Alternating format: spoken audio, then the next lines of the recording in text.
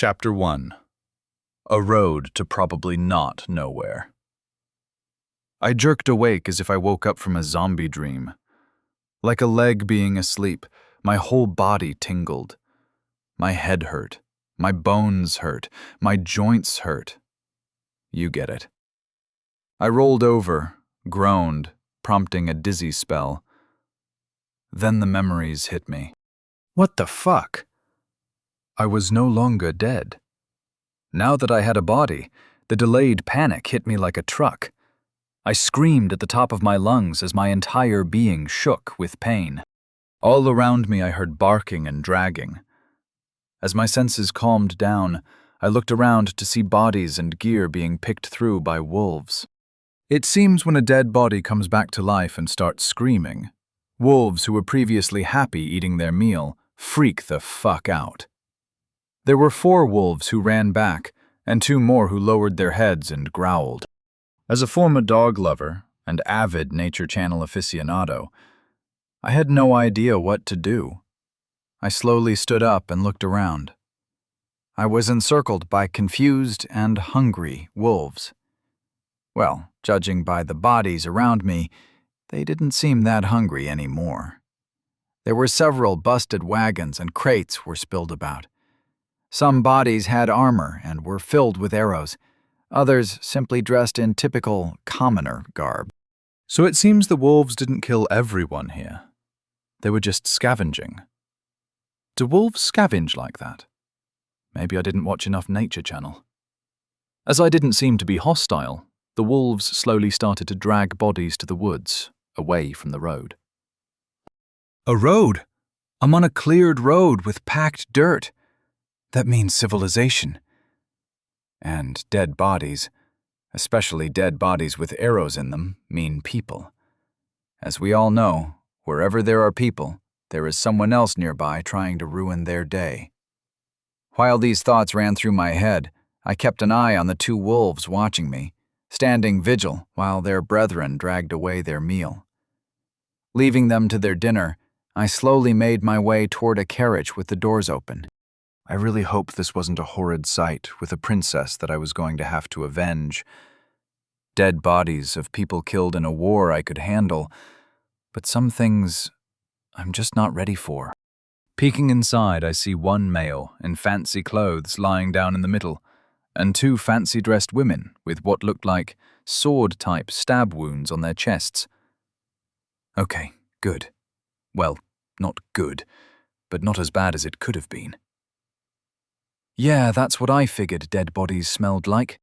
I dragged the bodies out of the carriage as the wolves eyed me from about 10 feet away. It was creepy how they just stared at me, ready to respond to any hostile act. I know dogs are smart, but that's just unnecessary. Once the bodies were out of the cabin, I got in and closed the door as best I could. Looking out through the window, it seemed that did the trick. The remaining wolves backed away. It annoyed me how they seemed to strut. From now on, wolves are on my shit list. Now let's review. I died falling out of my shower because I was too lazy to put a bath mat down. Then I went through what seems like some kind of reincarnation cycle, which I fucked up. Picked a door that looked interesting. Ignored the soul-cleaning circle of whatever. Then got burned by a big-ass bug zapper. Woke up here, in what appeared to be a recently dead body.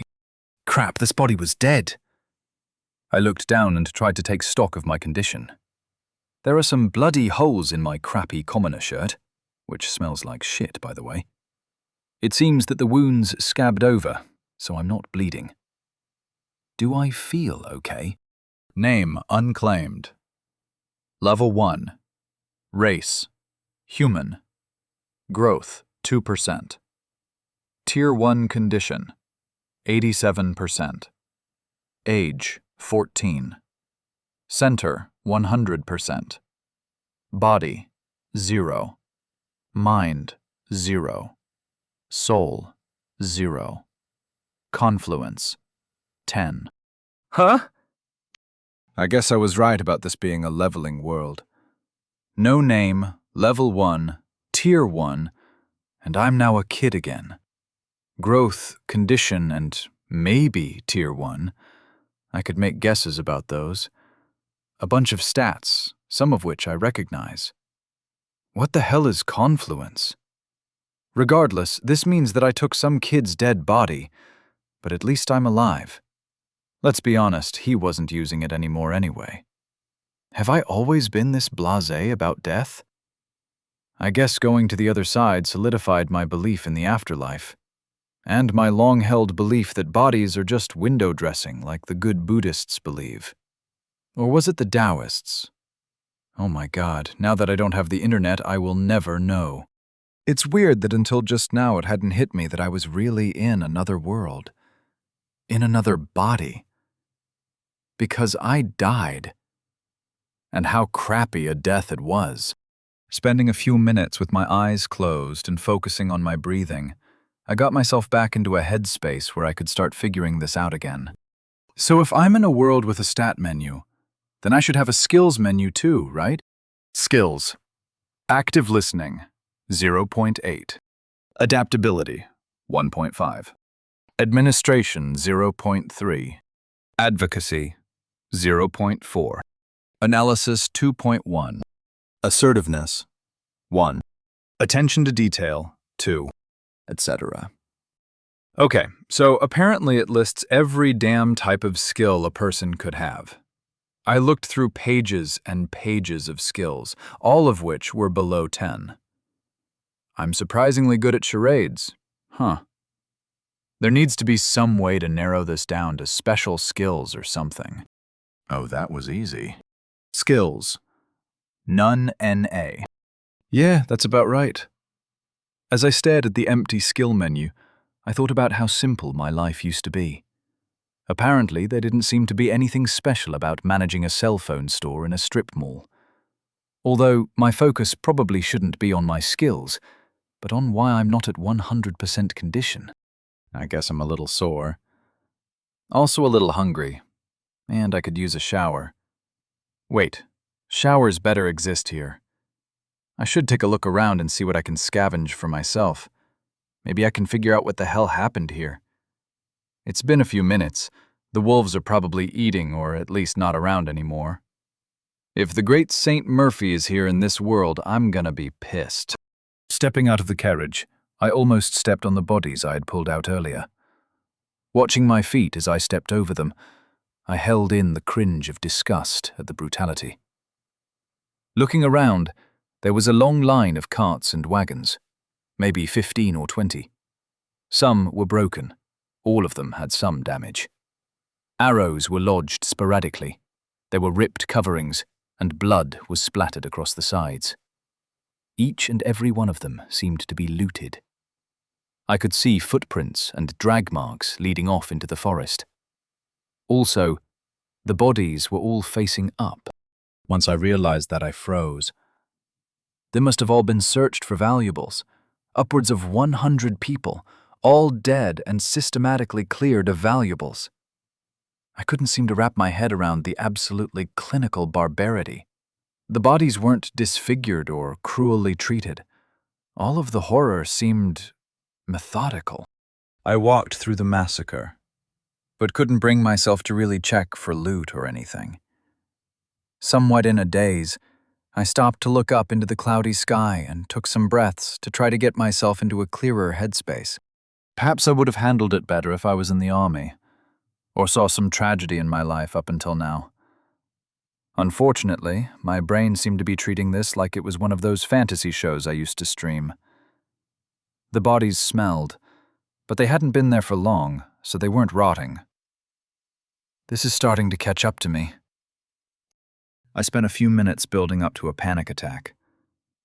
Then, another feeling started to slowly rise from my gut. I was annoyed and a little ashamed. This was like the first time I got a flat tire. At first I felt terrified, but then my stubbornness fought back against the emotional interruption. Fuck it! This is my world now. Don't overthink. Live in the moment and take things as they come. I didn't let fear take control in my old life. I'm not starting my new life as a little bitch, I thought to myself. Breathe in, breathe out. As I mastered myself, like I did back in high school when I played football, don't be impressed. I was resoundingly unimpressive. I heard the clatter of horses in the distance. Looking toward the front of the caravan, I saw a group of riders in what looked like medieval steel plate with bright blue tabards. Blue is good. The good guys always wear blue.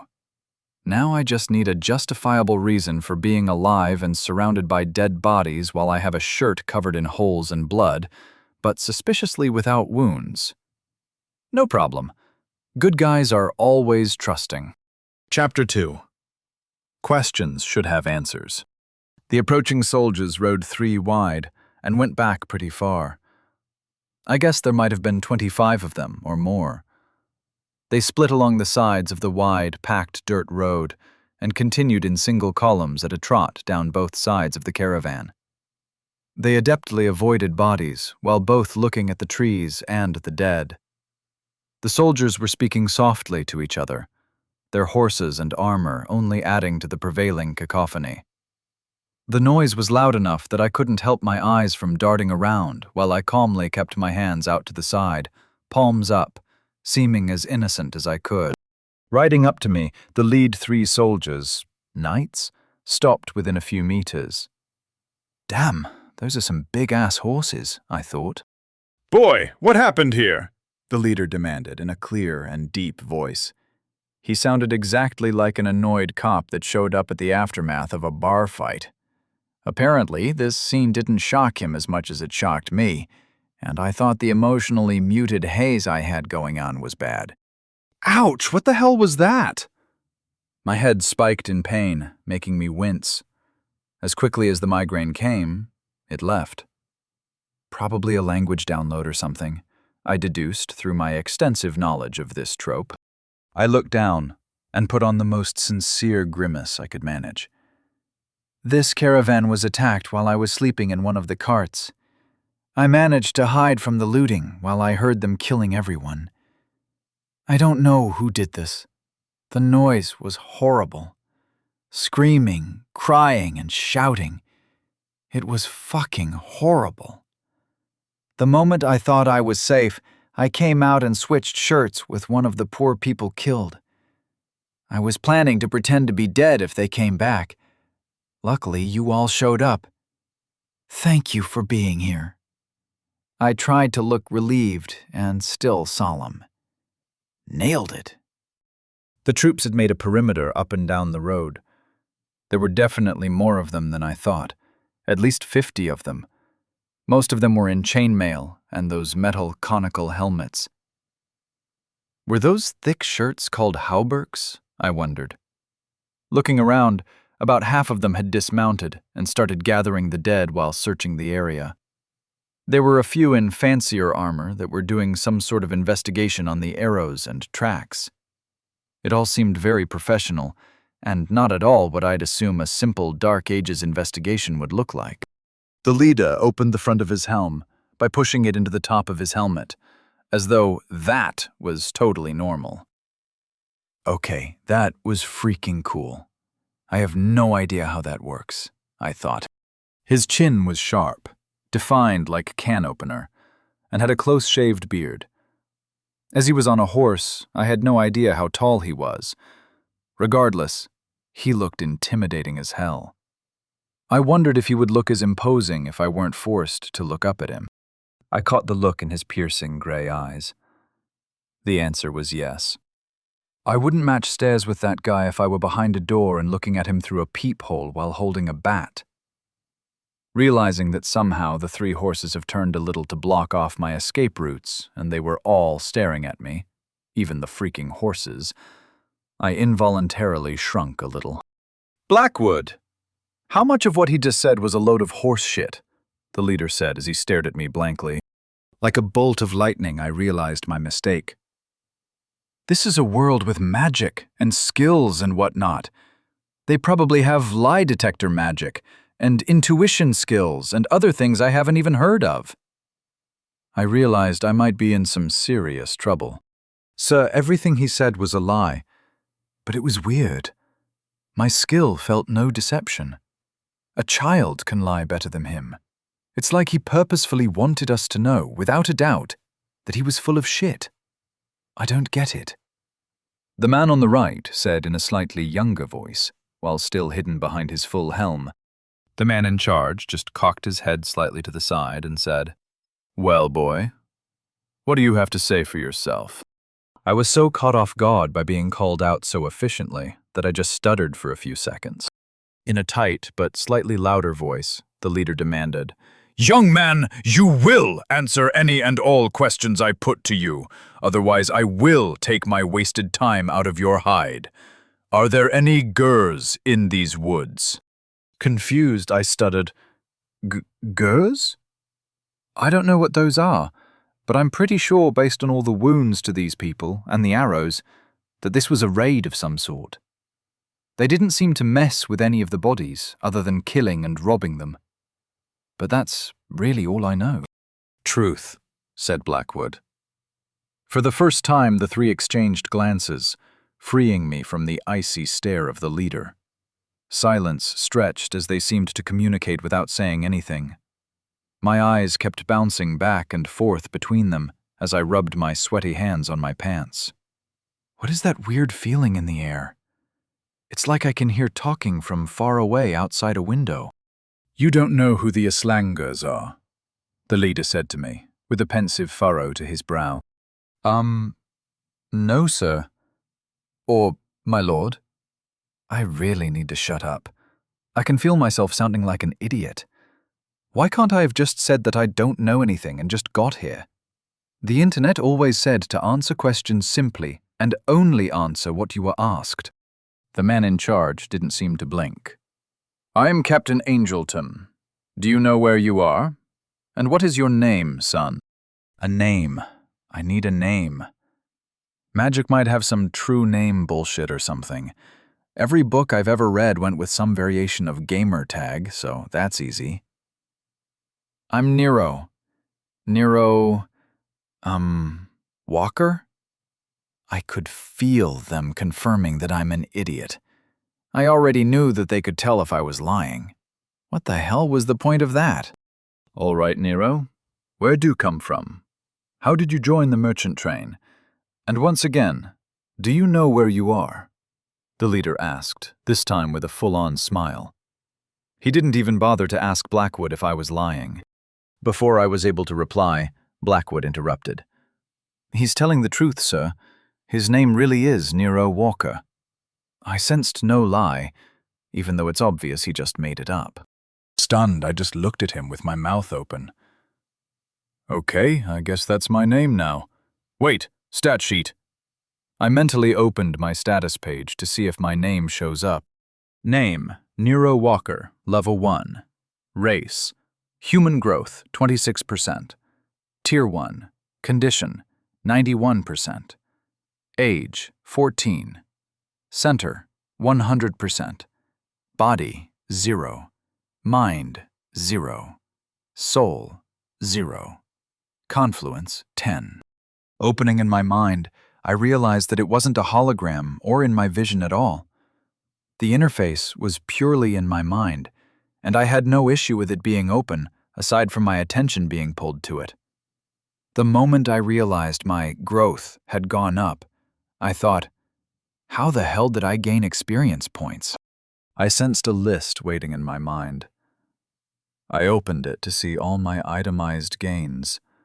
Line after line of small increases in skills like analysis, identification, tracking, composure, meditation, focus, essence sense. What the hell is that? And even lying. Mouth agape, I just stared forward with what must have been the most bewildered expression of my life. One skill stood out in bright gold. Skill gained. Local common. The world has a voice, and all shall share it. From now on, you will know why someone is trying to kill you. "Boy, did you just awaken?" said the leader with his amused and confident smile, with his hands now resting gently on the pommel of his horse. What the fuck is going on? This is not a leveling system I signed up for. I was under the impression when I went through the soul door thing that I would transmigrate into a baby and grow up in a nice family, or an orphan or something. I'm supposed to have a protagonist journey, damn it. Where is my 6 months of living on my own in the forest while I learn to hunt and master my skills to become some kind of chosen one? Yes, I think I awakened, I replied with a sour look filled with repressed rage. You don't understand anything that's going on, do you? The captain asked with what was now an even wider smile. His 2 men have seemed to have raised their helms and were all clearly having a great laugh at my expense. They sat there with their smiles as wide as can be, and were not in any way wary anymore. My temper was starting to slip, and I could feel the embarrassment turning my face red, which just made it worse. I was failing miserably at my new life, and it brought back all the emotional trauma of the old one. In an instant, I knew what I was feeling, and more importantly, why. Like a cool breeze on a hot summer day, my emotions cooled. What the fuck do I care what these assholes think? Of course I'm confused. I'm not going to make the same mistakes I did before. I'll do better. Every second I'll learn more. Eventually these, admittedly cool, douchebags will look up at me. This world is my chance to become more than I was. I will seize my future in my hands and wrestle fate itself if I have to. I swore to myself. It was like all the self-help, cringe weeb culture that I had absorbed in my youth crystallized into one internal rant. Apparently, in this world, self-realizations can actually happen. No, sir. I have no idea what's going on. I have no memories of joining this caravan. I just woke up a little before you all showed up, and I was surrounded by wolves. I hid in that carriage till they left, then looked around for a bit. Then you all showed up. That's it, I declared, while hoping that he had no more questions. The captain rubbed his chin and asked, "But do you have any idea where you come from?" I just woke up here. I don't even feel like this body is mine. When I awakened, I saw that I was 14. That's about all I know, I replied while spreading my arms helplessly. Not any lies, technically. Captain Angelton turned to Blackwood and asked, "Well?" "Yep. Even the part about it being all he knows. The poor kid has no idea what's going on. He is filled with confusion, but damn does he have a strong center. His psychic field is all over the place." Blackwood chuckled. The captain nodded to himself, as if he had made a decision. Then he straightened up in his saddle. Putting on an aura of command, he said, "All right, Sergeant Blackwood, go see if Sergeant Williamson has found anything of use, and see if we have tracks. If so, send out Johnson and his squad to shadow them and find out where they lead, and see what's out there." He then turned to the silent man on my left. "Borson, get the men moving. I want the dead collected with whatever goods that are left. Put them in whatever wagons are still functional, and send 10 men to return with extra horses and tack and hitch them. Anything left over, I want off this road and cleaned up." He paused and looked over to Nero. "Also have them bring an extra mount for the boy. I don't want to be here in an hour." Both men replied with a crisp, "Yes, sir," and turned their mounts to their duties. As they headed off, the captain dismounted and walked his horse to the wagon I was standing near. He loosely tied it up and gave it a few pats, then walked over to me. He was a big man, must be over 7 feet. Wait, I'm a kid. How tall am I? Maybe he was over 6 feet. Either way, he walked over in his full armor, wide enough to be confused for a tank. As I looked up at him, I thought about how great he would have done in the WWE, or as an actor for some streaming platform. "Let's have a talk, son," he said, and put a large hand on my shoulder. I looked up and gulped. Chapter 3. Receiving the Facts of Life from a Stranger. For Archmage Jennings, the past 100 years had been, in a word, dull. While he enjoyed research, he had never been one to chase beasts or fight in the mud like some moron too stupid to stay inside the walls. As such, it was through knowledge that he advanced, and his pursuit of the world's truths was unending. But now he was over 1,000 years old, and with every passing year, he felt there were fewer things to learn. But today, something interesting has finally happened, and Archmage Jennings felt invigorated. Did you feel it busting through the upper planes? Jennings shouted over his shoulder into the hallway. He was in his personal scrying chamber, with various screens flashing in a semicircle, his arms waving around frantically while he tried to trace the anomaly back to its source. Holograms depicting scrolling data were overlaid across a constantly changing views of ethereal clouds intermixed with brief images of lands. Pausing the search, he turned to the door that was 20 units away. Gods damn it, Mathers, if you don't get your ass in here in the next 30 seconds, I'm going to flesh-shape you into a sheep and stick you in a herd with an overly affectionate shepherd. Jennings' voice boomed out into the hallway. Enhanced with essence, his voice shook the walls. Finished with his threat, he returned to his investigation of the plains with utter focus. Coming into the room just as the Jennings turned away, Archmage Mathers entered with his ears covered.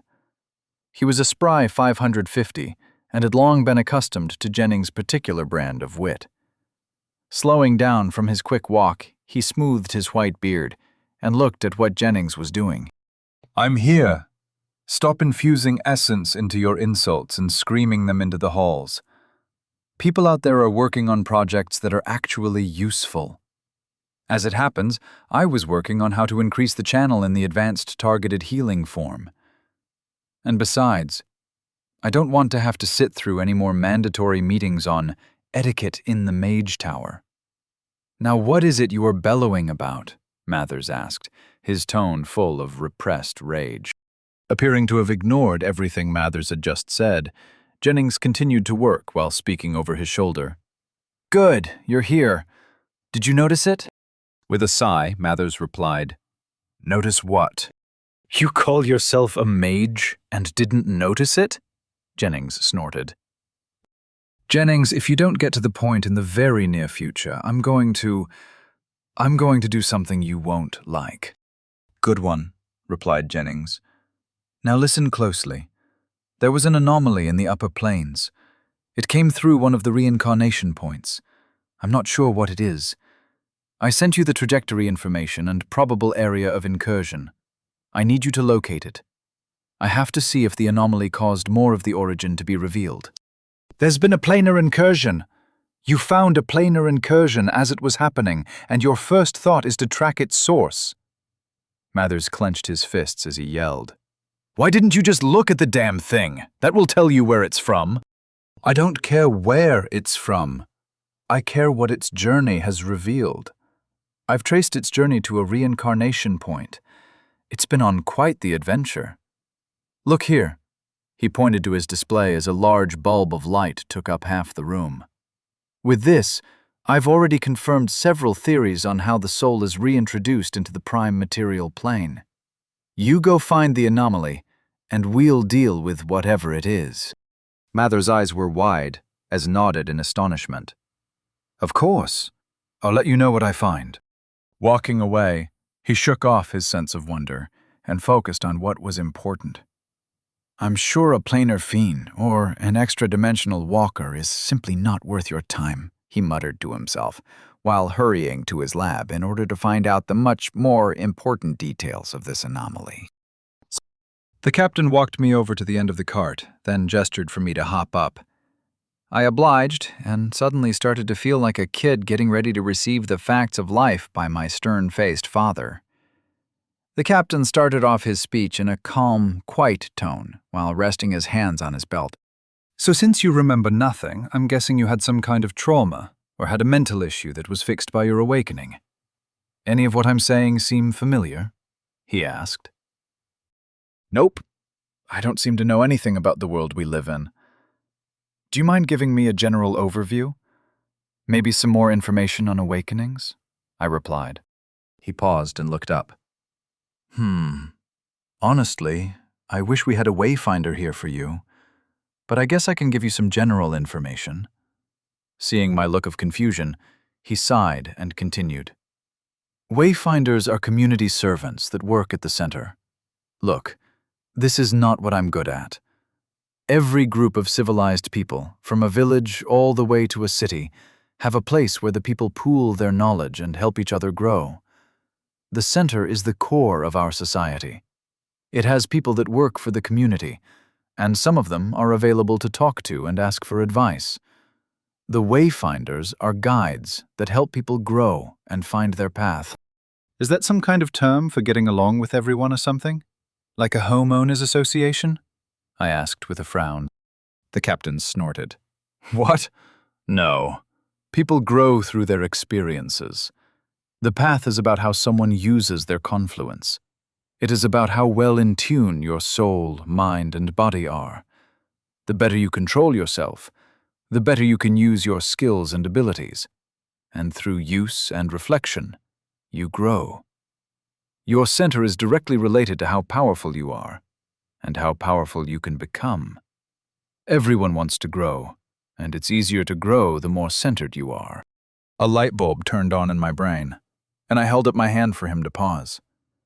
Concentrating, I opened my stats sheet. Name, Nero Walker. Level 1, Race. Human growth, 35%. Tier 1, Condition, 92%. Age, 14. Center, 100%. Body, 0. Mind, 0. Soul, 0. Confluence, 10. So this is like some kind of personal growth chart. It's annoying how much that makes sense, while also resembling a YouTube video. Confluence, which is how centered you are. Maybe center is like their equivalent of mana or magic juice. I guess this is like how those monks back home spent all that time getting to know their inner peace. However, in this world, finding that inner power has tangible benefits. So what is center? I asked. Seeing how I was paying attention again, the captain replied, Your center is the core of who you are. You see the percentage in your identity. As you use abilities or put yourself under stress, that number will go down. It will refill faster the more centered you are. You probably won't have to worry about it until you are at least level 10. Then you can choose your first pillar. Then you get a pillar at 50, then 100. And very few people get that far. So if pillars are what I think they are, I won't be doing anything cool until level 10. So what is the average level for someone my age? And are pillars like talent trees? I asked. He looked even more confused than before. You're a really weird kid, you know that? Everyone gets their identity on their 14th birthday, so you're fine at level 1. You seem really weak, though, like all your skills are low. I don't know where you came from, but the center there must have had some problems. As for pillars, a talent tree is a really good way of thinking about it. You start at the base of the pillar, and as you put in stars, stars are the points you get when you level. Then you gain more affinity or abilities in that pillar. He casually gestured off to the side, and a semi-transparent gold rectangle appeared to his left. This is a basic shield that comes from the defense pillar. There are other shields and other pillars, but this one is pretty common, he said casually as he promptly dismissed it. Fuck yeah, I said, as I pointed with both hands at where the shield just was. That is what I'm talking about. Full-on magic powers. How common is that? I asked, with eyes full of greed and wonder. Ha ha, the captain laughed. Abilities are everywhere. As for shields, most people with some kind of protection-type pillar will have one, and anyone with basic mage training will know how to summon one, even without a pillar specifically for protection. As he said this, he turned toward his men and pointed out a few oddities. There were people using abilities everywhere. I just hadn't been paying attention. Everyone seemed to treat it as normal, so it didn't draw any attention. Now that I actually looked, I could see a few soldiers using some kind of telekinesis to pick up bodies and stack them in the back of some wagons. One guy was lifting a whole 10-foot busted wagon with his bare hands. There was another guy that I'm pretty sure was talking to a horse. So, this is my new normal, I thought. The captain watched me become more amazed every time I noticed something. He went on to say, "Everyone gets some kind of ability at level 10, and most people pick up a spell or two. Magic is kinda hard, and very few people have the free time to spend studying it. Not to mention that you need to have a powerful mind and soul to do much with magic. Usually just living your life will get you to level 10 by the time you are in your 20s. Growth becomes more difficult as you level. If you put in some effort to study and meditate, you could get to level 50 by the time you're 100. Most people's leveling speed falls off around level 30 or 40, unless you are focused and centered on growth. Put in the work, and you could be level 100 by 100, as the nobles like to say. Only the elite are able to grow faster than they age. They are ageless in a way. Of course, this all depends on you." Did he just say 100? As in 100 years old? How common is it to live to 100? I asked, waving his hand like it wasn't a big deal. Unless you get killed by a beast, bandit, or some monster, most people live to 100. Stay in a city, you shouldn't need to deal with any of that. It's not that hard to get enough stars into your body and your confluence high enough to take advantage of your time. The big problem is that pushing for levels and developing your center is hard. It's not an easy life to focus on the climb. There is no way to avoid the personal aspect of the journey. You can't buy focus. You can't steal ambition. The world is large, and if you focus on the climb, you'll always be moving. It's a difficult life. He finished the impromptu fortune cookie with a somber look on his face. It's rather interesting how power here is personal, while political power seems to be balanced away from the young master stereotype. If some noble kid didn't get his shit together, he was never going to be centered or whatever. That kid would probably be put aside for someone who was more powerful. I'd have to see how the cities were organized. But if you can't buy levels, the people in charge will have trouble abusing the system. That brings up an interesting thought. I looked at the captain, who was patiently waiting as I worked through all he said.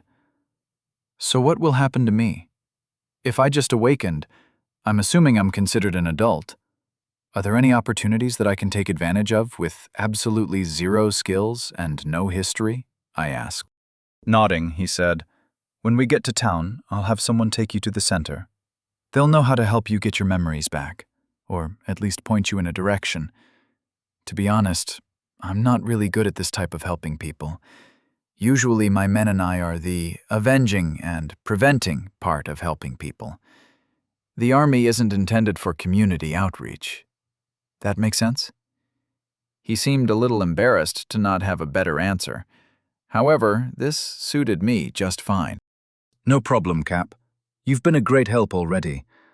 I have 1,000 other questions, but they can wait for a wayfinder," I said, proud that I was starting to sound like I know what I was talking about. "By the way, you wouldn't happen to have a spare set of clothes, and any ideas as to how I can get this blood off me?" I asked as I held up my tunic that looked like a Jackson Pollock painting. The captain laughed and walked over to his horse. "I guess I'll be finding out the next step in town. One thing is for sure. I'm going to be learning how to do that golden shield thing, and telekinesis, and whatever the hell else is available." I thought. The men were still clearing the road, and I watched closely as they did freaking magic. I'm going to learn it all. Seeing some horses grouped up, I realized that I don't care about talking to horses.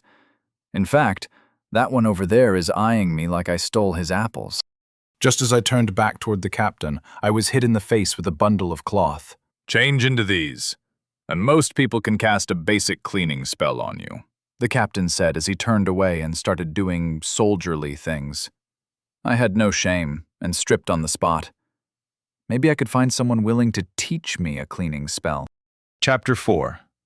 Arriving at the Great Wall of Dorchester. Captain Angelton walked toward Blackwood and Williamson while keeping his eyes on the edge of the forest. Diligence is focus in practice, he told himself, as he checked his sword for freedom of movement. Men, report, he interrupted them as he walked up. The soldiers straightened up and saluted with and armed their chests. The captain gestured for Blackwood and Williamson to come closer. He returned a quick salute to the rest of the men, and they returned to their business. In Williamson's hand was an arrow and a broken strap with a buckle. Showing the arrow to the captain, he said, "It was the Gurs, no doubt about it. Looks like 30 to 50 of them. Small patrol, must have snuck past the front. I have no idea how they got this far north without anyone noticing. The scouts found the trail. It wasn't easy, but it's hard to hide a trail while they were carrying a lot of food and goods from the raid. We should find them before nightfall." Williamson tossed the arrow and strap onto a pile of others and dusted his hands. Looking around, he sighed and continued. This wasn't even a military convoy. These were just basic merchants and travelers heading to Dorchester. We found the manifest in the lead wagon. No persons of interest or suspicious cargo. We even found the remains of everyone on the list. Well, some of them seemed pretty torn up by scavengers in the woods, but nobody seems missing. That just puts more stock on these being soldiers led by a knight and not bandits. I've never seen a merchant train hit by bandits that didn't do a little kidnapping along with their reaving. The captain was looking around as he listened to the report. His sergeant's conclusions were justified, but worrying. This was too close to Dorchester. How did they get past the front and this deep into the straits without anyone noticing? If this is the first we are hearing of them, then why hit this unassuming merchant caravan? What aren't I seeing? He wondered. Looking at Williamson, he said, "We don't know if we're being pulled into a trap. When the scouts return with their report, send them right back out to do a sweep around the bandit camp, or wherever they are hiding. Something about this doesn't sit right. I want at least triple their number when we hit them. When we head back, I'll get the court mage to thoroughly scry the area. Maybe there are other groups that are trying to draw out our numbers." He then turned to Blackwood. "What can you tell me about the boy? You find anything in the records?" Blackwood waved for him to follow, and walked over to a makeshift table filled with the records of the merchant train. Every bit of paper they could find was being searched, with skills to deduce the history of the parties involved. He picked up a small ledger and handed it to Angelton. He pointed out an entry and said, "Here is the boy's application for the train. He is listed as a guard banishment. Back in his home village of Oakleaf, he got into a feud with a local merchant over continuously stealing peaches. According to this, he didn't even need the food, just liked peaches, I guess. His parents had enough when the village wayfinder and leader consulted them. According to this, they gave him a whooping and sent him to the merchant train guards so they could take him to Dorchester and sign him up for the guard. I guess they hoped he would get his annoying nature beat out of him in training. Doesn't seem to be a bad kid. However, there are a few things of note." Shuffling some papers, he pointed out the boy's picture. In the upper right corner of the page was a detailed drawing of the boy, in full color, that was done during intake with the merchant guard dispatch. They were always thorough, and it only took a few seconds to make a pretty accurate likeness of someone. Blackwood pointed out a few things. You can see that his eyes didn't used to be that weird pale blue he has, and his hair used to be brown. Even his age is off. He is supposed to be turning 14 in 2 months. We double-checked if he is someone else, but the face matches, and everyone else is accounted for. I have no idea what happened, but I gotta tell you, Captain, this kind of freaked me out." Captain Angelton took the ledger with wide eyes. "I've never seen anything like this. I've heard of premature awakenings under stress, but nothing with physical or mental changes." Nothing about the kid was normal. He didn't seem dangerous, just weird. Regardless, dealing with issues like these wasn't his responsibility. Okay, I'll take the ledger and application with me when I take him to the center. I'll let them deal with this. We have Gers to kill. Almost like he planned it, the reinforcements from Dorchester arrived. Men started hitching horses to wagons, and everything was put in order relatively quickly. As his men worked, Angelton turned to look for the boy who was the biggest anomaly in this mess. The kid was pestering a soldier to continue casting a clean spell on him. He seemed to be very intently staring at the soldier's hands and saying, "Again, please," over and over. Is he trying to learn magic by watching? The captain wondered. It was very difficult to see the kid as anything other than an idiot. Everyone was mounted up, and we headed toward what I was told was Dorchester. It was the largest local city, and it was surrounded by towns and villages. As the largest city, it was where the army was stationed to protect the locals, while being a preparation point for ongoing conflict with Islangur, which was far to the south. I was told that the region we are in is called the Straits, after the line of lords called Stratings that rule this part of the kingdom. From what I could tell, the area is huge, and the fact that a raid happened this close to Dorchester has all of the soldiers worried. I just wanted to see a map, along with a globe. Without a frame of reference, none of this meant anything to me. I also learned that I can sense magic, or essence, as it is commonly known. My pride was immeasurable until I found out that everyone can sense essence. In fact, most children can sense essence. Not only does it not mean anything special, it is also useless. At a basic level, it is only good for knowing that something is agitating the local essence. So I won't be learning any spells by following along with their casting. This had me inquiring about how someone went about learning spells. According to a nice soldier that didn't mind continuously casting clean on me as we rode, regardless of how many times he assured me that it won't help me learn it, the way to learn spells is also commonly known. A person has to first be able to influence the essence around them. Usually through meditation and focus, you can adapt your feeling the essence into probing it. Eventually, you can manipulate it, and finally start making patterns with the streams that are all around us. He called it essence weaving, patterning, or my favorite, stamping. You start with manipulating, or weaving, raw essence. Then you move up to creating patterns infused with essence.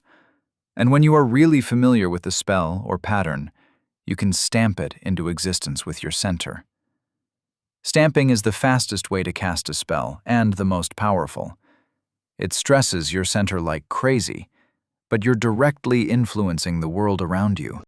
I thought to myself, that sounds so badass, I don't even mind calling it stamping. Although it does remind me of people who used to collect stamps and wasted everyone's time by talking about them. I'm pretty sure they also called that stamping. As these thoughts rattled around in my head, I continued to bother the poor guy whose name I never bothered to learn. After an hour, I realized that I wasn't paying attention to where we were going. In the movies and stories, the camera always follows above the column of soldiers, providing a grand view of the surroundings. For me, though, I was surrounded by large, smelly men that blocked my view of the forest, which stopped me from seeing anything in front of the column. So it was a pleasant surprise when we cleared the forest and started to spread out. Now that I could see a little more, I noticed that off in the distance there were large walls that must have been 100 feet high, with towers spread about in a circle so large that the walls seemed almost flat. Now that is a fantasy city. And what the hell are they defending against? I wondered. Covering a fair bit of distance before the walls was a city in and of itself. There were small businesses and homes all around the outside, but they looked so tiny next to the behemoth of a wall. The men just calmly rode on, used to seeing the Great Wall of Dorchester, as it was so named in my head. It took another hour before we finally arrived at the buildings outside the wall. I realized that the wall was much taller than I thought. There were some small walls and defenses, but nothing that compared to the wall I couldn't stop staring at. The damn thing became more imposing the closer we got to it. The people were dressed in what I thought was a typical medieval fashion. Wool clothes with leather belts and boots. The city was clean and the roads wide. Plenty of space for everyone, though they did respectfully move out of the way for the soldiers. Nobody seemed to be afraid of them, so I guess it wasn't a totalitarian state or despotic rule. No joining the revolution, it seems, I grouched. Looking closely, there were people using random abilities all over the place. Glowing lines from a parent attached to a kid's back, like those kid leashes suburbanites used back home. And there was a vendor with a magic glowing sign above his door that said, "Varanus Enchantments for home and work. You need it, we have it. Be better than the others." Wow, even the subtext of the world is all about personal improvement. It's kind of depressing that I'm going to have to get over the idea that people will pull others down to lift themselves up, I thought to myself. It seems the fabric of this universe is completely at odds with the unhealthy competition I was comfortable with. I also just realized that I could read without any issue. Nice! It must be part of that skill for common I got, I thought. As I kept up my observation of the town, I saw that my first impression was incomplete. Although the focus was definitely about how great each merchant was, there were still subtle digs at the competition. Regardless of how personally awesome someone is, there are only so many customers out there. Businesses have to advertise, and maybe subtly imply that we're the best, so choose us over them. I wonder if there is identification magic that can unquestionably prove, one way or another, if someone is better. Maybe there is a magic yellow pages that updates who the best is at giving haircuts in a locale. When a diner says they serve the best hamburger in Dorchester, they can actually prove it. That's trippy, I mused as we moved through the town. Coming up to the wall, there was a giant tunnel with a spiked gate. Even with the gate up, it was very imposing. As I was in the middle of the column, I couldn't see what was happening up front, but I was content staring at the freaking abomination that was the wall. Is that 200 feet? Maybe it's 1,000 feet. I've never seen something that size, so my frame of reference is not helping at all. It must be the height of a downtown apartment building, I thought in wonder. Finally, the men around me started to move again, and my eyes snapped back to my surroundings. I adjusted my seating as we entered the tunnel, my attention on my horse. I imagined I would have had more trouble riding, but when they aren't moving fast, I don't have to do anything. I just had to sit there and try not to do anything that would influence what the horse is doing. It had seemed perfectly happy to just follow the other horses. I checked my identity, I still think it should be called status, and I didn't even get a riding skill. I suppose I'd have to actually steer the horse in order to be considered a rider. A bunch of other skills went up, though. Analysis, observation, listening, and a ton of others. Do people actually follow all this? I doubted it. The tunnel must have been as wide as an entire football field. How much stone must be in this thing? Embedded in the walls were doors and arches. Shadows covered small terraces for guards to rain down death to invaders. Looking at the ceiling, I noticed little bulbs of light up in corners that looked like they were hovering. They kept the tunnel well lit. This place was awesome.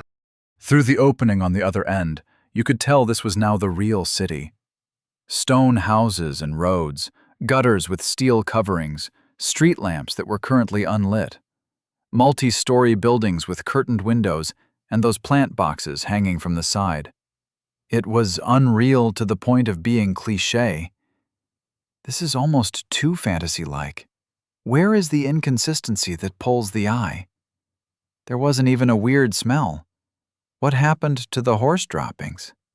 It was so normal that I got a headache just trying to spot something out of place. The sound of the people going about their day seemed to inspire the column to start moving faster. and we quickly approached a walled-off compound. It made sense that they were stationed near the gate.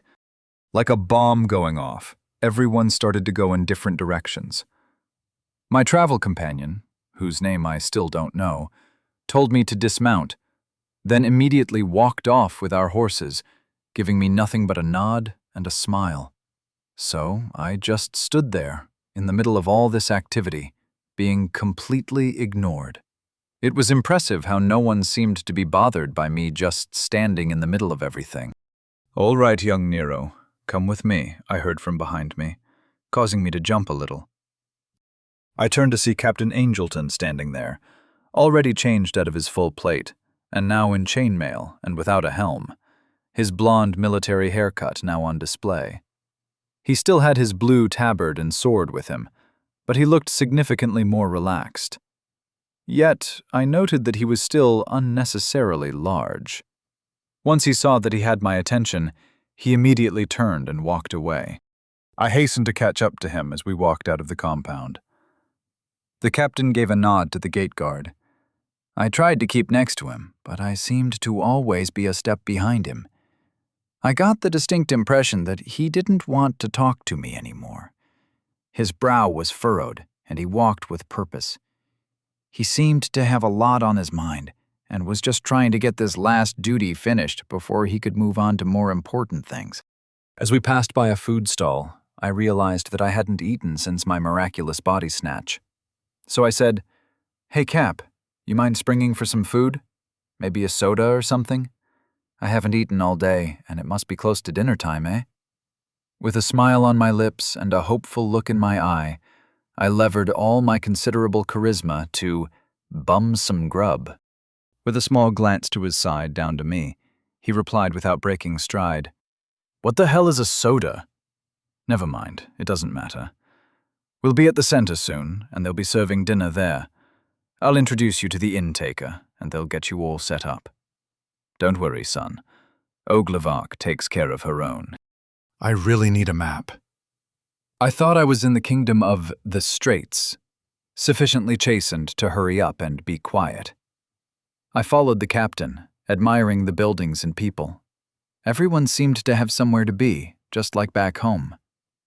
Surprisingly, I felt no homesickness or desire to return to my distant relations or semi-friendly coworkers. I felt free and in control. I luxuriated in all the new sights, smells, and sounds. I heard a soft chime all around me, and the air seemed to thicken for a moment. My steps halted, and I looked around confused as to what just happened. A couple passed by on my right, and both offered their congratulations as the man patted my back, and they resumed their day. I thanked them by reflex and turned to the captain, who was staring at me with those piercing gray eyes of his. He walked right up to me, looming over me like a teacher who just caught their student cheating. Boy, did you just level? "How the hell did you already level? You haven't done anything since we found you." "Right?" He damn near accused/questioned me. I cleverly replied, 1 second. Name: Nero Walker. Level 2. Race: Human growth, 0%. Tier 1. Condition, 100%. Age, 14. Center, 100%. Body, 0. Mind, 0. Soul, 0. Confluence, 10 stars, 1. Pillars, 0/0. Yep, I leveled. I feel great, too. Is that 100% condition? How does that work? Oh, I got a star. What do I do with it? Pillars are listed too, but aren't available. I read out what I thought was interesting information, which apparently it wasn't because the captain didn't seem to care. He almost growled, "I'll ask again, and this time I expect a direct answer. How did you already level?" Completely caught off guard and confused, I closed my identity and looked up at him. "I have no idea why you seem angry. I didn't do anything. You've had someone standing next to me almost the entire time I've had a status page. Identity. Is it really so weird to level this quickly? Without even batting an eye, he replied, "Yes, it's weird. You have to do something to grow. You have to commune with who you are as a person. You have to acquire new knowledge and experiences. You have to become more than you were just minutes before. It's supposed to take time and effort. You're not supposed to level by staring at that woman's ass like you were a few minutes ago." I think I have a pretty good read on this straight-laced captain by now, and I was currently feeling great thanks to my recent level. So I smirked and crossed my arms like the little shit I was. First of all, you know that everything I'm seeing is brand new to me, considering I don't remember anything. Second, I've learned stuff. Like that vendor over there is selling something called Maginopes, 3 for a 2 valence. And third, and most importantly, that woman's ass was worth some introspection and consideration. You need to start looking around. There is never nothing to experience. I finished with what I hoped was a profound look on my face. I paused and looked down for a second to think whether or not that amazing last line made sense. Yep, checks out, I decided, as I nodded and looked back up at him proudly. The look on his face was priceless. If this growth thing works the way I think it might, I'm surprised I didn't level again. He stood there in stunned silence, now standing like an immovable pole in the middle of the walkway as people passed by. Confusion and contemplation clear in his features. I watched him struggle with what I said for a solid 15 seconds. It was glorious. Finally, he seemed to come back to himself and grunt, as if to clear the air. He resumed his calm but authoritative tone and said, "Come, boy, we're almost there." I just chuckled and followed along. Chapter 5.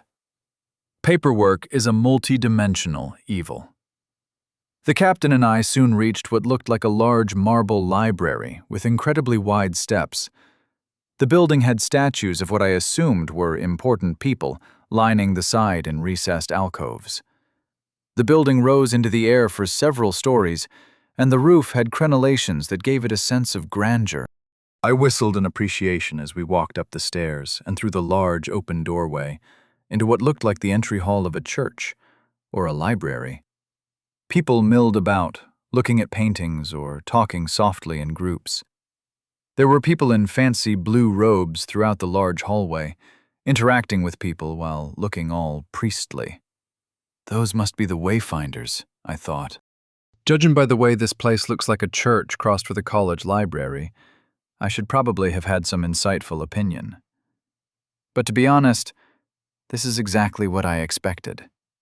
All along the walls were doors intermixed among large paintings of exceptional quality. The ceiling must have been 30 feet and had church-like murals with fancy architecture. The paintings didn't really seem to have a theme. There were ones depicting a beautiful meadow at sunrise/sunset, images of heroic battles, people working together to raise a barn on a clear day. If I were more snooty, I'd say the theme was the greatness of man. However, if I spent too much time on that thought, I'd have to kick my own ass. While my mind was occupied on how to judge the paintings without feeling like a tool, Captain Angelton was speaking to a few blue-robed guys and gals at what looked like an information desk. I decided I should probably pay attention to things that were more relevant, so I walked over to see what was going on. Here he is now. This is the boy I told you about. I sent you all the information we have on him, and here is his paperwork. As you can see, his picture doesn't match what's in the file, the captain stated, while pointing at something on the other side of the desk.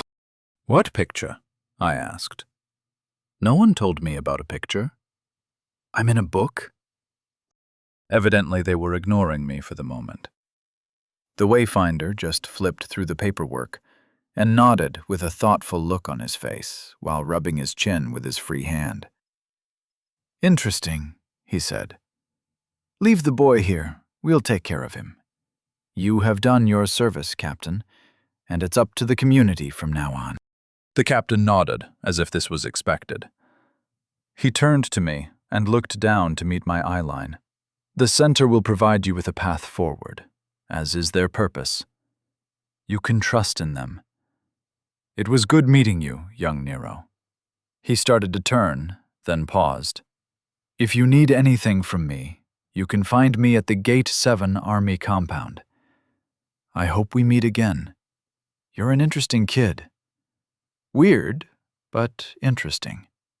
And without even waiting for a reply or a thank you, he just marched off.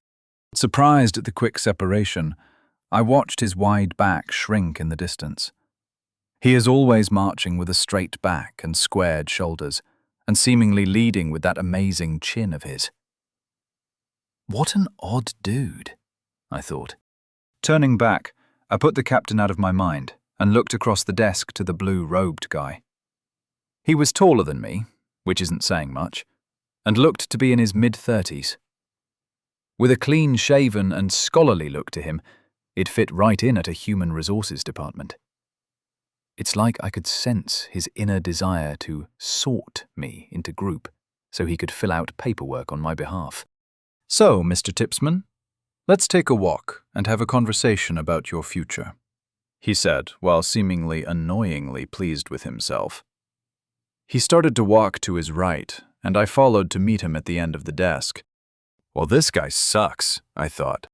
If you plan to give out life advice, then you should probably introduce yourself first. Also, knowing the name of who you're advising is probably pretty important. My name is Mr. Walker, not whatever it was that you said, I said, snidely, as we walked past the other people at the desk. I made sure that I was loud enough that everyone heard what I said, without being particularly abrasive. That wonderful talent that was so common in my old world, talking to the crowd while seemingly speaking to one person. Ha! Look at his face, I thought, while not displaying my inner smile. We met in front of a pair of large double doors. They were wide open, and I saw what looked like a hallway with meeting alcoves along each side. The hallway was obscenely long, and I doubted I could throw a football to the end. It looked like it was for bank managers to address customer service issues. There were doors interspersed with art between the desks, and the fancy theme seemed to be carried over. The blue-robe guy walked on as if he didn't hear me, but I could see the tension in his neck. We walked along the hallway until he chose what to me was a random desk, which he sat on one side and offered the other chair to me. He then ignored me as he got all set up. Putting his papers in a row and pulling out a crystal paperweight or something, he moved a cup of pens to be more accessible. When he was happy with his preparations, he folded his hands on the desk and finally looked at me. I was not amused.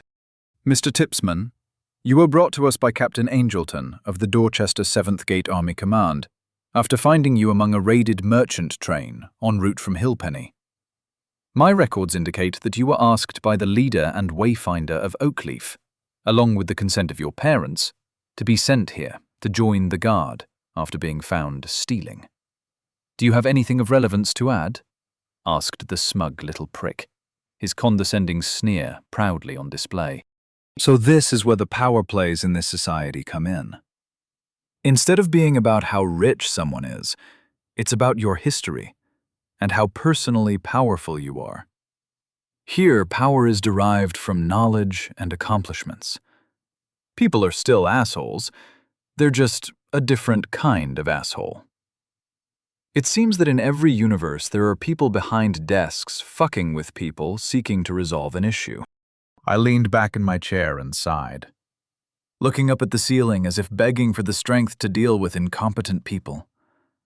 I took a deep breath and said, "Look, guy whose name I still haven't been told, my name is Nero Walker. I don't know what your records say, but I'm guessing that the records that you have were handed to you by the captain. He knows that I have no recollection of anything that happened before I woke up surrounded by dead bodies on the road to wherever we are. I'm betting he told you that. I'm also betting that you, being the bureaucrat that you are, ignored everything he said and just started reading what he gave you. So I'm going to take a lesson from pop culture and do the smart thing. At which point I stood up and righteously raised my hand into the air, full of self-importance, and loudly declared, "I demand to speak to your manager."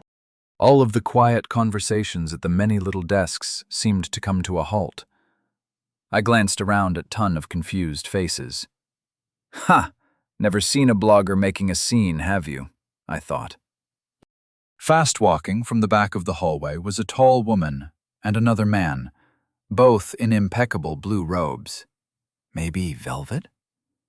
She had her light brown hair in a tight, sensible bun, and was only missing glasses to complete the "I'm in charge here" look. The man next to her seemed to be in his late 40s and tired. Everything about the guy screamed, "My work is my life, and it's important to no one but me." I've always loved the hard-working middle manager that puts everything he has into his job. The woman, on the other hand, was the epitome of the corporate troubleshooter. This lady could walk into a room full of problems, and the only thing coming out would be her covered in ink stains and sporting a smirk. "What's the problem here, young man?" she asked before she even stopped walking. As soon as she reached the desk, she elegantly paused and crossed her hands in front of her waist, while looking every bit a leader. The man next to her pulled out a clipboard of some kind and started making notes.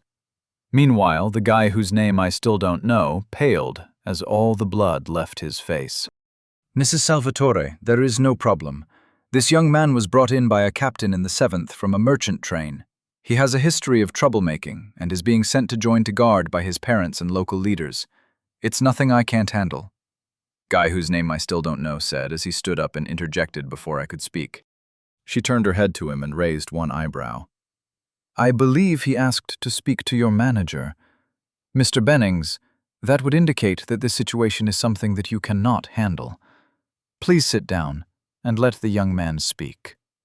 She then turned her attention to me, as the now named Mr. Bennings shrank back down to his seat. I made sure that my face showed none of my internal victory dance. I mirrored her pose with my hands crossed at my waist and said, "Thank you, ma'am. I seem to be in a difficult position where my life is in this man's hands, but he won't listen to what I'm telling him. I would very much like to tell you my story and see if there is something that can be done." She nodded, then turned to Mr. Bennings. "Mr. Bennings, I will be taking over for now. Please stand next to Mr. Farthing, and we'll see what we see." She then ignored the man as he leapt to stand next to her second in command. Sitting down, she moved all the papers and whatnot off to the side and placed her hands, one palm over the other, down on the desk. She did her best to look as welcoming as possible. "Hello, my name is Vera Salvatore.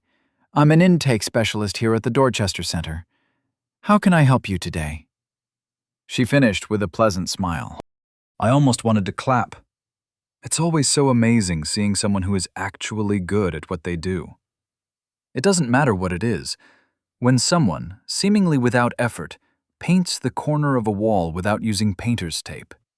Or when those guys in the pit crew of NASCAR do a perfect tire change. Or one of my favorites, when a waiter or waitress carries a ridiculous number of plates as though they were dancing through a crowd. It's simply amazing. I returned her smile and started from the beginning as concisely as possible. She did not seem to be a person who tolerated her time being wasted. Earlier today, I woke up alongside the remains of a merchant wagon train. Everyone around me was dead. I had no knowledge of who I was, and my body didn't feel right. Not much later, a bunch of soldiers showed up. I'm sorry, but I don't know if I should refer to them as soldiers or knights or something else. Anyway, their leader was Captain Angelton, of what I now know is the 7th Gate Division of the Army. He gave me some basic information about the world, and then told me he would take me to the center to be given some help. He said that I was a newly awakened, and that I could find my path forward here, although he didn't say what that meant. When we got here, he dropped me off at the desk in the big lobby. Here I paused and frowned for dramatic effect. Then this guy doesn't introduce himself and just says, "Come along," then calls me by some name I've never heard of. Then he starts accusing me of things. When I told him that I didn't know what he was talking about, he ignored me. When I tried to tell my story, he shut me down. That's when I asked to see a manager. Mrs. Salvatore listened attentively and waited for me to finish. She then turned to Mr. Bennings and said, "Is anything he said untrue or that he left out?" Mr. Bennings seemed to sense a chance, and then walked quickly to the desk and grabbed his files to show his side of the story. "Here," he said, "this shows that his real name is Rhodey Tipsman, and that he is a criminal that is being sent to the guard. I was simply following procedure. Once I had his acknowledgement that this was him, I'd have called the guard and have him sent to his path. Everything else is irrelevant," he finished proudly, coldly reading the files. She flipped to the front page and saw the picture. Her eyebrows raised in surprise, then she looked over at me. After giving me a once-over, she turned back to Mr. Bennings. "Did you listen to a word he said? You have truth sensing like everyone else in intake. You know that he had no idea what you were talking about. We guide people to find their paths. We do not force a path on them. When we force a path that doesn't help a citizen, it stunts their growth and hurts our community. You and I will be having words later." She paused and held up her hand. "I don't want you to say anything. What I want you to do is to go to the office break room and sit down. Stay there and think about how you handled this situation. Furthermore, I want you to reflect on what you can learn from what happened. We will talk about this later." She then turned back to me as though Mr. Bennings had dissipated into thin air. "Wow! Now that's how you dismiss someone," I applauded in my head. "Now, young man, if you are not Mr. Tipsman, what would like to be called?" Mrs. Salvatore asked. "I guess I go by Nero Walker." It was the first thing that popped in my head when the captain asked my name, I replied. She reached behind the desk and pulled out a fresh form of some kind. She then started to fill it in at an impressive rate. It must be some kind of ability to be able to write super fast. That is very cool, but I'd rather be able to blow stuff up. Looking back up at me, she said, "Let me start off by saying thank you, Mr. Walker, for being so understanding. Many people in your shoes would be very unhinged in your situation. Seeking the right path is not for the timid, and you are off to a wonderful start." That being said, where we go from here is a little complicated. The first thing we have to address is whether or not you want to follow the path that you, or Mr. Tipsman, was on before you awakened. Do you want to join the guard? I took a second to think how I wanted to say this. I don't know what I want to do, but I want the option of doing it. Does that make sense? She smiled and replied, "Yes, it does. You don't want your path dictated by choices and circumstance that you don't recall. How about this? Either way, you'll have to see a mind specialist to see if you can recover any memories. I can assure you that you will not lose agency. That is to say, you will not lose the personality that you are developing. The mind specialist will just see if they can help you remember. Sound good?" Crap. That sounds perfectly reasonable, I thought. Without seeing any way out of it, I said, Sure. As long as there is no chance of me being rewritten or something." That question of mind specialists made me think of my stats. On my identity panel, there was a mind stat. Throwing my Hail Mary, I asked, "I leveled on my way over here and got a star. Would putting that in my mind stat reboot my brain and get my memories back?" Her head snapped up from whatever she was writing. "Did you just say that you leveled on the way over here? Earlier you said that you awakened today." She started going to the paperwork that Mr. Bennings left. "You were forcibly awakened. You weren't supposed to turn 14 for months. That might also explain the physical discrepancies. She seemed to be talking to herself now. I'll have to call Nick. The forced awakening, hair and eyes changing color, not to mention gaining his first level in an afternoon. This boy is an unusual. Who knows what he can learn from him? She stood up and started walking away. I tried replaying what she'd just said to try and figure out what the hell she was talking about. She suddenly stopped, turned around. I am so sorry, Mr. Walker. I just got ahead of myself. Please come along, and I'll introduce you to someone who can help you. She then turned to the man who came with her at the beginning. Jacob, grab all the paperwork concerning Mr. Walker and take it to my office. Then afterward, send Mr. Bennings home. Schedule a review with him tomorrow. Then come back and cover the floor. I'll be taking Mr. Walker over to Nick's office. Got all that? Her second-in-command was furiously scribbling on his clipboard. Yes, Mrs. Salvatore, I have everything. No problem. It will all be taken care of. Would you like me to reschedule the end-of-day review for this shift, or would you like for me to handle it? You can handle it.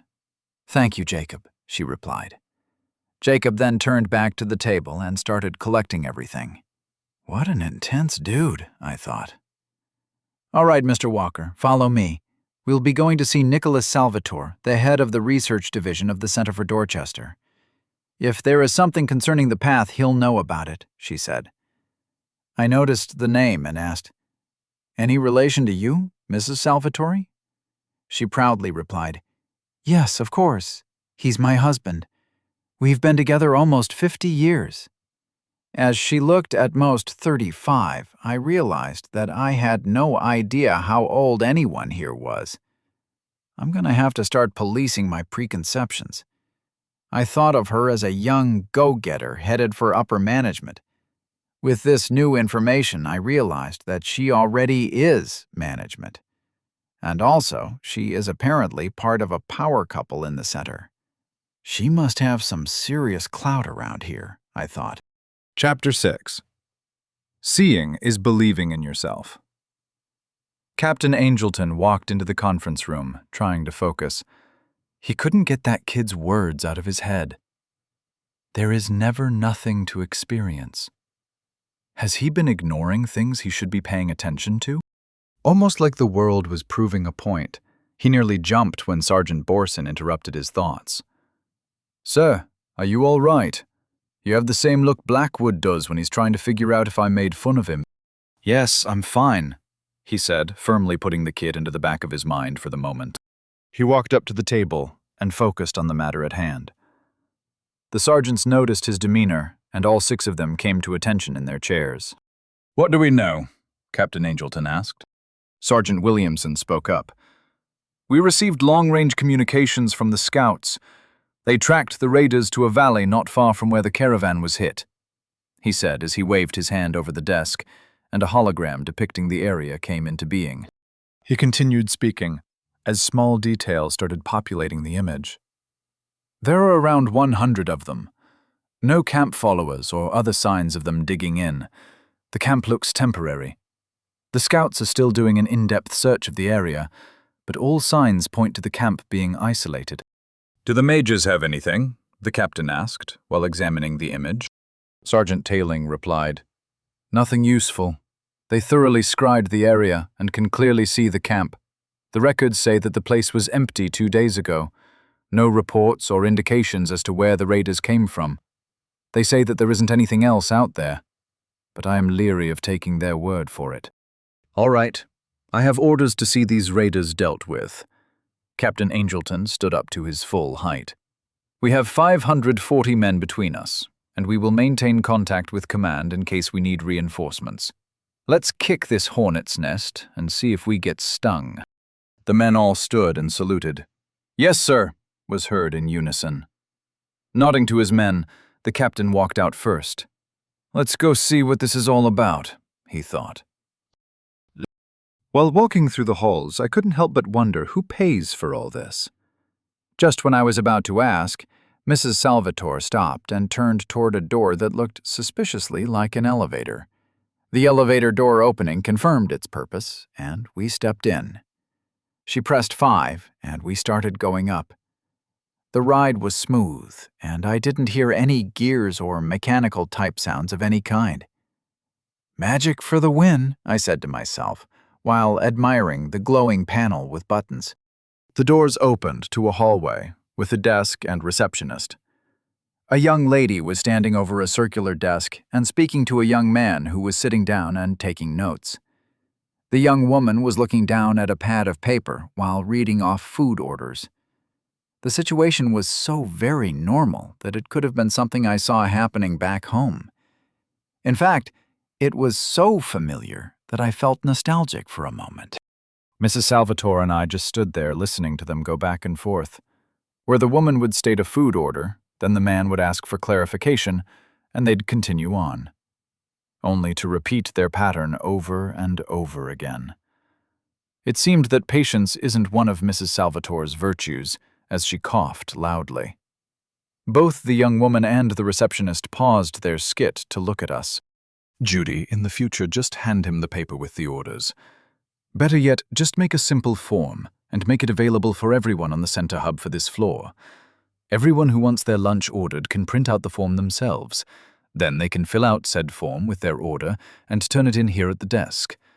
That way everyone saves time, and the likelihood of the order being wrong is drastically reduced, Mrs. Salvatore said in a lecturing tone. The young woman, apparently named Judy, turned to the receptionist and said, "Brian, why didn't you think of that? Make a form and get them out to all the offices. Then they can turn in their orders here."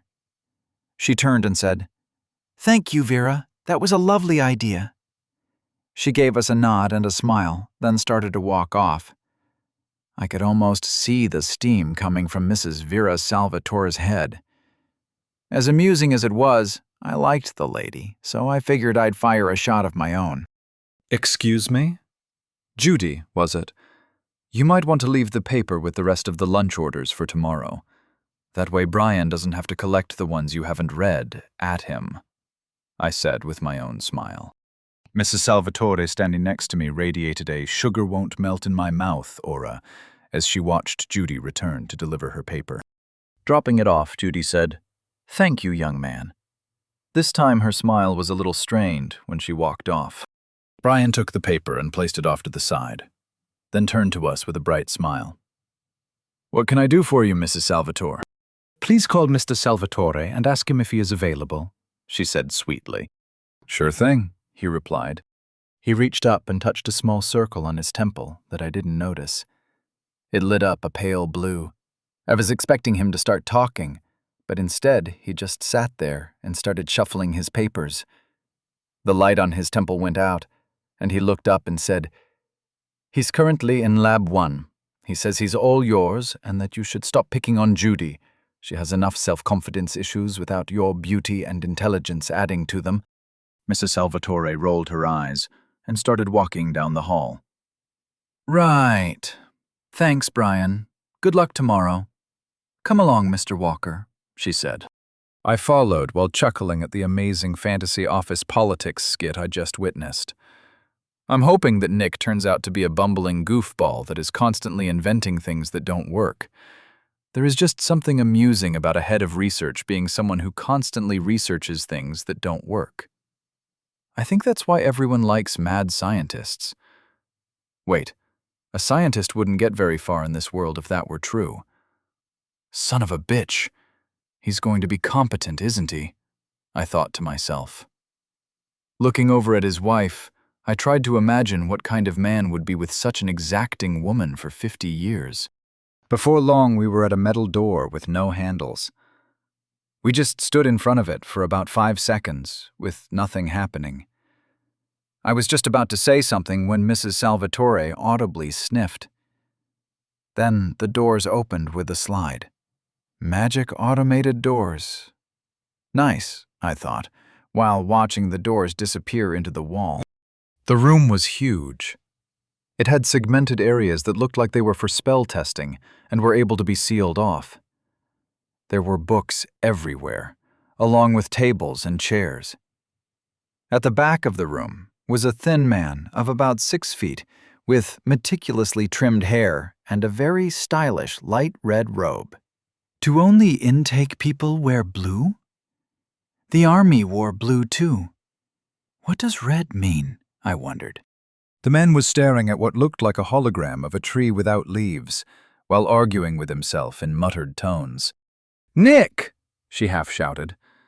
"Thank you for taking the time to see us on such short notice." Mrs. Salvatore continued loudly to break his concentration as we walked up. Sighing, Nick's temple radiated blue while he started pressing some glowing sections of the table as holograms disappeared.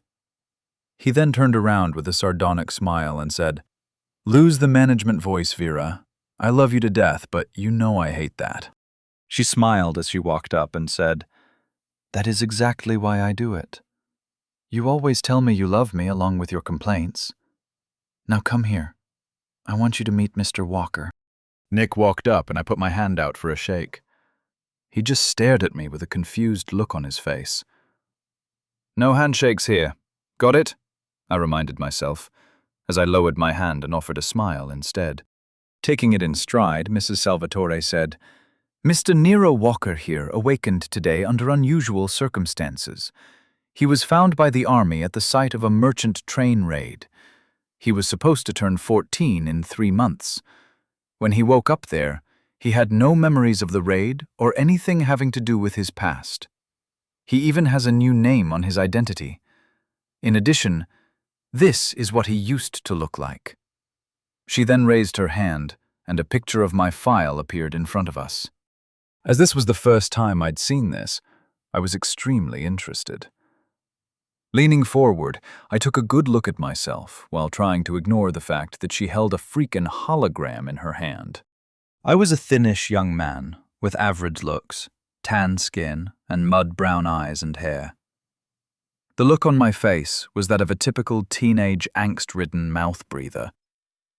I had an urge to tell the kid in front of me to stop being a little shit, comb his hair, and take the trash out. "So that's me, huh?" I thought. Mrs. Salvatore noticed my interest and realized that this was the first time I'd seen my file. She then said, "Here, Mr. Walker, this is what you look like now." As she spoke, the hologram turned into a mirror, and I could see myself for the first time. To say I was shocked would be an understatement. I'm a goddamn anime character. I don't get a super leveling system or a golden finger, but I get this, I thought, while trying to repress my rage. My eyes were such a pale light blue that they were practically glowing. My hair had turned into spun silver, and while messy, it still looked beautiful. These features combined to turn my average looks into a pleasing fey motif.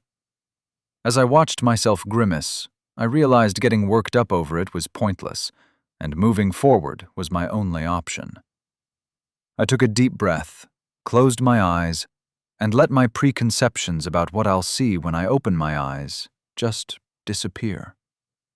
This time, when I looked at my reflection, I saw a calm face with a resolute expression. I nodded to Mrs. Salvatore, and she dismissed the mirror. I turned toward Nick, who was looking at me like I was a particularly interesting puzzle. Mrs. Salvatore added further fuel to the fire by saying with a smirk, "It's also worth mentioning that within an afternoon after having awakened, on the way over here from the gate, he leveled." Nick's face snapped to Mrs. Salvatore, and he said, "What do you mean he leveled? Like he actually grew to a level 2 from a 1 in an afternoon?" He turned to me and said, "Speak up, young man. What do you mean you leveled?" Mrs. Salvatore started laughing as she watched him sputter. I didn't really get the joke, aside from realizing that it was probably a little fast for a level. I just said, "Well, I came across a lot of new information and experiences. I'm told that's all you need for growth, right? I'm sure it's a little fast, but it can't be that exciting." With his mouth open in astonishment, he started shaking his head. He said, "No, no, no! It's not just new experiences and information. It's internalizing that new thought form. Interaction with the world under the new paradigm is a must, all while collecting the new experience into a part of your center. To put it another way, I can't just read a book at you and have you grow.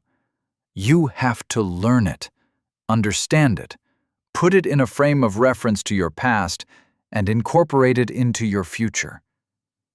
Growth is not easy. It takes work and dedication. It takes months for a level 1 to become a level 2. Typically, it takes a climber between 5 and 6 months for their first level. After that, the work really begins, I replied flippantly. Grinding is a lifestyle. Seeing the confused faces, I clarified. Like a grindstone. You just keep grinding in order to get sharper. It never stops. You can always get sharper, get better. Nick looked at me as if he were seeing me for the first time. Yes, he said, that it is to follow the path. A grind. I love it. He turned to the side and threw his hand at the wall like he was flinging mud. On the wall, in large, bold letters, it stated, "Grinding is a lifestyle." He looked on proudly at what he had made. I couldn't help but chuckle. Sure, man, you can use it. It's not like it's copyrighted. Looking at their confused faces, I just sighed. Ignore that. So now what? Mrs. Salvatore said, "This is where I leave you with Nick. I'll go finish your paperwork for a new identity and get you a place in the center dorms. We have associates who want to be wayfinders training here, and there are rooms for rent available for them. Temporarily, the center will cover your room and board. I'll also schedule an appointment for tomorrow with a mind healer for you. After that, we'll have another meeting and touch base." Nick spoke up. "Why does he need a mind healer?" Mrs. Salvatore replied. "Because he doesn't remember anything from before he awakened," Nick replied, as though this was old news. "Yes, but that's just because whoever was in his body yesterday is now dead. Mr. Tenpennies, or whatever name was on the file you showed me, this young man right here," he gestured to Nero, "is a new person, a new soul. Probably a remnant soul that was dragged into the body through some cosmic fluke or tossed here by some sovereign to get it out of his domain. He's obviously not a revenant, zombie, lich, or any other kind of undead. He has a heartbeat. If he were a vampire, he'd have a consciousness echo of whoever had the body before. Who knows? Maybe he is a part of a soul from a shattered sovereign that reconstituted after death and went toward the closest available body on this plane. Even you should be able to feel his unique psychic presence. I've never felt a mind like his before." Every word Nick spoke was so matter-of-fact that they hit Nero's psyche like hammers. All of those things exist here. There are dangers and wonders all around. This was a world of magic. He came from elsewhere and took over a dead body that was killed in a raid on a merchant train. The soul is a real, tangible thing, and his soul is now in this body. For the first time since arriving here, Nero felt clarity spread through his very being. He knew who and what he was. Ding! He heard a soft chime as the world around him came into sharper focus, and he felt alive. "Well, this is just bullshit," Nick exclaimed, and threw up his hands. Chapter 7. Home is where your stuff is. Answering his link, Jennings mentally barked at the interruption. "What?" "It's a kid," Mathers said. "What does that mean?" "It's a kid." "What's a kid?" Jennings replied, his train of thought completely broken. Mathers replied with a sense of self-satisfaction. "The anomaly is a soul that somehow ended up near Dorchester in the Southern Straits. Other than a leftover mind imprint, there doesn't seem to be anything out of the ordinary." "You mean to tell me that a regular, everyday soul caused that much of a disruption of the upper planes?" "You're wrong," Jennings said matter-of-factly. "I'm not wrong. Mathers replied, his joy at Jennings' misery coming through the link loud and clear. Show me, Jennings replied while gritting his teeth. All right, I'm on my way. Mathers replied and cut the link. Archmage Jennings closed his analysis of the anomaly and waited for that blithering incompetent to arrive. He turned to the door just as Mathers walked in with a wide smile on his face. Not saying anything, Mathers just walked up to the console like it was his lab and started entering in scrying coordinates. The view came on, and the men saw a young, white-haired boy with wide eyes walking through a city. This boy is the recipient of the soul. It found a recently deceased body that it resonated with in a merchant caravan raid. You're looking at the city of Dorchester, Mathers said, and stepped back. Go ahead and look. You'll see that his soul isn't tainted with a planar signature. He doesn't have a parasite, and is clearly not a planar entity. He is just a boy, Mathers finished, relishing the annoyance on Jennings' face. Jennings manipulated the controls, and the display filtered through views. He checked everything he could think of. The boy really was just a reincarnated human with a remnant mind imprint. Jennings couldn't believe it. Something must have happened to a soul that went through a planar disruption of that magnitude. Just as he was about to concede that the soul was perfectly normal, the soul in question leveled. The display threw up alert after alert. The boy's soul was powerful. Is he a reincarnated sage? Or a descended sovereign? Who was this boy? Filtering back to a basic view, Jennings pulled up the audio. The boy was speaking in a flippant tone. I have no idea why you seem angry. I didn't do anything. You've had someone standing next to me almost the entire time I've had a status page. Identity. Is it really so weird to level this quickly? The captain escorting him somewhere replied, Yes, it's weird. You have to do something to grow. You have to commune with who you are as a person.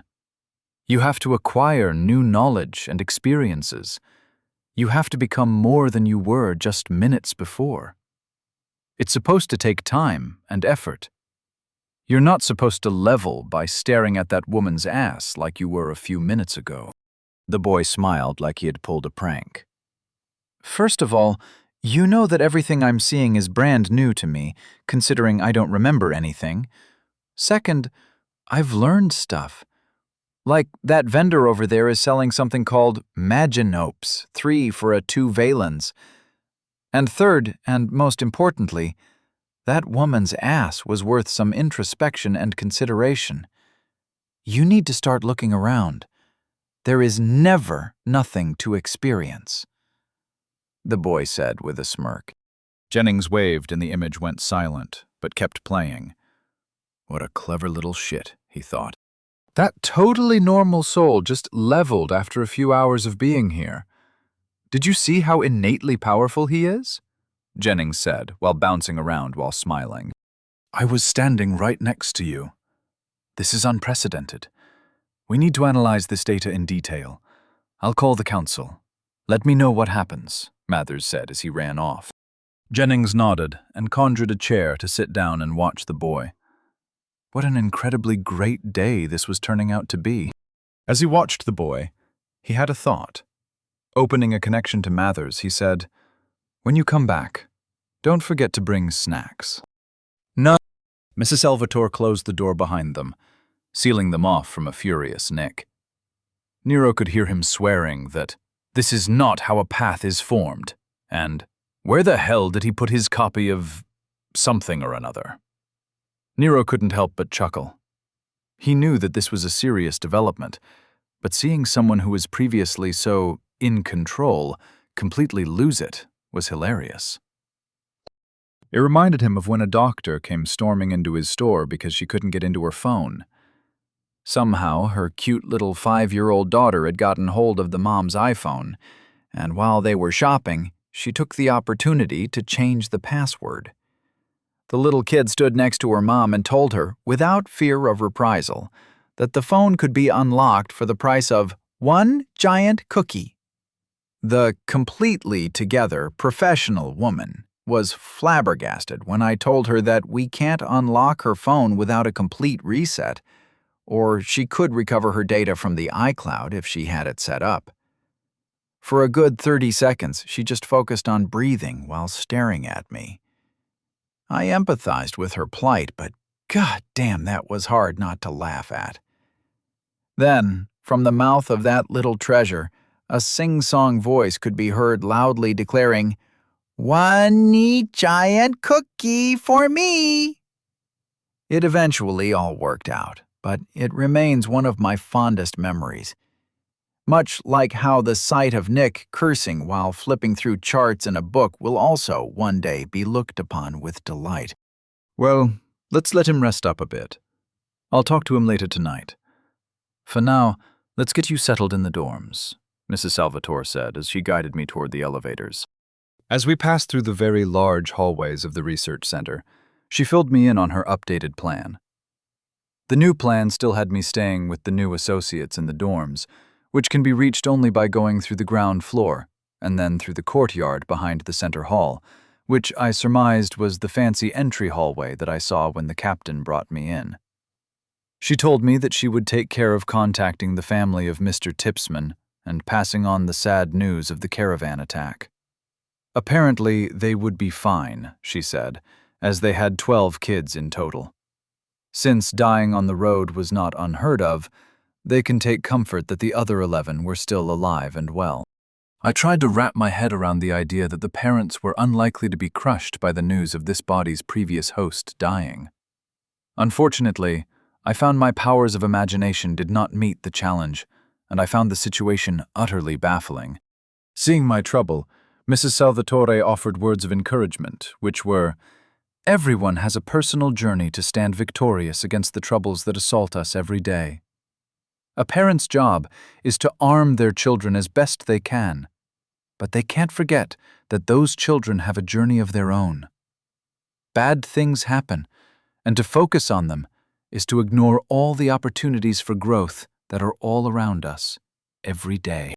After that, we walked in silence for a while. I couldn't help but feel like that was a great outlook, but not a realistic one.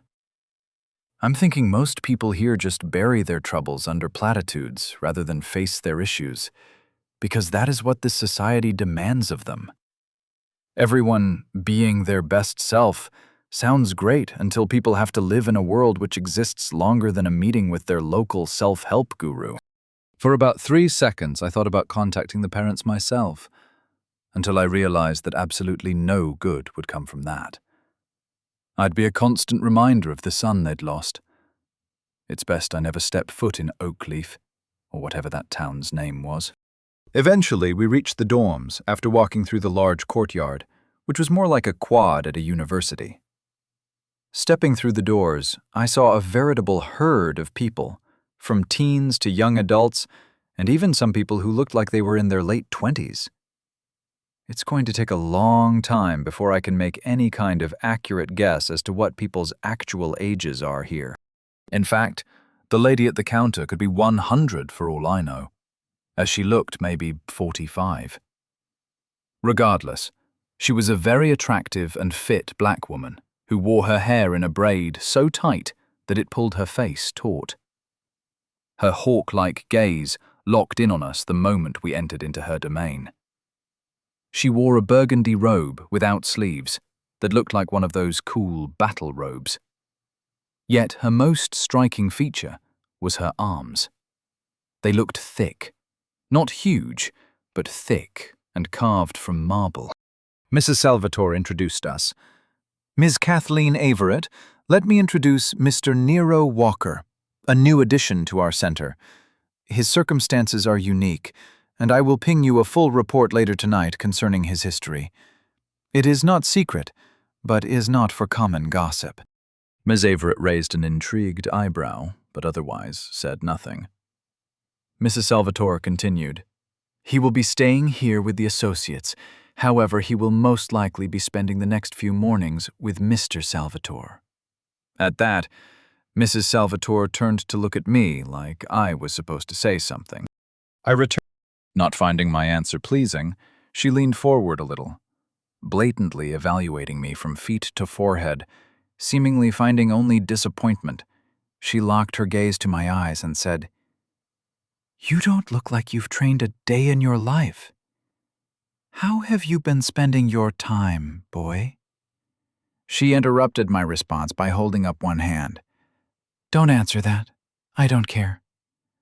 Her black eyes seemed to glow as she stated, "We'll fix your schedule right quick."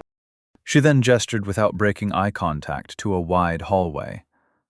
"Cafeteria is down that hallway and serves meals at all times." Then she pointed at a large freestanding board with papers all over it, surrounded by students.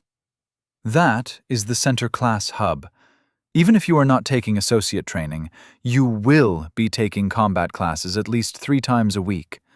I expect to see your name registered for basic combat training by tomorrow." She finished with a mumble about soft people and this country going to hell. She then picked up some papers and yelled, "Heather!" From a door behind the desk, a young woman came out quickly with a cup in her hand and said softly, "Yes, Ms. Everett?" She didn't seem bothered by Ms. Everett's tone at all. Heather just smiled in amusement and took a sip of her drink. "Are you two taken care of?" Mrs. Salvatore returned the smile and said, "We need a dorm assignment for Mr. Walker here, and then he'll be going to get some food, then sleep." She turned to me, then continued, "Don't mind Kathleen.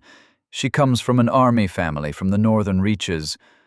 Up there, they tend to focus on paths of physical dominance. If you prove that you're tougher than you look, she'll treat you fine." She paused for a second. "Well, she won't treat you any worse." While Mrs. Salvatore was speaking, Heather had collected an information packet and a fine chain necklace with a metal disc with a crystal embedded in its center. "Here," she said. "This is your identikey. The key will bond with your link and give you authorization to use center facilities." Apparently noting my look of confusion, she elaborated. "The center has an isolated hub." "Oh, it's an isolated hub. What the fuck does that mean?" "Once you touch it to the door disc, the room will be locked to only open for you and the master key, which is in Ms. Everett's hands. I recommend you never give her a reason to use it. There are 3 standard sets of multi-sized robes, and toiletries are already in the room.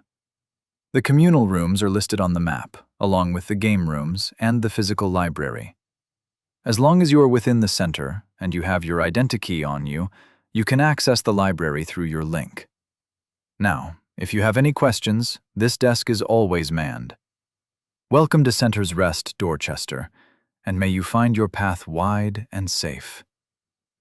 She finished with a well-rehearsed dismissal, then turned back to whatever it was that didn't involve me. I said, "Thank you," and took a few steps back along with Mrs. Salvatore. I slipped the key over my head and wore it as a necklace, copying everyone around me. The crystal on it lit up a light blue for a second, then went back to clear.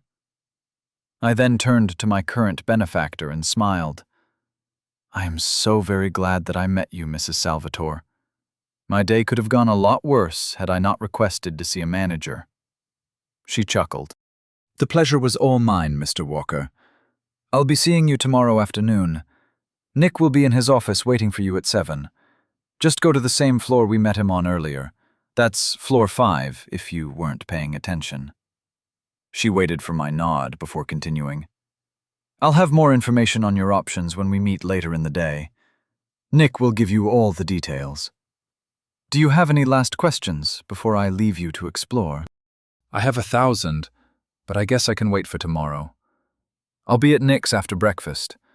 I'm sure I can figure out how to set an alarm," I said with a good-natured smirk. She just rolled her eyes and said, "You should have a sense of the time now that you've awakened. You're not a child anymore." She paused and furrowed her brow. "Then again, you had a weird awakening. Before you go to sleep, you should head to the library and look up how to be in touch with your identity. Or just look it up through the link. After all, your identity is how the world sees you. And don't worry, Even if you can't figure it out, I'm sure Nick will track you down. I don't think he'll be letting you get away without a few intrusive conversations." Then she walked off, laughing like she saw a dad get hit in the nuts while trying to teach his kid baseball. You know, that pure laugh of the evil. I shook my head and headed off towards the cafeteria. I didn't exactly ignore the class board thing that was full of students, but I decided not to look in that direction. That seemed like a tomorrow problem. My immediate concern was food. Chapter 8. Scientifically spiritual is a thing here. Sitting cross-legged, he floated unimpeded in the middle of the room. He could see far into the distance, and he enjoyed watching the city go about its day. Below him, his subjects were focusing on their own concerns, weaving the tapestry that was the kingdom. King Oliver Oglevarch enjoyed watching his kingdom from this tower. The expansive ceiling in his observation room was supported by tall, ornate pillars that were interspersed along the edges in a circle. As there were no walls or furniture, the wind howled unimpeded. The harsh winds made the atmosphere unappealing to most people, so he was usually undisturbed by trivialities. This isolated room, sitting atop his tower, was perfect for pondering the state of his kingdom. His gaze, as of late, has been pulled south toward Islangur. It is not only through conflict with each other that we grow. The world presents conflict enough. Your path is flawed, Barrett. The king thought to himself, not for the first time. His time of introspection and meditation was interrupted as the door leading to the lower floors slid open on the floor to his left. Glancing over, he saw two of the Council of Leadership rise up out of the floor. Both Lord Jessica Manchester and Lord Jonathan Silverbrook wore equally deep frowns. They were two of his most meticulous advisors. Every day they brought something that required his immediate attention. When the wind hit them, their robes started fluttering madly. The king spread his psychic field and calmed the surroundings, as there was no reason to subject them to his preferences. With grateful looks, they bowed deeply. "Sire, Prince Benjamin has heard from the Fate Weavers. They say something has caused the matrix of fate to foretell of an uncertain future," said Lord Manchester. "We think it may have to do with an anomaly in the upper planes reported by the Council of Mages," Lord Silverbrook added in a grave tone.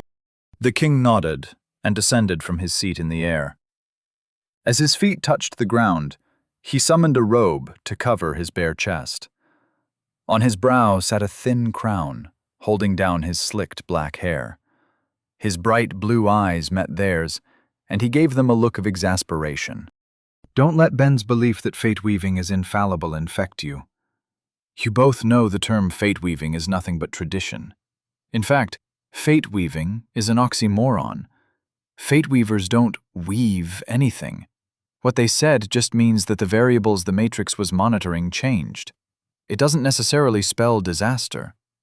We really need to push a title change through committee for their entire order. Anyway, what was the anomaly?" The two council members exchanged a look. "Not much is known yet, but there was an anomaly in the upper planes," Silverbrook said. "Yes, you just said that," the king said with a sigh. He would have to find his own answers, as usual. He didn't need a link to interact with the Thought Hub.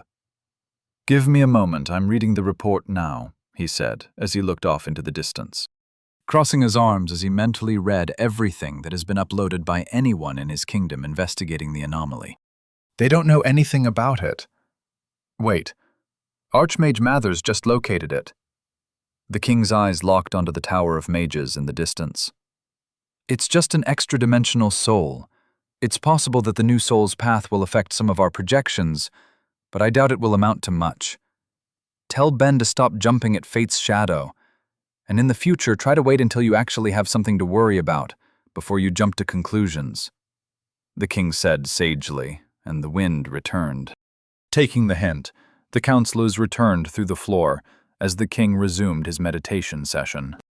The cafeteria was another ridiculously large room. This one had long wooden tables organized in rows like a fancy dining hall at some Ivy League university. Everything was buffet-style along the walls, with employees moving around and refilling heated trays.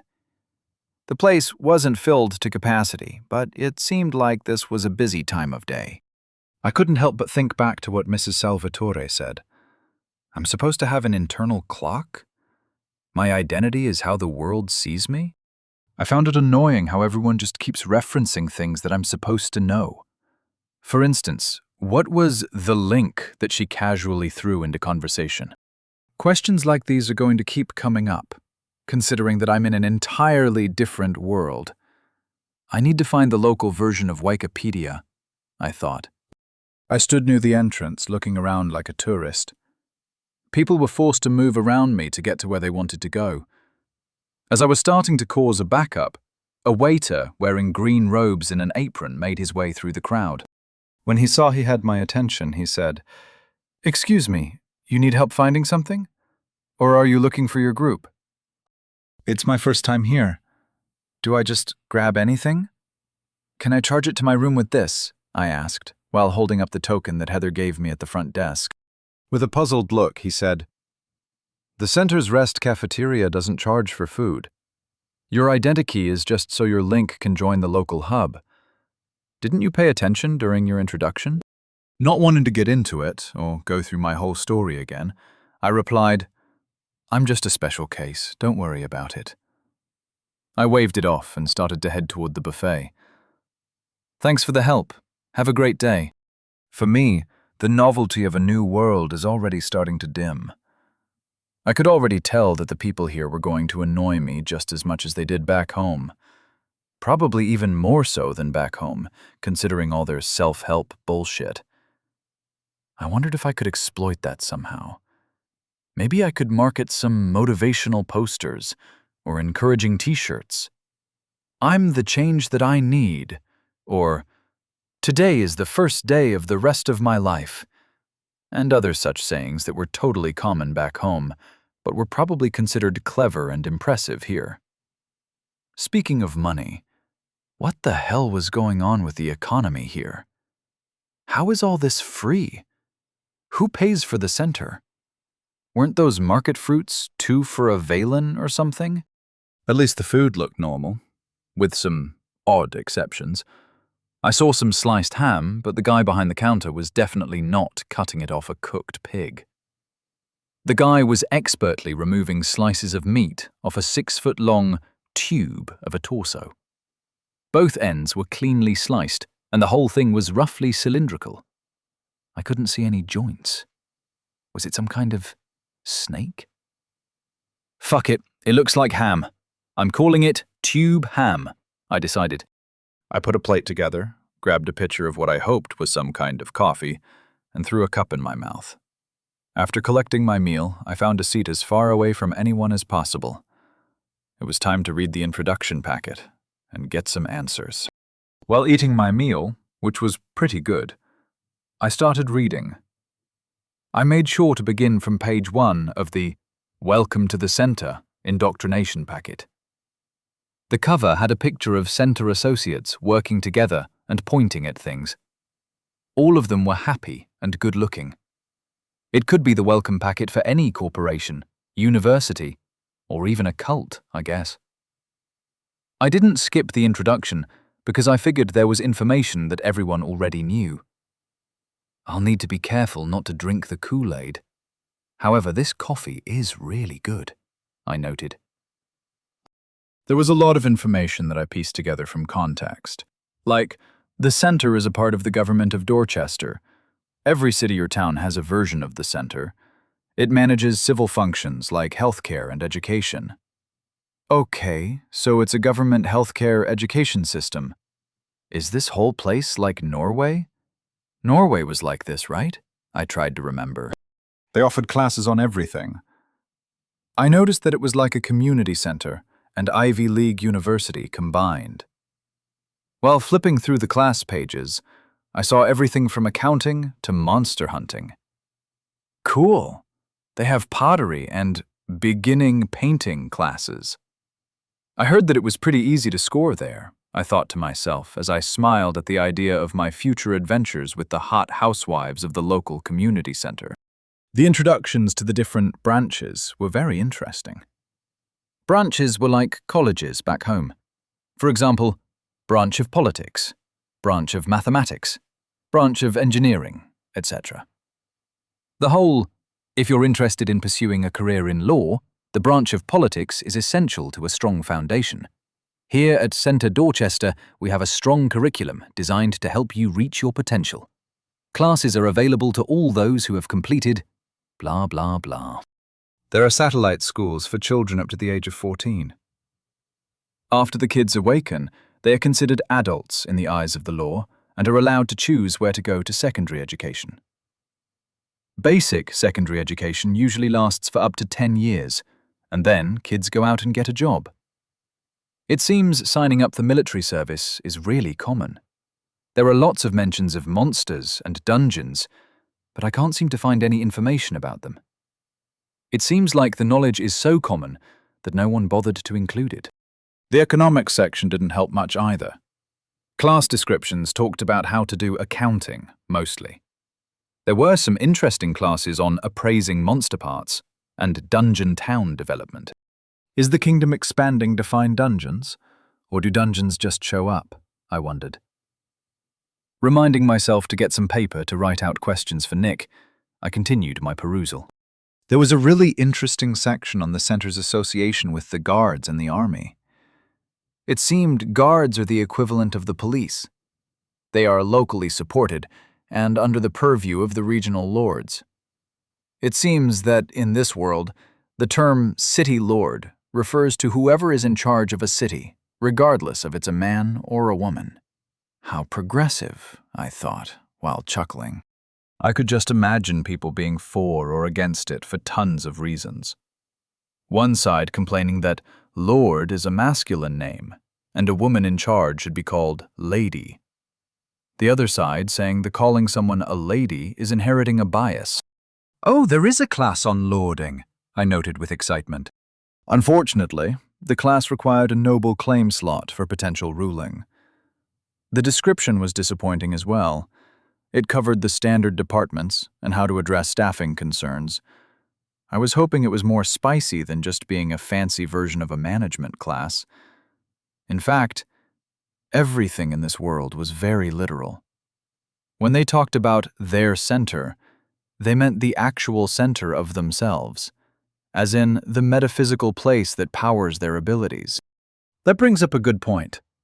Are there philosophy classes? I wondered. Flipping through the book, there was a branch of philosophy. However, it seemed to focus on the scientific aspects, meaning that they only covered testing of verifiable data. For them, concepts like the afterlife and the self were verifiable. I guess when you could actually test someone's soul, you didn't have to stare at the stars and wonder what it all means. Even their psychology classes were about reading minds and emotions. The idea of privacy was just assumed. It seemed that it wasn't hard to keep people out of your head here. All the classes were about how to help people who voluntarily let mind readers muck around inside their head. Nut jobs, all of them, I thought with a scowl. How can they be okay with someone going through their mind? Although, an even better question was how someone can dedicate their incredibly long life to reading other people's minds, with the caveat that it was completely voluntary. Then there were entire classes that focus on the soul, examinations of who you are and what you want, all treating the soul like it was a jar that you can carry around and examine. Flipping through the pages, I got a sense of how people see the world. Imagination was a poorly developed skill. If everything that is esoteric can be measured, then no one does thought exercises. People don't sit around and think about what it would be like if they got turned into a gerbil. I looked up at the beautifully carved ceiling and spent a good 30 seconds trying to decide if that was a bad thing. I wondered if my imagination was why I was leveling so fast. I think differently, I said to myself. When someone born here sees something they don't understand, they just look it up. That's probably where the world I left was headed. Why would a person try to figure something out when they could just look up a video on it? At least when I'm confused, I point my admittedly poor imagination engine at whatever confuses me. It may not offer any immediate solutions, but I could always come up with a few ideas. First time seeing a tube ham? I try to think about what it came from, whereas people here will just go, "That's weird. I wonder what that is," then move on. I wonder if there are creative writing classes. Yep, here they are, I noted with some enthusiasm. My happiness was short-lived, as the classes were focused solely on the writing. There were several writing classes about how to frame a story, proper grammar, and how to correctly reference scientific journals. There was even a writing class on how to correctly research your subject. I don't think it's wrong to research for a topic, but isn't creatively writing a defined concept a little oxymoronic? I thought to myself. Closing my booklet and picking up my empty dishes, I stood up to leave. Whatever, I'm done with this for now. I think I got the gist of it. People here are unimaginative but spiritual, in a very literal way. The Centre is a government division that takes taxes and donations and turns them into a workforce and healthcare. The army is both local and national. The guard is local. Monsters and dungeons are dangerous, but profitable. Last but not least, I have a lot of schooling I need to catch up on, I decided. Heading off to the library was easy. It was just on the other side of the dorm. Walking through the doors was like walking into any library. There was a large circular desk right at the front, with librarians and stations. They all had the little crystals on their temples. I walked up to the front desk and introduced myself. Hi, I'm new here, and was just wondering how all of this works. How do I look up a book on a particular subject? Smiling politely, the librarian said, "There are two main ways associates can access information. Either use your link to access the library directly, or use the terminals to find a physical copy of whatever you're looking for." "What exactly is a link?" I asked. With a look of pity on his face, he said, "You must be from a really small village." He pointed to his temple. "This is a link. It allows you to link to a station and access the information. You'll have to be careful not to use it for too long, as it can stress your mind and drain your center. Usually you go to one of the desks with a station, open a connection, then find what book you're looking for. Then you disconnect and go get your book. Basic links aren't too expensive, and you can get them at most general stores. In the meantime, you can just ask me what you're looking for, and I can help you find it." Seems simple enough. Except that they have freaking brain interactive technology while still riding horses. I want a book on the basics of the identity and skills. Oh, and an overview of leveling, the economy, and a map. And also pillars, I said. He just stared at me like I was an idiot. Okay, let's start with a book on identity and skills. I amended my request with a smile. His temple lit up as he sighed, and he closed his eyes. This will work. What to know when you awaken is a good choice. It is routinely checked out by new associates. Before I send you to the stacks, let me see if someone recently returned a copy, he said. As he stood up and started going through some book carts, I thought about how much there is to learn. Looking around at the thousands of books and all the students working intently, I felt like I was really behind. I may not have been privy to most of the collected human knowledge back home, but I at least knew how to use a toaster there. Here, I was completely out of my depth. My incredible mastery at online searches for topic outlines wasn't going to help me much here. Then my stubbornness and irritability reared its head, and I thought to myself, screw 'em. They can read all they want. I've been baptized by comic books.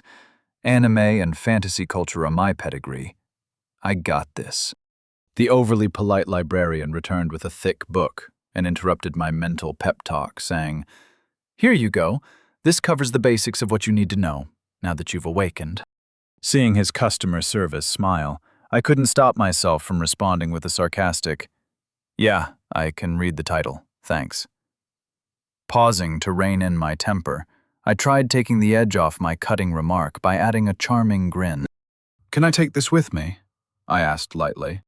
His smile now gone, he just placed a little brick on the counter and said, Put your chit on this. The book will be checked out under your name. You have 7 days to return it, or your account will be charged the full amount of the book plus a handling fee. Thank you, and may your path be wide and clear. Then he sat back down and looked behind me for the next person to help. I just chuckled and leaned forward to place my chit hanging on my neck to the brick, which flashed blue for a second. My smile was wide and clear as I turned around and walked off to my room. On the way, I congratulated myself that I at least still had my acerbic wit, which was as sharp as ever. Chapter 9. Living in a Living World. Lord Dorchen's day was not going well. He had ordered his idiot of a nephew executed, which, of course, led to his wife throwing a fit, and his recently purchased Beskin vase. At least she eventually locked herself in her wing of the estate. Hopefully, she would stay there and not cause any other issues that he would have to deal with. He didn't understand why she cared so much. She should have understood why it had to happen. It's not like he wanted to kill the man. Was he just supposed to ignore the idiocy that the bastard displayed? There was a limit to his sufferance, and even being exiled to an estate as far from Dorchester as possible, that imbecile was still causing problems. He looked up from his status reports as the door to his office opened. Before his aide finished entering the room, Dorchen demanded, "Report!" The aide gave a bow, then closed his eyes and activated his link. The Ghost Division took care of the merchant train. There were no survivors, and all evidence should point them toward a rogue Islingor raiding party. All links were reported destroyed, and they looted everything to add to the confusion. 100 men have been left to stave off questions. The volunteers accepted the suicide price. The aide finished his report and opened his eyes. Dorchen just nodded and sat in thought. The aide continued, "What are your orders in regards to the estate? The guards on duty knew that they should not have let the merchants stay in the house. Should they be disposed of? We can bring in some more from the other estates." Dorchen shook his head. "No, the men are loyal. It was my nephew that offered the merchant passage through the gate. None of this would have happened if he just let the caravan set up in the assigned guest areas. To think, my plans have been put in jeopardy because my 40-year-old level 24 of a nephew couldn't be bothered to walk a mile to purchase furniture. Can you fathom how utterly clueless you have to be in order to not reach 30 by 40? If he had lived, he might not even have reached 50 before age caught him. To think a noble associated with the line of Dorchen was such a disappointment." Dorchen's shoulders sagged. Time was not on his side. This diversion might buy them a day or two at most. All of his plans had to be moved up, drastically moved up. "Sir, I thought he was your wife's sister's kid. He wasn't a Dorchen, was he?" the aide asked curiously. "What? No, he wasn't in the direct line. But he was still family by association. It doesn't matter. We have to push everything forward. How are the shipments for the Islangers coming? There can be no trace left of what we were doing," Dorchen asked with worry. "The last of the shipments is ready to move, but it will take time to remove any traces of the production lines. As you know, the records have to be purged, molds destroyed, people paid to keep silent, or just silenced. It will be a few days," the aide said. "We may not have a few days. Just to be safe, start getting the plans for Rebel House going. Don't activate anything. Just get it ready." Dorchen replied, "Years of planning, falling apart because of a fat bastard who wanted to buy a chair," he lamented. To find my dorm, all I had to do was look at the map included in my welcome packet. In the top left corner was my dorm number stapled to it. Convenient. Staples are multidimensional, I noted. I followed the map and the third floor was easy to get to. The halls were filled with people, some standing in the hallway, chatting and gossiping, others making their way about their day. It was very college-like. I expected it to be more like an apartment building. Once I found my room, I examined the door. It was a dark wood with a white plaque with the number 3.18 in shiny black. Huh, at least I'm close to pi, he thought. Along the right side of the door, there was a thin, clear, crystal-like strip, which I guess is where I was supposed to place my chit. I leaned forward and held the chit to the crystal. The entire strip turned blue, and I heard a click. Opening the door led to a room that was maybe 15 feet by 10 feet, or around that. It had simple furniture, including a single bed, desk, closet, all the basics. The only thing of note was a small square mat taking up a corner. The overhead lighting was nice. It looked like some kind of square that produced an omnidirectional calm light. I figured the mat might be for meditation. It made sense that daily reflection would be a thing here.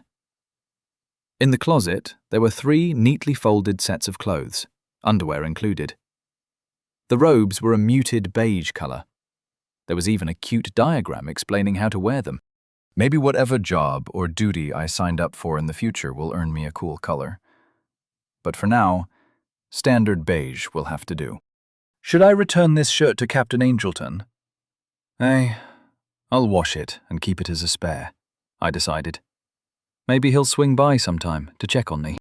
There was only one door, which led to a large bathroom that was as long as the room. One side had a pretty big shower, the other a bath.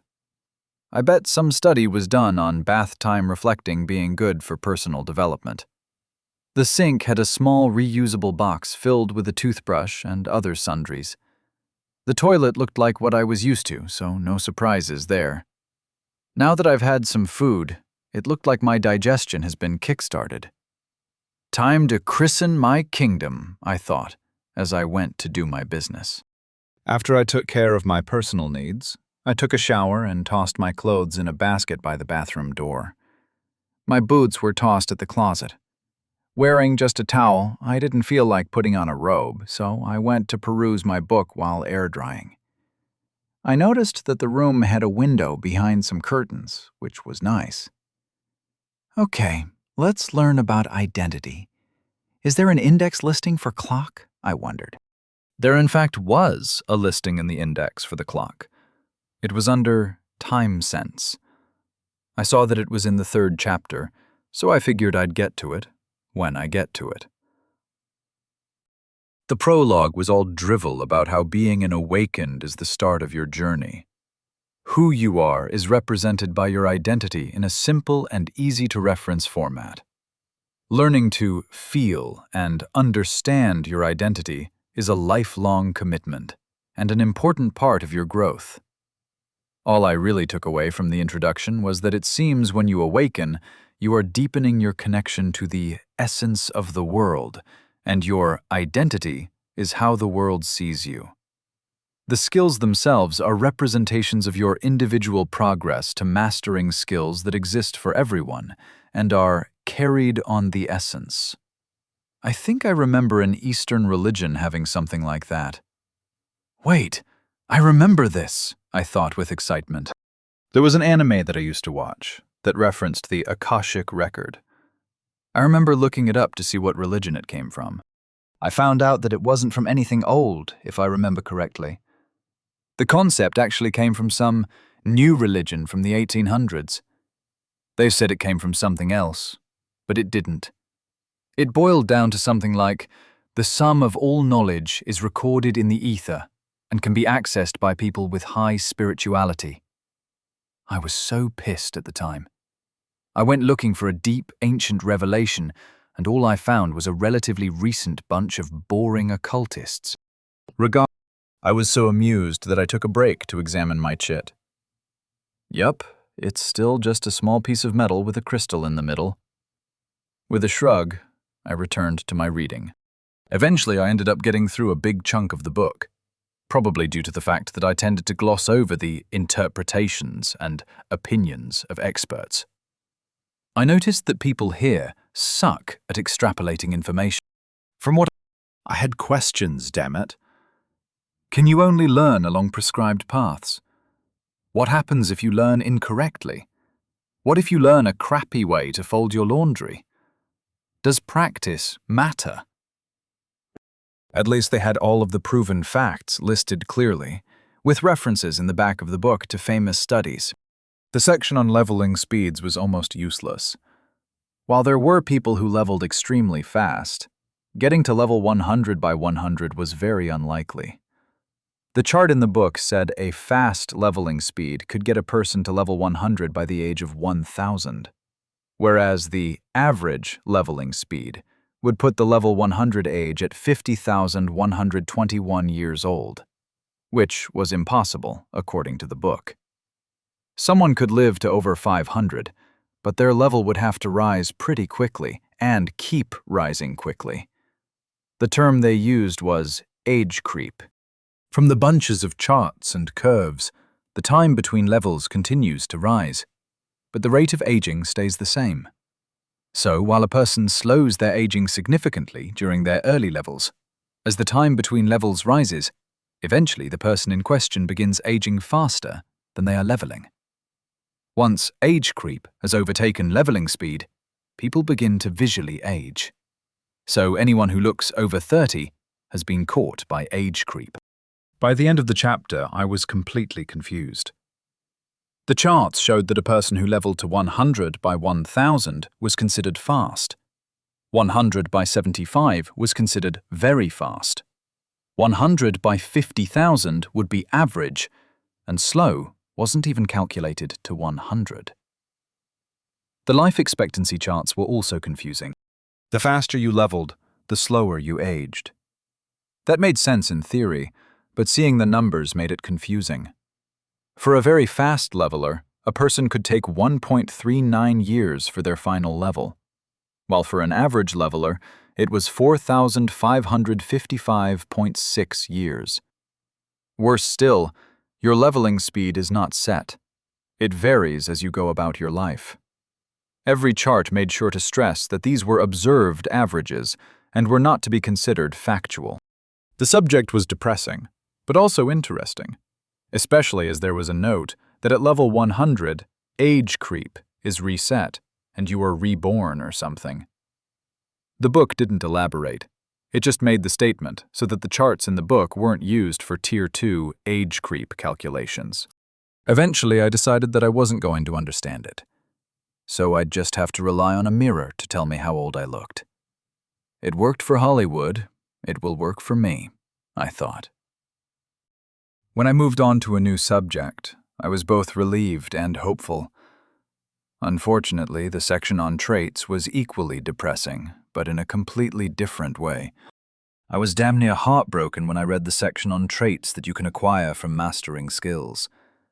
The introduction to the section made traits sound like something to aim for, yet getting into specifics, I read the section twice because I figured I was missing something.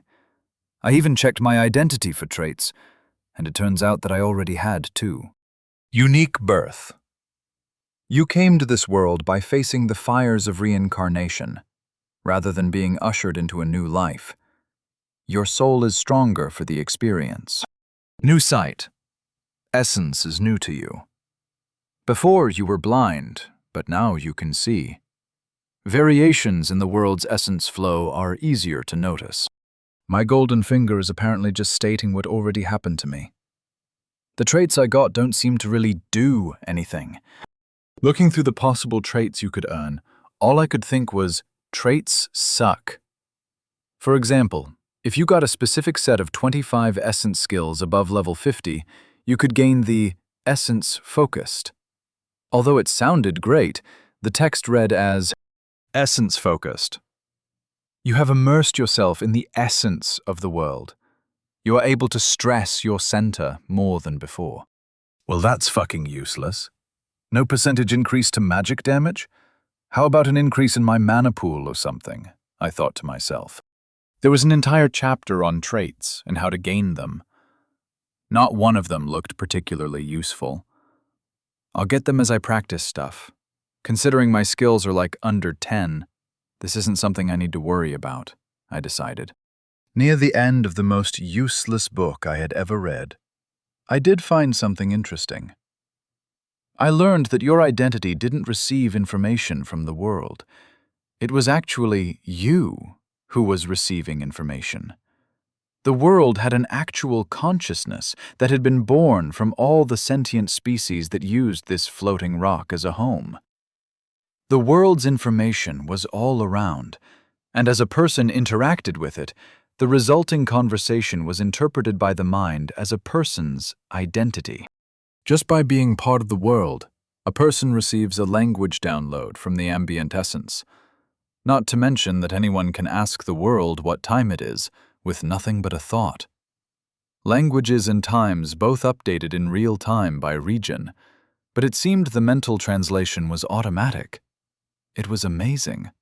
Every word spoken was translated and incorporated into the language, with the meaning carried alongside the sound. I wonder what someone would hear if I called them some of the more oddly specific insults from back home. Would bitch translate as a female dog, or would it be a whiny person, like I intended? Intention has to matter, right? And what about translations for acronyms? Or how about phrases like checkmate? Do I say one word, and then they get hit with an influx of context? Maybe I should write out a list of words to sneak into conversations, just to see what happens, Nero wondered to himself. Luckily, the world didn't seem to want anything. The consciousness was really just a collection of the floating essence of what most people believed. So, if everyone in an area thought it was 5 in the morning when the sun is in a particular place in the sky, then everyone automatically knew that it was 5. So, the time was really just what slice of the 30-hour day was locally accepted. The concept was baffling. I did think it was kind of cool that seconds, minutes, and hours were the same as what I was used to, at least as far as I could tell. The breakdown came from their central number to everything being 3. 3 aspects of a person: mind, body, and soul, held together by confluence. The whole thing about time being influenced by the world was mind-blowing. It wasn't even brainwashing or implanting knowledge. It was the soul equivalent of putting your hand in water to check the temp. You could get the basics of almost all knowledge if you could manage to immerse yourself in the essence flow. Although some things were easier than others to learn. According to the book, everyone could learn to communicate, gain an innate sense of time and direction, and an ability to sense and interact with essence. I closed my eyes and leaned back in my chair, still only in my towel, and tried to open my senses. Like trying to listen to a conversation that was going on down the hall. I heard it. I didn't hear it with my ears. It was more like I heard it in my head. There were no words, just a feeling that it was there. I wonder how long I've been at this, I thought. Then, suddenly, I knew it had been around 7 minutes. I also knew that it was around 9:45 right now. The day lasts 30 hours, and there are 300 days a year. 3 really is a very important number here. I swear if I find out that they worship triangles, I'm beating someone's ass, I thought with a frown on my face. On that note, I opened my eyes and decided to call it a day. I spread my towel out on the chair and walked over to my bed. I then realized that I had no idea how to turn off the lights. Looking around front door, I found a small crystal plate. When I touched it, it glowed a little. Cool, I thought with a smile. It worked like a dimmer slide. If I tapped it once, it turned on or off. If I slide my fingers up and down, I could change the brightness.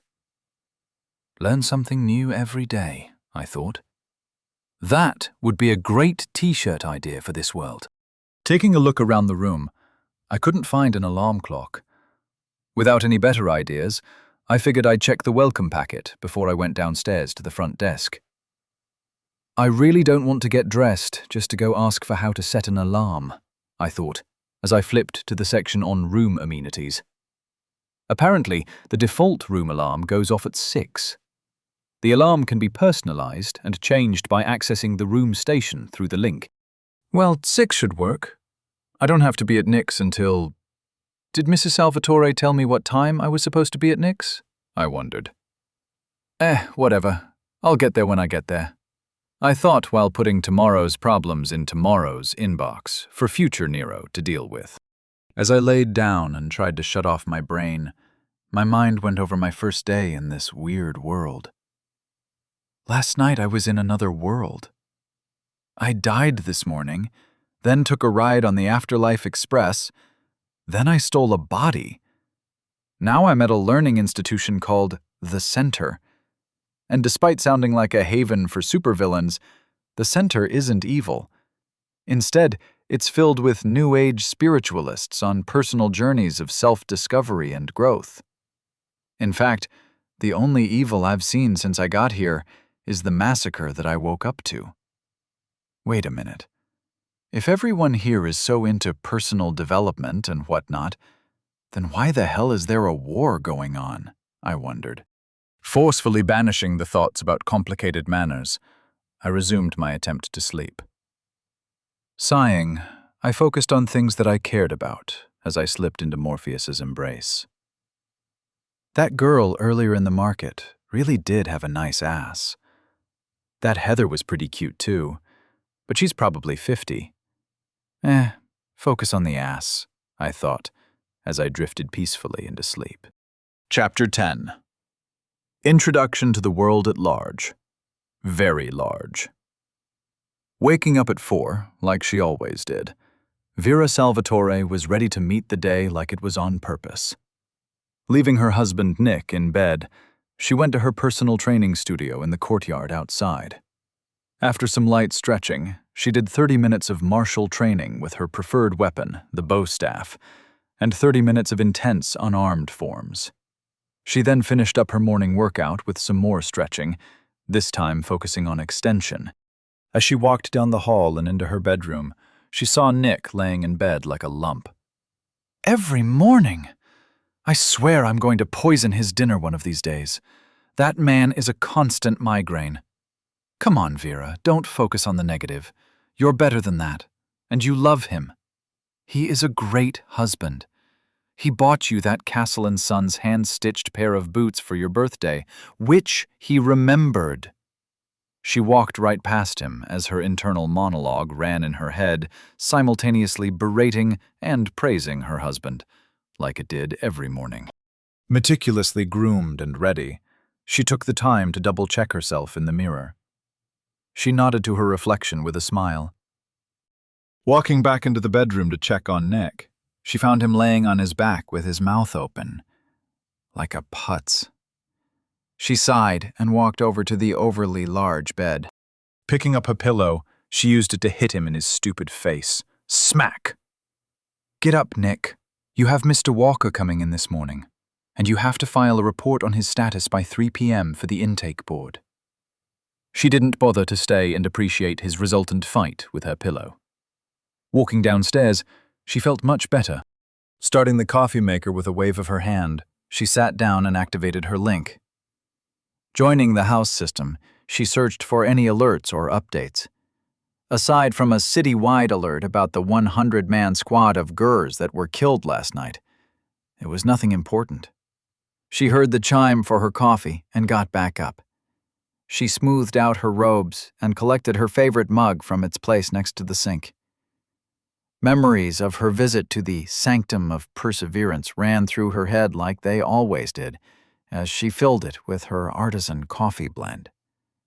Now supplied with coffee, she collected one of her pastries from Pelletti's bakery and sat back down to address her personal pings left over from the day before. I'm going to kill Bennings, she thought. Yesterday, after she told him that he needed to focus on helping people rather than just following protocol, he took it upon himself to contact the parents of Rodney Tipsman and tell them that their son was the only survivor of a merchant raid by Gurs. Well, there goes my morning. That's the last brick in his house of failure. I'm going to send him to Jenny over in disposal and reclamation services. She'll find him a job that even he can't screw up. Maybe he'll learn something, she thought with a sigh. Setting a reminder about dealing with the tipsmans, she continued to go through paperwork while she sat and enjoyed her breakfast. Finishing the last bite of her pastry, she closed her link and just enjoyed the silence. That pleasant sensation lasted a good 3 seconds, until the kitchen door opened loudly to Nick walking in. Opening her eyes, the first thing she noticed was that his hair was still wet. Much too loudly, Nick said. "Good morning, darling.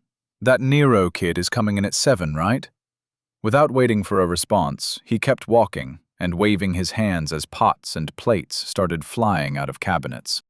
"How can his hair still be wet? I bought him a hairdryer." She wondered, with a frown growing on her face.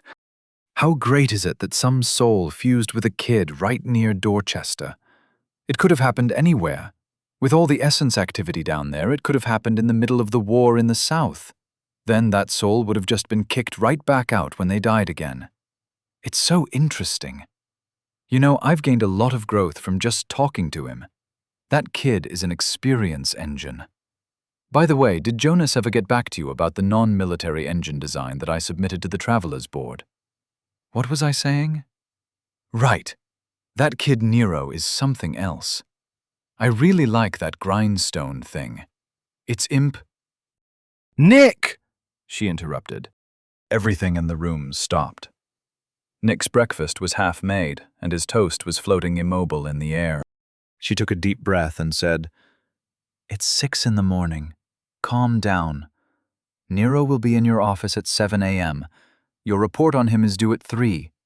Jonas said that it's in committee, but no one thinks it's worth the effort, not when it's so much nicer to have an intelligent mount. And for the love of the gods, please clean the dishes when you're done." Seemingly having vented her frustration, and once again at peace, she returned to her coffee and closed her eyes. Sufficiently chagrined, Nick went back to his breakfast preparations in silence. Soon they were out the door and walking across their courtyard to their private Astra platform for teleportation. Vera once again complained in her mind about the fact that they wouldn't allow private platforms in the lower city due to energy concerns. It cost enough for that to be a reasonable argument, but it didn't help her get to the office any quicker. Nick was talking about something which she was doing her best to ignore. "Farthing better have his expense reports filled out for the C-103, so I'm going to have him go through all of the duty sheets for last week. That will show him," she thought, as she and her husband stepped off the platform, now in lower 7th.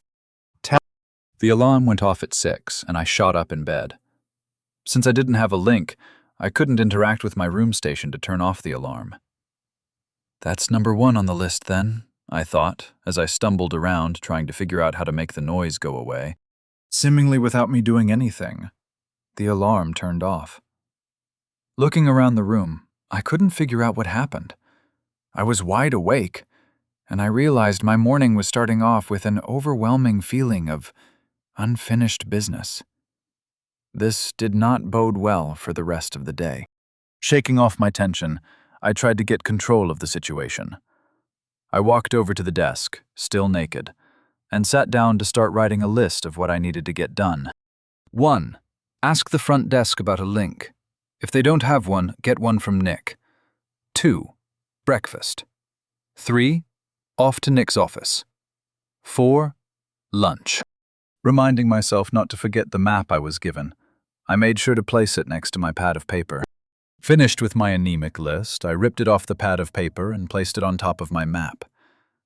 Staring at the 4 short lines, I decided I needed another list. I labeled this one, Things to Poke Nick With. 1. Economy/job, I wrote with relish. That's a nice, easy topic to start with, and sooner or later the state was going to want to kick me out, and I was going to have to pay for things myself. Thoughts of taking care of myself led to my next idea.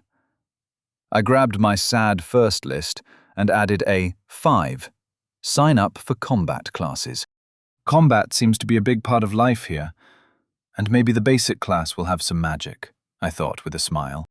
With a nod to recognize how great an idea that was, I went back to the list for Nick. In bold letters, I wrote, 2. Magic training. Then I underlined it twice. As I tried to think of anything I was missing, I remembered that I was supposed to have a meeting with Mrs. Salvatore, too. Why am I calling her Mrs. Salvatore and not calling Nick Mr. Salvatore? I thought to myself, and then immediately answered my own question. Because Mrs. Salvatore projects an image of a professionalism with leadership qualities, and Nick comes off like someone who gets excited about ant farms. Looking at my 2, admittedly thin lists, I adamantly ignored that I didn't have much to do and proudly thought, this should be enough to get started. Time was wasting, so I grabbed a set of clothes and a robe from the cabinet, then headed to the bathroom for a shower. That time sense thing is still weird, I thought, as I dropped my clothes on the counter and got down to business. After getting my appearance taken care of, I collected my lists and my map, then left for the front desk. The entryway was a madhouse. Well, it was this world's equivalent of a madhouse. Everyone was standing patiently while waiting in lines going back 15 deep, and all the clerks at the counter were occupied. The entryway was filled with people leaving to start their day, while the class board hub station thing for classes was surrounded by patient people waiting for their turn. This is what the DMV would look like if everyone had their morning coffee, there was no traffic on the way, and the employees enjoyed their jobs, I thought. Looking around, I decided to just ask Nick for a link rather than wait in line. Decision made, I headed off to grab a cup of coffee, and whatever they have that resembles a Pop-Tart. After collecting a glazed pastry of some kind, and a conveniently large paper coffee cup full of morning bliss, I made my way through the crowd toward Nick's office. Against all odds, I arrived on time. Leaving the elevator on the 5th floor, I saw a new person at the desk. As I walked up, I could see them making notes while their temple glowed blue through their link. I waited patiently for their call, or whatever they call it, to finish. Once the little blue light turned off, the lady at the desk looked up and said, "Good morning. How can I help you?" "I have a meeting scheduled with Nick Salvatore," I said. "One moment, please. Name?" she replied, and her link lit up again. "Nero Walker." After a few seconds, she frowned and looked confused. She then looked up at me and said, "He's in Lab 3. Just head down that hallway and follow the signs." I gave her a nod and walked off. From a few feet away, I heard her mutter, "Good luck." Well, that's not ominous at all. What the hell is he going to have me doing? I thought we were just going to talk about my identity and the world and stuff. Now that I thought about it, I had no idea what was supposed to happen. This should prove to be interesting at least, I thought. The signs were easy to see, and I found the lab without issue. The doors were large and metal, but they didn't have a handle. Not seeing what I was supposed to do, I knocked on the door. Not hearing anything when I knocked lightly, I decided to give it a good whack. Soon, one of the doors activated, and it slid into the wall and disappeared. Nick was standing there, with a confused and annoyed look on his face. He looked around like he was expecting a group, and then his eyes focused on me. "What are you doing, boy? Why didn't you ping the door? You can't just bang on things. I understand you don't know anything, but common courtesy transcends stupidity," he shouted as I just returned a blank stare. "Well?" he asked. I decided that if he was going to be a hothead, I'd return his snark in kind. "I'm guessing I'd need a link to ping the door. I don't have a link." "How do you not have a link? You can't enter the city without being registered. And if you don't have a link, you can apply for a temporary one until you can buy one. Everyone has a link, unless you live in the middle of nowhere," Nick said. His logic was impeccable, but he was still wrong. "Well, I came in with the soldiers from the merchant train massacre. Then I got dropped off at the center. It just never came up. And I've seen lots of people without a link on their head. People do take them off, don't they? As a matter of fact, didn't you already know all this? Why didn't you give me a link yesterday? Aren't you supposed to be part of my intake or whatever? Do I need to talk to your supervisor? I asked in mock anger. That put Nick on his heels.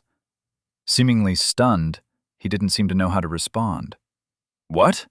I am the supervisor. The confusion seemed to take the wind out of his anger kite. Taking a step back, he lowered his tone and seemed to welcome me into the room. Don't worry about it. We'll get you a link. To answer your question, people do take their link off. They put them in their pocket and wait for them to ping. The city network uses them to find people, and if someone gets injured, they automatically call for aid. The military and guard usually have implants, or are high enough level that they don't need them. Although very few people in Dorchester don't need a link. Almost everyone has a link, because everyone uses the Thought Hub. Hell, even higher-level mounts have a version of the links. Nick explained in a tone that calmed down the situation, although his words did nothing but raise my eyebrows in panic. You're telling me that this is a police state. People are being tracked and monitored at all times. How is the network managed? Who holds the keys to ultimate power? I rattled off questions in rapid fire as we stood just inside the door. Unconsciously, I refused to enter further into what appeared to be some kind of research lab. Large machines and crystal apparatuses were all over the place. There were even large open areas with dummies, both wood and metal, lined up for testing.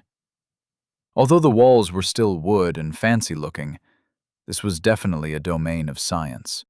Nick's eyes widened and he looked confused. He leaned back and interrupted my rant. What the hell are you talking about? What's a police state? I understand the words, but you make it sound terrible. I lowered my voice, now containing my burgeoning fear, and said in a whisper, a police state is where the population lives under threat of police action at all times. Every action they take is monitored and judged as to whether it is detrimental to the state. Harsh and immediate punishments are given out for anyone causing trouble. Nick leaned forward, listening intently. And? He asked, as if waiting for me to go on. You're all right with that? I hissed.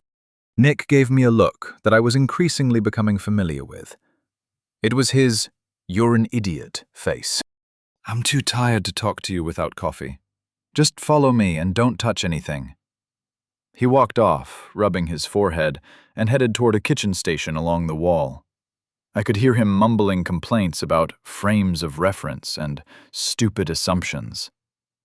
I followed, a little confused, and now much more suspicious about the links. Pouring himself a cup of coffee, he added some sugar-like substance, then gestured for me to grab one. He then sat down at the table, while sighing like an old man. Taking a sip, he took his time collecting his thoughts. Looking me in the eye, he said, I think you're having a context issue. Let me explain what the links are and what they do. I'll also give you a little general world knowledge so you can stop being so shocked all the time. I haven't been around you much, but your expressions are getting annoying. He took another sip of his coffee and continued. Let's start with a little history. The history of this region is very long and much too large to cover in detail, so I'll be covering a broad view of the topics in question.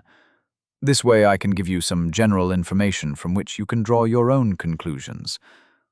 By the way, I've never met anyone who can give me a headache when I try to follow their line of logic.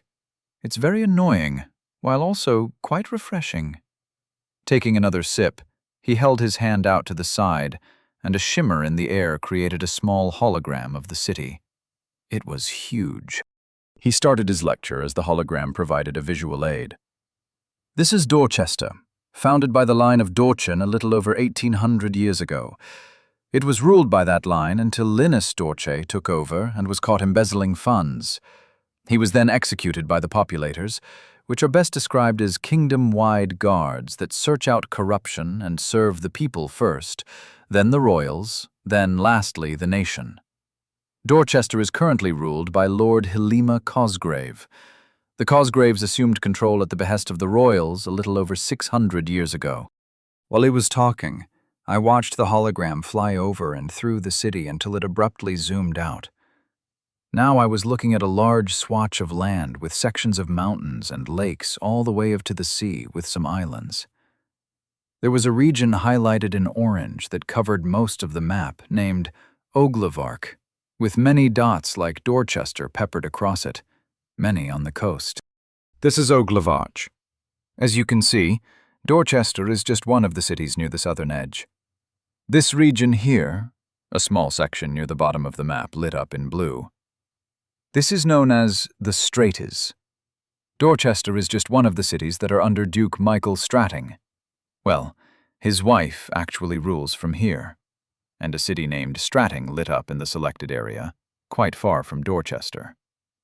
The Duke is in the capital of Oglevark, representing the interests of the Straits. Another dot lit up much nearer the center of the country. My mind was blown. "Hold on," I interrupted, while waving my hands to ward off the information overload. "I'm never going to remember all this crap. How big is this world? Can you bring up a globe?" Nick shrugged and took another sip of his coffee. The hologram zoomed out, and then I got my first look at my new world. I couldn't believe it. There were tons of land masses, no continents as I knew them. There must be 50 of them. I watched in awe as the globe lazily spun above the table. I asked Nick, "For frame of reference, can you show me where Oglevark is on this map?" The globe spun to a stop and tilted a little. On one of the land masses, not even near an edge, was a tiny discoloration. That's Oglevark on the continent of Plastia, which is named for the great dragon that calls this continent her territory, Nick continued, as though what he just said wasn't fucking crazy. I pointed at the little blemish of a country and said, "You mean to tell me that the entire country you showed me earlier, which was already big, is in just that highlighted section?" Yep, he replied. That doesn't make any sense. "How is the gravity of the planet not crushing people right now?" I exclaimed. I don't understand what you're asking, Nick replied, confused. You know what gravity is, right? Yes. You know how to use science to determine gravity? Yes. And the math checks out that a human being can be on a mass this size and not compress into a pancake? I asked incredulously. Yes, Nick replied, still confused. Look, Nero, I'm pretty sure your soul came from somewhere pretty far from here. The soul doesn't really hold memories as such. It is simply who you are. Then the mind shines those memories on the soul and vice versa. So when your soul took over your body, which was at the time empty of a mind and soul, it imprinted the mind it had available. Although you don't remember everything, there are a lot of underlying assumptions you have about how the world works that are just wrong. That's not a bad thing. It's an entirely new perspective. Whatever function that happens during the cleaning process in the upper planes didn't work correctly on you. You have a perspective from what is likely an entirely different section of space, maybe a different plane. Definitely not anywhere around here. Nick finished with a smile as he drank the last of his coffee and got up to get more. I sat there in silence, trying to filter what Nick said through my understanding of what happened to me. Okay, no more assumptions. Or at least, fewer assumptions. I promised myself. This world is gigantic and I know nothing.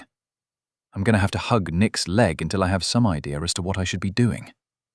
This transmigration thing is not as easy as it looks in the web novels. Nick returned to the table, this time with a bagel in addition to his coffee. Now, about the link. About 500 years ago, it was found that you could use essence crystals to create a mind link with a willing partner. Hugo Dieter was a genius, and he used this theory to create a large thought center for people to pool their knowledge. It didn't work at first because everyone was fighting to find a mind in all the congestion that amounted to the first thought center. Luckily, Plastia got annoyed at all the noise the psychic field was generating and came to figure out what was causing all the shouting. You see, an interesting feedback happens when using a large essence crystal to filter more than 10 minds. Doesn't matter, that's not relevant right now. Anyway, she showed up and scared the crap out of everyone. See, in the entire history of Oglevark, people only knew of her through legends. So when a dragon showed up the size of an army outside the gates, then shrunk herself to be a woman, and walked up asking to be shown. Nick paused as he started laughing out loud, as if he was reminiscing about a college story.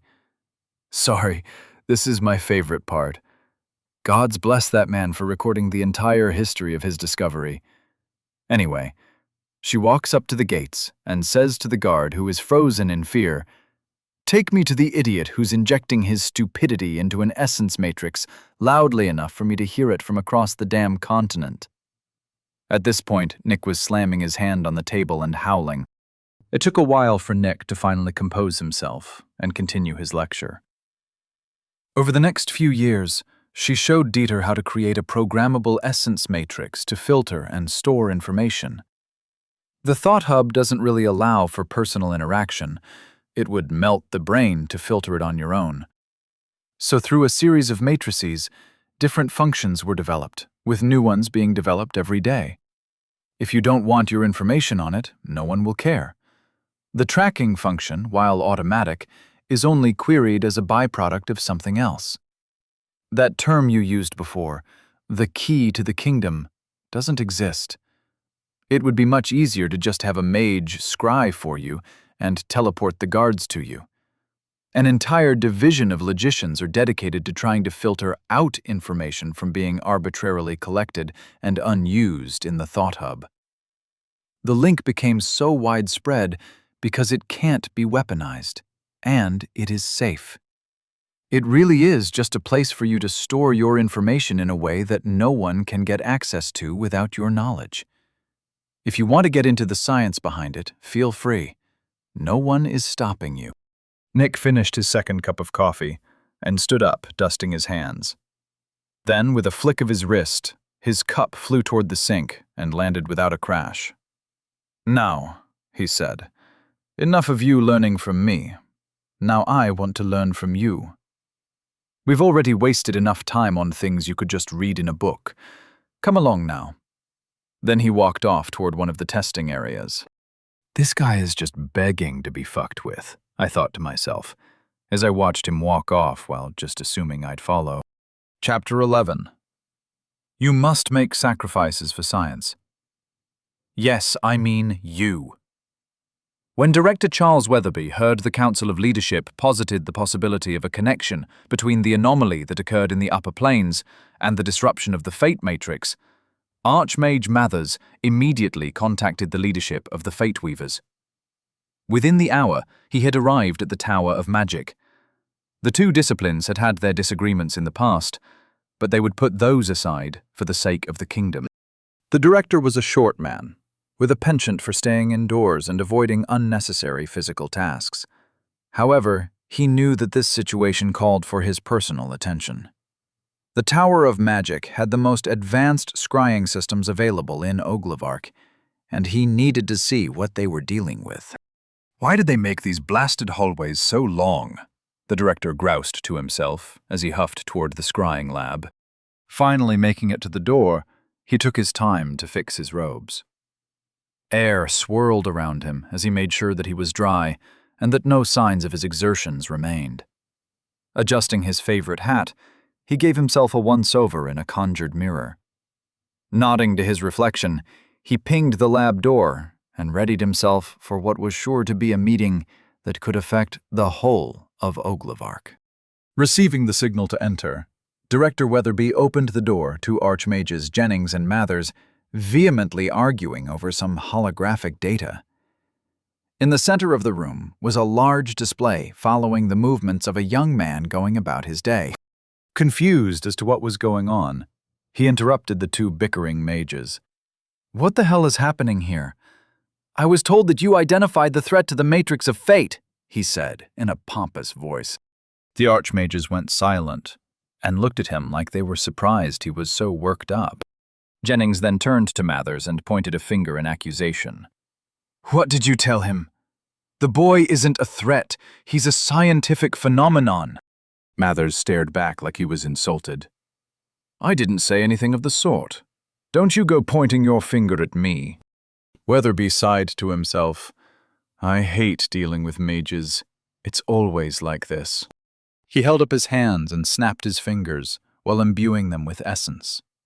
A loud snap echoed throughout the chamber. Gentlemen, how about you just tell me what's going on? Jennings gave Mathers a look that dared him to start talking. Mathers huffed and went back to the displays.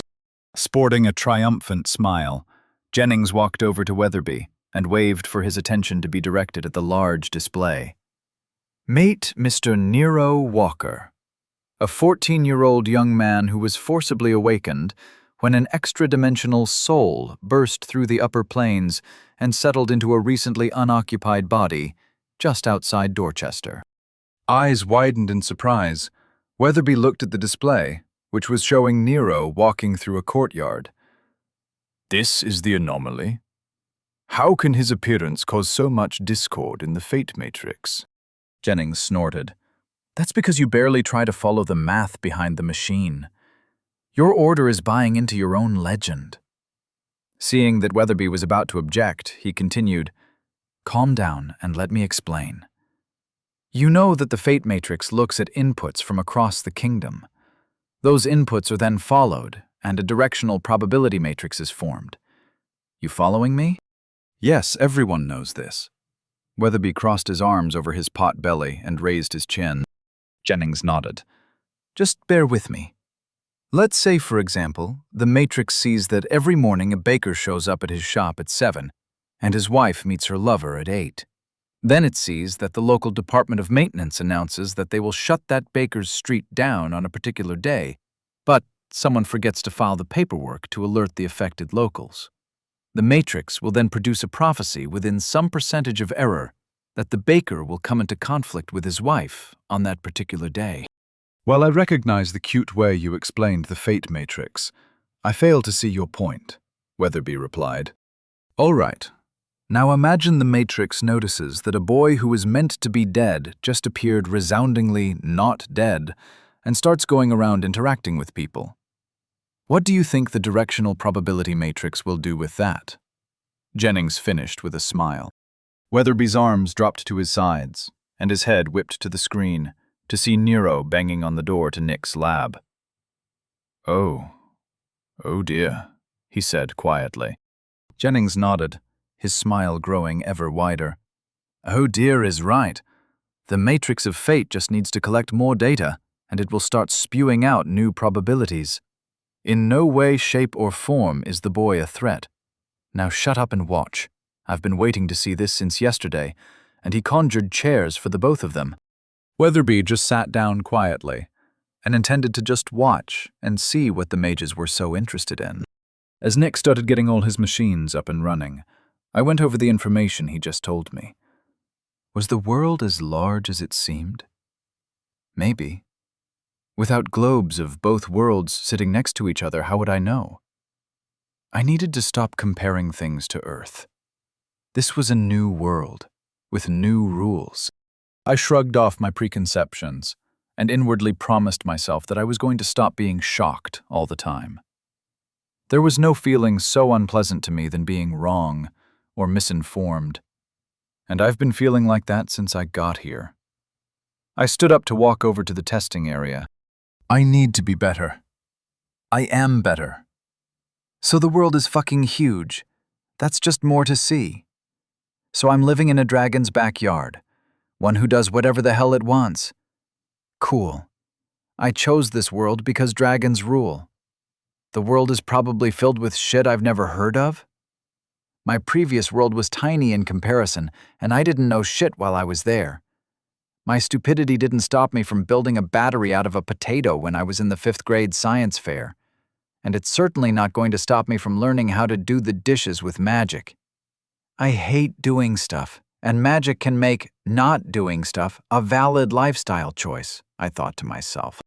My internal monologue ran as I walked over to the testing area. I stood where Nick pointed, and he turned away to start messing with a machine that had knobs and crystals and little holograms that lit up.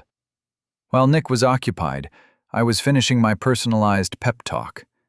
Slowly, the world came into focus, and I heard the now familiar ding.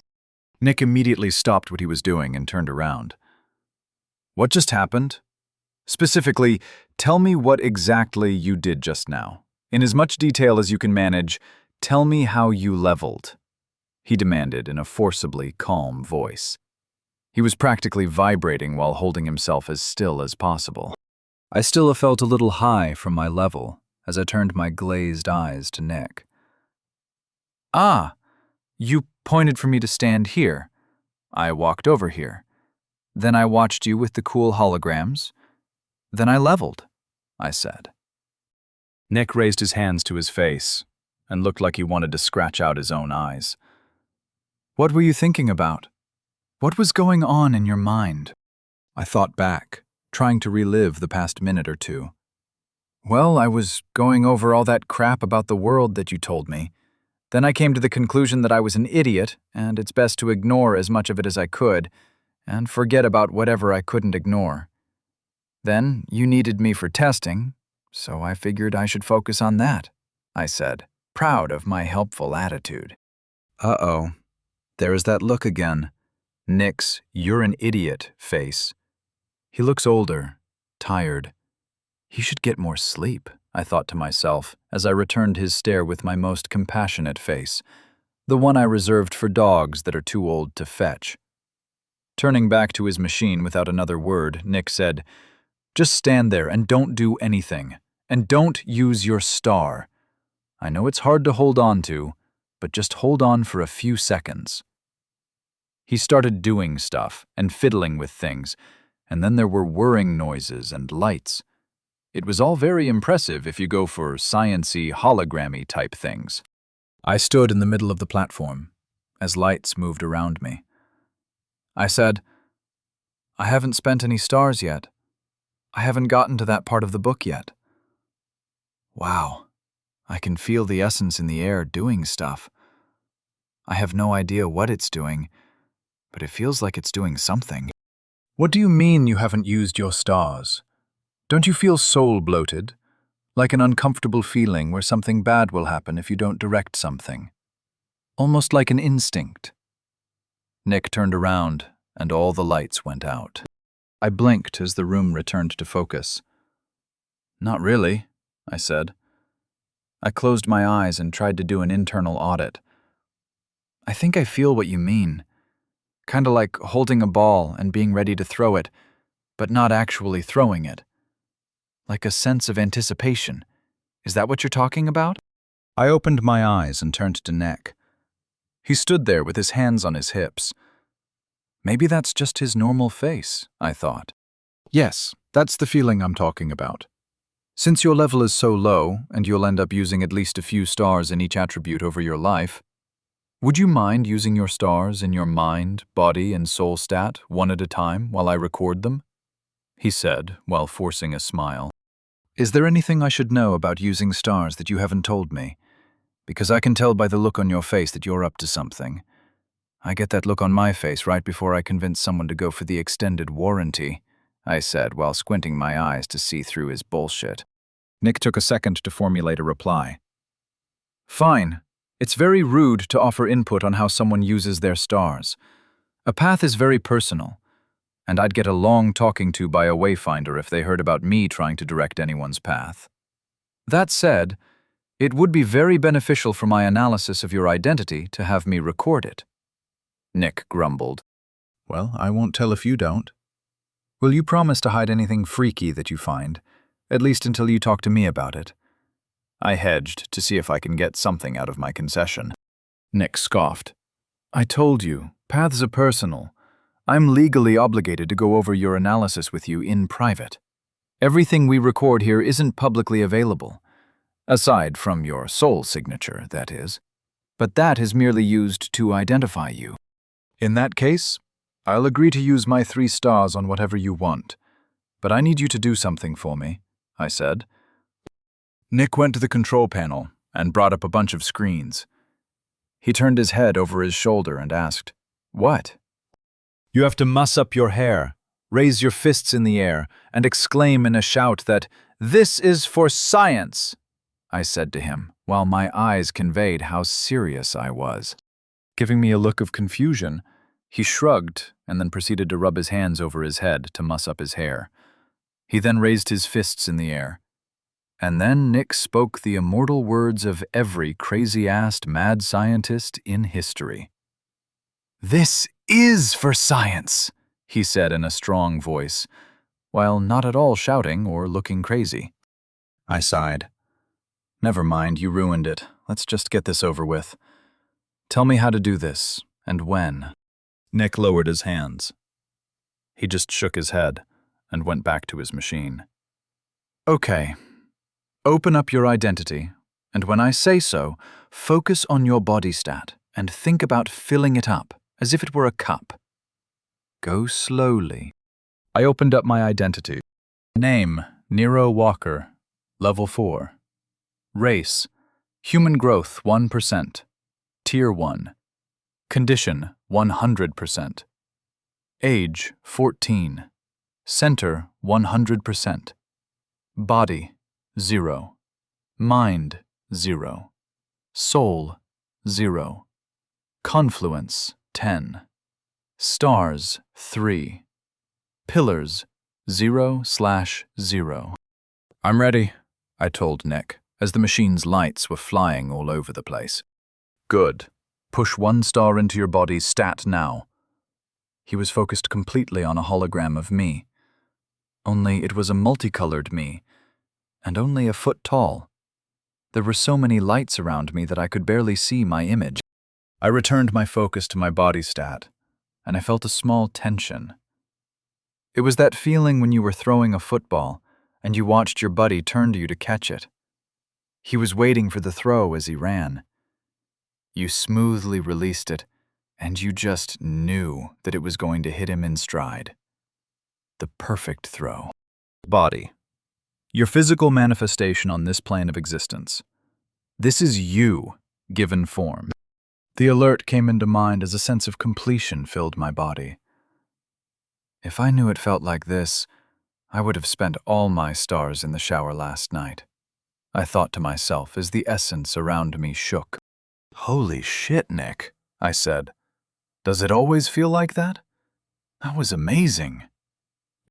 "Focus, Nero. Now push a star into your mind stat," I heard Nick say. Mind. Both your tether and controller between this plane of existence and all the others.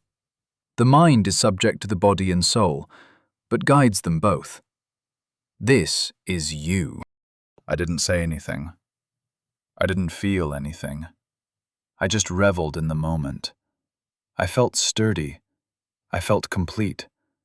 I felt like I had just handed in a perfect paper to a teacher or won an argument with a girlfriend. That moment when everything is right and you are in control. "Now the soul, Nero," Nick said calmly. "Soul. The core of who you are. The you that is eternal." I felt like I was back in the void. Devoid of emotion, yet recognizing they exist. I was a flame of creation, a master of my own destiny. I was immortal. All of a sudden, the feeling faded, and I was back in the lab. And now, I was feeling sick. Dropping to my knees, I started throwing up. "Gross. Coffee and donuts," I groused to myself. I wiped my mouth and stood up, unsteady legs, while trying to avoid my pile of breakfast. "What the hell was that, Nick?" I asked. Nick didn't even bother turning around. He was just fiddling with knobs and pressing buttons. "Oh, the nausea? Yeah, that'll happen when you raise multiple stats without resting. I'm surprised you actually made it through all 3. I've only ever heard about someone holding a star for long enough to be able to use 2 of them at once." The study ran for over 2 years. Franklin Archer conducted it. It was a big deal. Poor guy that had volunteered for the study had to be in bed for a couple days afterward. I can now confirm that it's the strain on your confluence that causes it. Interestingly, you have a high tolerance. Your confluence versus level must be amazing, by the way. It's like your body, mind, and soul are really welded together in there. Nick kept talking while he was working. "Hey, Nick," I said. Yeah? He replied. You're an asshole, I said. "Oh, calm down. It worked out fine. Anything that I'd like to keep secret in there?" He hummed in thought. Not really. You're not abnormally strong or smart, and your soul is normal enough. It is a little big, though. Not really uncommon in any way. The only odd thing is your confluence, but that can be attributed to your unusual awakening. I nodded, left the podium and walked toward the sink to wash my mouth out with water. Hey, Nick. I rinsed and spit. Yeah, he said. I'm telling Vera about the stars, I said as I grabbed a bagel and fresh coffee. Chapter 12. Would you notice if you got smarter? Lord Halima Cosgrave was a stern woman. She had persevered through many trials to ascend to the head of her house and to be worthy of the title of City Lord. One thing she was not prepared for was the possibility of an Islan Gur incursion. If she had some notice, she would have been able to come up with a plan. However, she couldn't make a plan without information. Sitting in her office, she tapped her desk and looked out the window. How did they get this far north without anyone noticing? It's inconceivable for them to have avoided all contact to arrive here by foot. They must have been teleported. How many could there be? She wondered. With a thought, she summoned her aide. Moments later, Ms. Chandler entered the office and waited for the Lord to address her. Has any more information been found concerning the Islangur raid? Lord Cosgrove asked in a grave tone. No, my lord. The mages still have no clue how they managed to hide themselves for so long, but they have located them now. The army is preparing to deal with them. Scouting reports are in, and the men are being assembled. Ms. Chandler replied, Someone in Dorchester must be helping them. We may have to enact the silent vigil protocol. This may be a prelude to something more. Hold off on it for now, but be ready, Lord Cosgrove said with a hint of worry in her voice. Is there anything else we should be paying attention to? Perhaps this is a distraction of some kind. Nothing, my lord. Well, there is one thing. The survivor from the merchant raid is of possible interest. The report the captain on site said that the boy was odd. He took him to the Gate 7 intake center to be evaluated. Other than that, the city is running as expected, said Ms. Chandler. I want to see that intake report as soon as it's filed. That will be all for now, Lord Cosgrove said, then turned her eyes back to the window. As her aide left, Halima tried to see the angles. The game doesn't stop even if you don't know the rules, she thought to herself as her brow furrowed in thought. After threatening to tell his wife about the testing I just went through, I enjoyed watching Nick panic.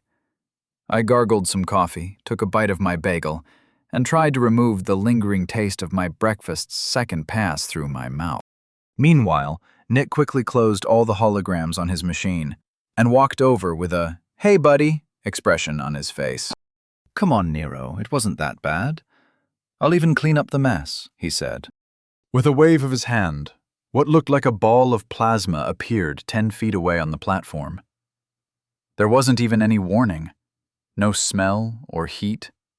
It looked like a finger of fire just wiped the mess away, and now the platform was pristine. Holy Hannah, I thought, as I looked at Nick with wide eyes. He looked back at me, trying to see if that was enough to get him off the hook.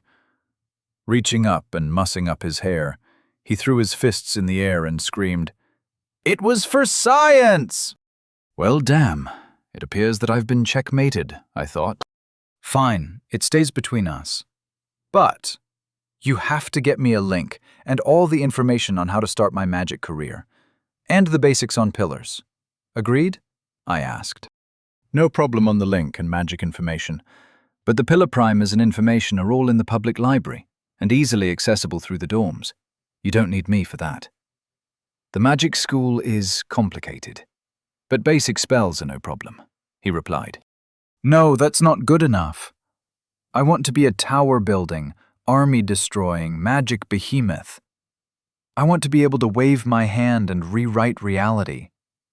That's a thing here, right? I asked. He rubbed his chin. I haven't really heard it described like that, but in the capital there should be mages like that. I knew a guy that leveled past 75. He was like 350 years old or something. He mastered elemental ice pretty deep, even had an ice pillar to really study it. That guy was a monster. I wonder what he's up to. Anyway, if you study magic long enough and manage to live that long, you could be all that. It's not easy, though, he said with a warning tone. Nothing worth doing is, I replied. He widened his eyes. That's great! Let me write that down. I laughed and enjoyed my bagel. It's almost time for lunch. Man, that sense of time thing really sneaks up on you, I thought to myself. Hey, Nick, what time do I have to meet with Mrs. Salvatore this afternoon? Nick poked his head from behind a machine. Why do you always call her Mrs. Salvatore, and you just call me Nick? He asked. Because while she demands a person's respect, you demand a person's scrutiny, I said without shame. Nick went back to what he was doing, and I heard him mutter, "Wretched little shit." He finally came back and tossed me a small box. Here's a top-of-the-line link. The manual is in there, and you just have to attune it to your psychic signature. They're really easy to use. With a wave of his hand, the dishes in the sink started cleaning themselves. He then took my coffee cup and poured what was left into a paper cup and handed me that. And your meeting with Vera is at 3 p.m. She kept hounding me to remember to turn in my report before then. Which, by the way, will say what we already knew. You are a new soul that happened upon a body that was unoccupied and took it as your own. You didn't kill anyone and are not an undead. You pose no danger to anyone at all. He finished. Hey, I could pose a danger. I'm dangerous, I stubbornly declared. Kid, you don't know any magic. You don't have a single combat skill high enough to register a skill resonance. Hell, the only skill you have high enough to register a skill resonance is something called charades. The word seems like some kind of children's game, but I don't understand how it's played. Nevertheless, I made a note of it. But even if that were dangerous, its level is still pretty low, Nick said while dismissing my combat prowess with his damnable logic. Yeah, well, I just got here. Give me a week or two, I said, full of false bravado. He just chuckled. Right. Take your coffee. Let's head out and get some lunch. I have a report to write, and you have whatever it is that you have, he said as he started turning off his machines with his link. That buff chick at the front desk of the dorms told me to sign up for combat classes or I couldn't stay there. So that's my afternoon plan.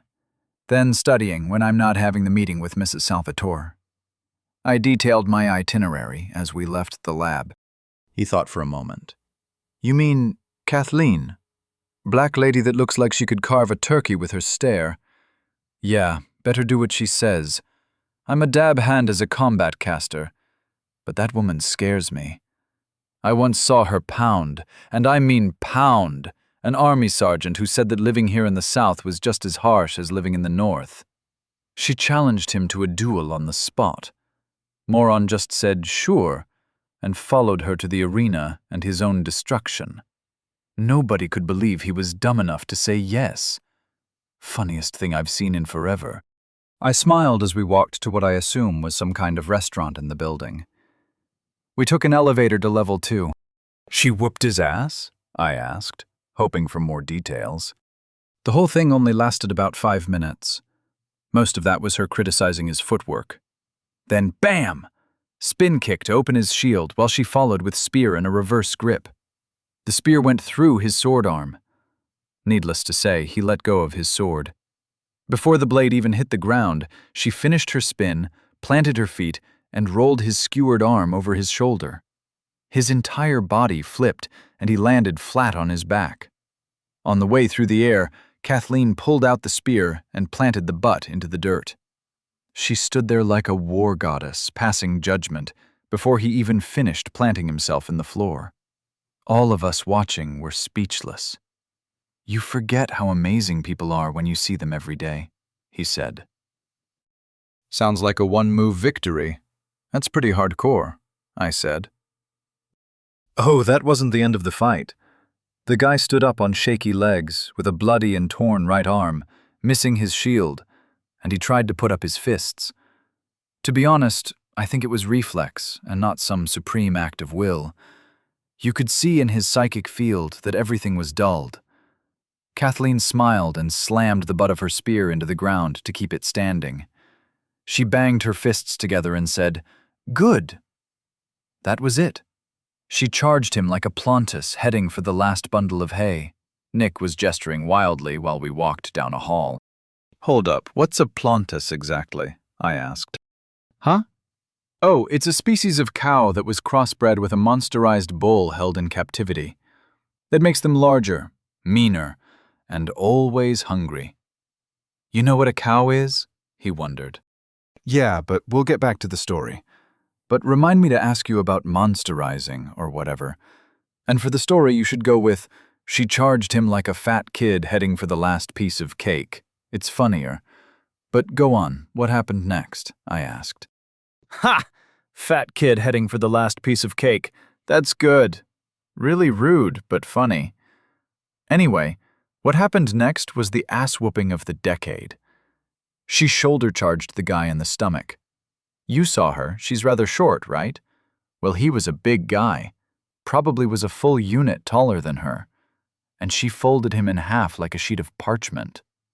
When the back of his head hit the mat, he looked at me with his serious face. Everyone flinched.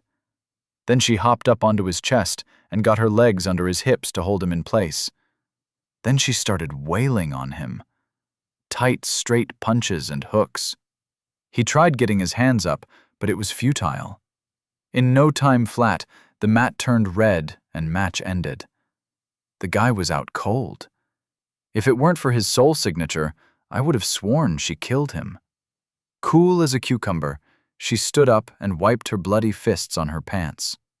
She walked over to her spear, pulled it out, and shouted, "Medic!" Then walked off like she just finished turning in an expense report. It was awesome. He finished. I laughed. Soon we were walking into a fancy restaurant with a polished wood motif, white tablecloths, and sported a hostess station and everything. We got a table with no wait. Must be nice to be a guy in charge, I thought. In no time at all, we were seated and being handed menus. I leaned forward and said, "Hey, Nick, you know I don't have any money, right? And I have no idea what any of these dishes are either." He looked up and waved like it didn't matter. "No problem. Lunch is on me. I'll just order us something simple. You'll love it." I looked around at the fancy decor and the nice silverware. Something seemed off. I just didn't know what. When the waiter came by, Nick ordered for the both of us. He also ordered a bottle of nice wine. He made small talk about the link and the opportunities for growth here at the center while I was staying at the dorms. He even offered to get me into remedial classes through the link so I could remote study and catch up to my age group. That sense of something wrong kept growing. Maybe not wrong, but something is definitely not right.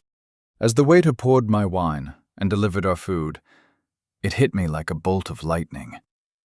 I'm on a date? I realized. My eyes snapped up to Nick.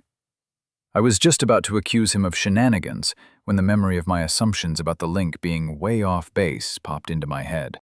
Aware that I might be jumping to conclusions, I took a minute to think things through. Okay, take a breath. You can figure this out. Vera is his wife, and she is smoking hot. Maybe they're swingers. I can't see Vera swinging. Hell, I don't know how she puts up with Nick. He's such a cool guy. Wait, was he this cool yesterday? No, he wasn't this laid back.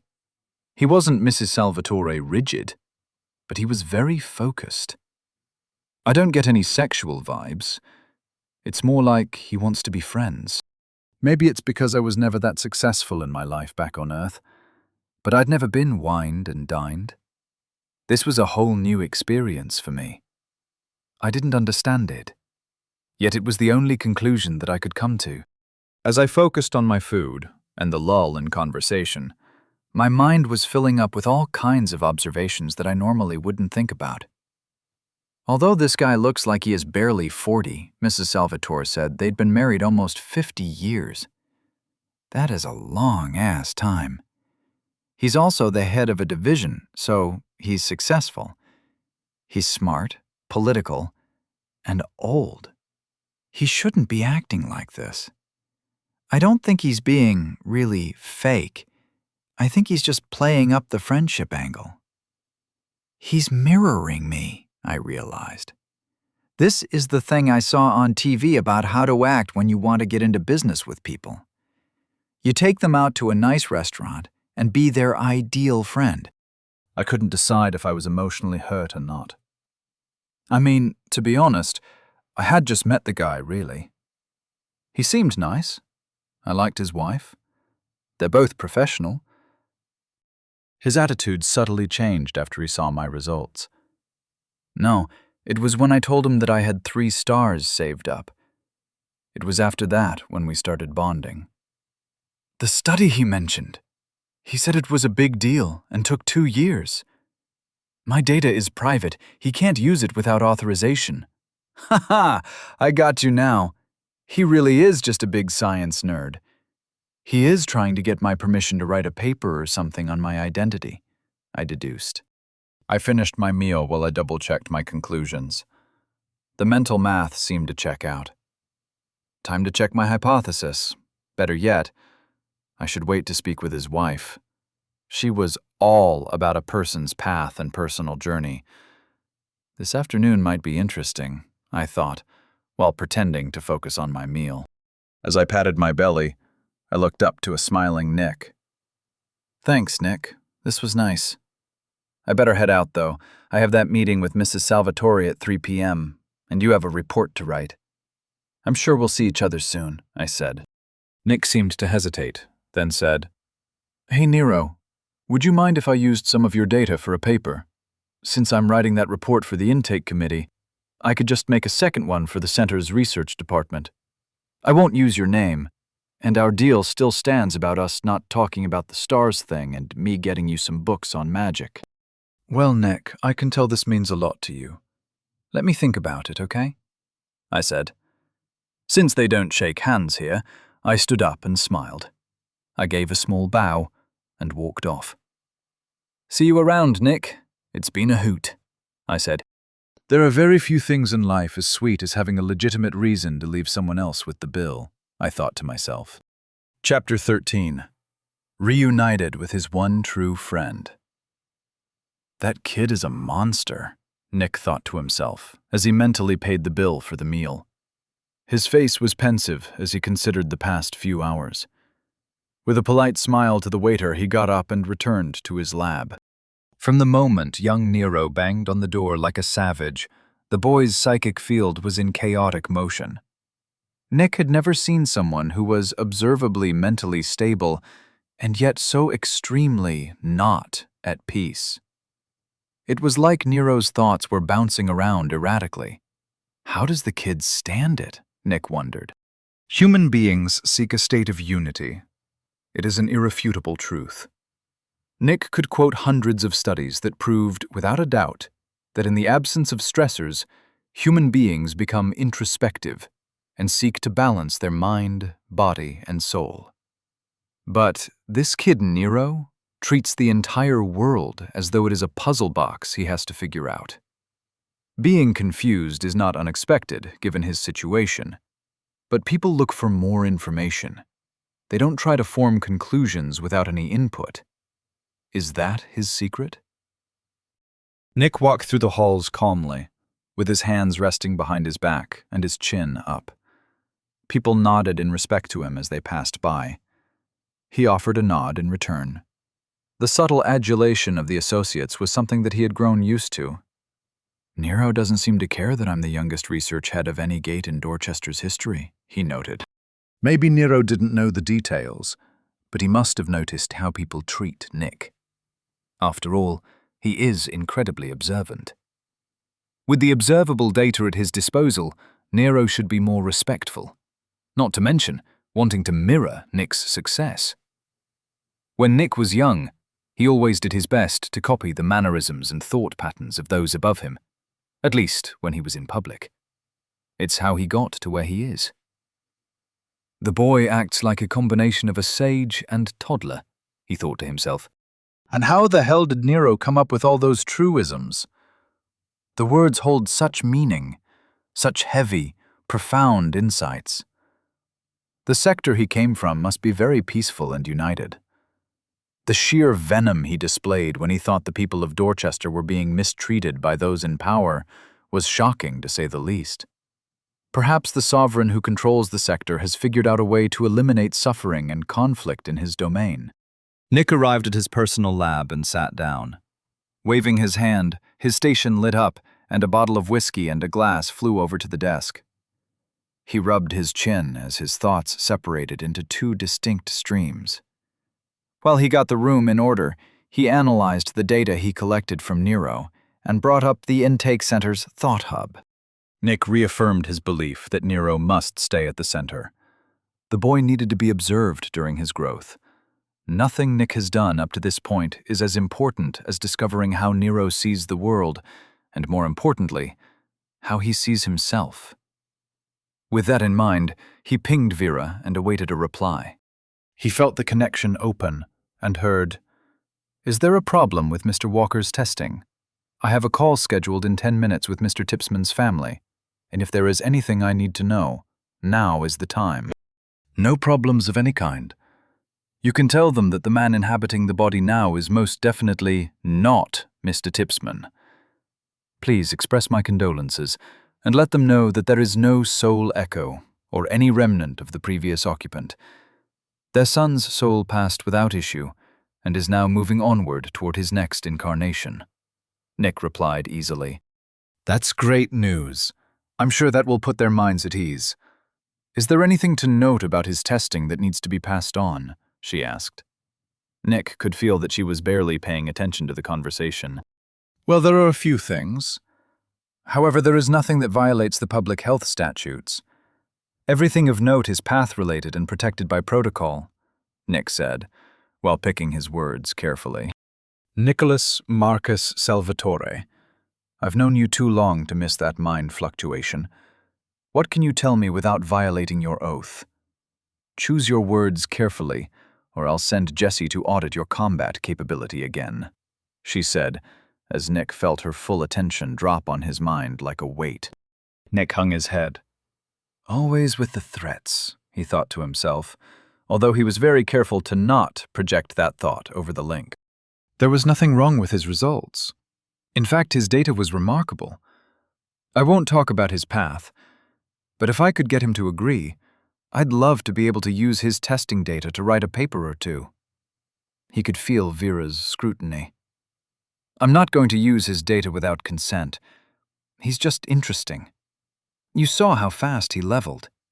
And anyone with a strong mind can feel how unusual his psyche is. All of that is public domain, and not a breach of confidentiality. He could feel his mind getting agitated, and took a calming breath.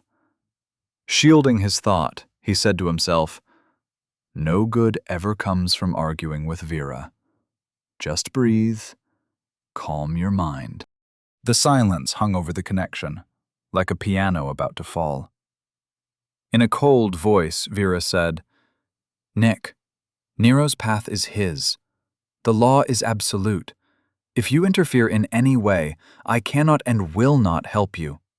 I let you do his intake testing because I thought you'd find it interesting, not so you could acquire a test subject.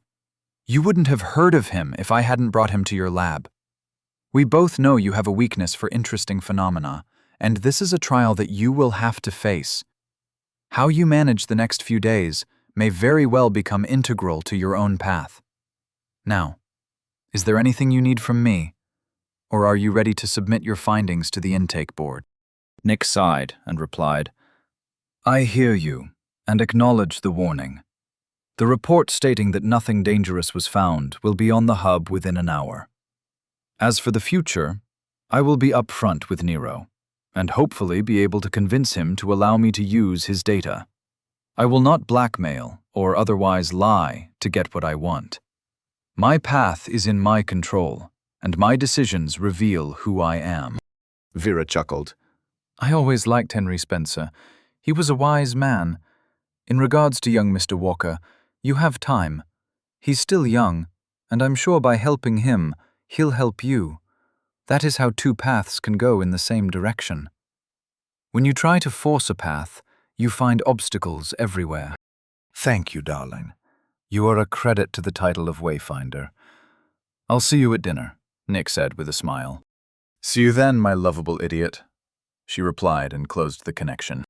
Leaning back in his seat, Nick looked up at the ceiling. What am I doing? This is not who I am. I am a scientist.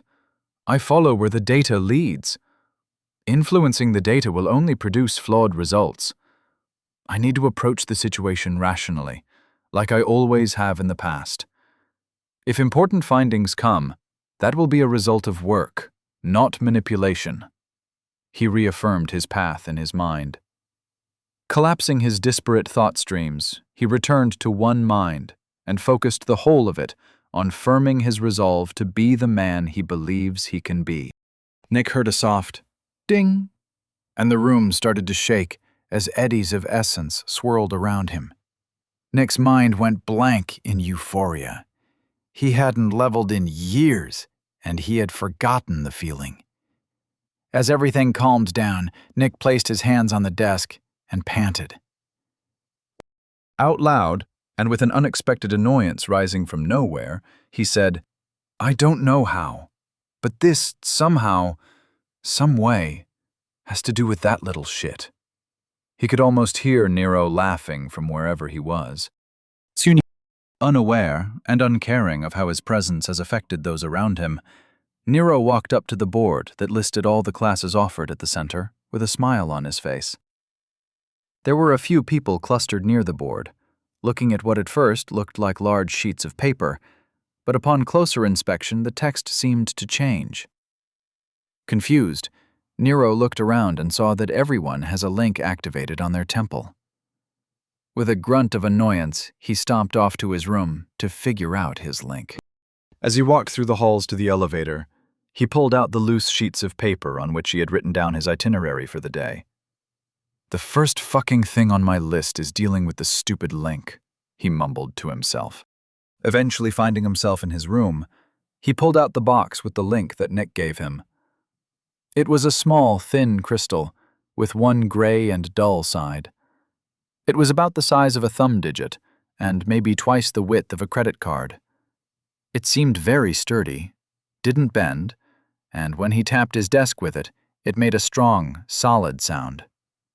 Maybe they are made by this world's Nokia, he thought in amusement.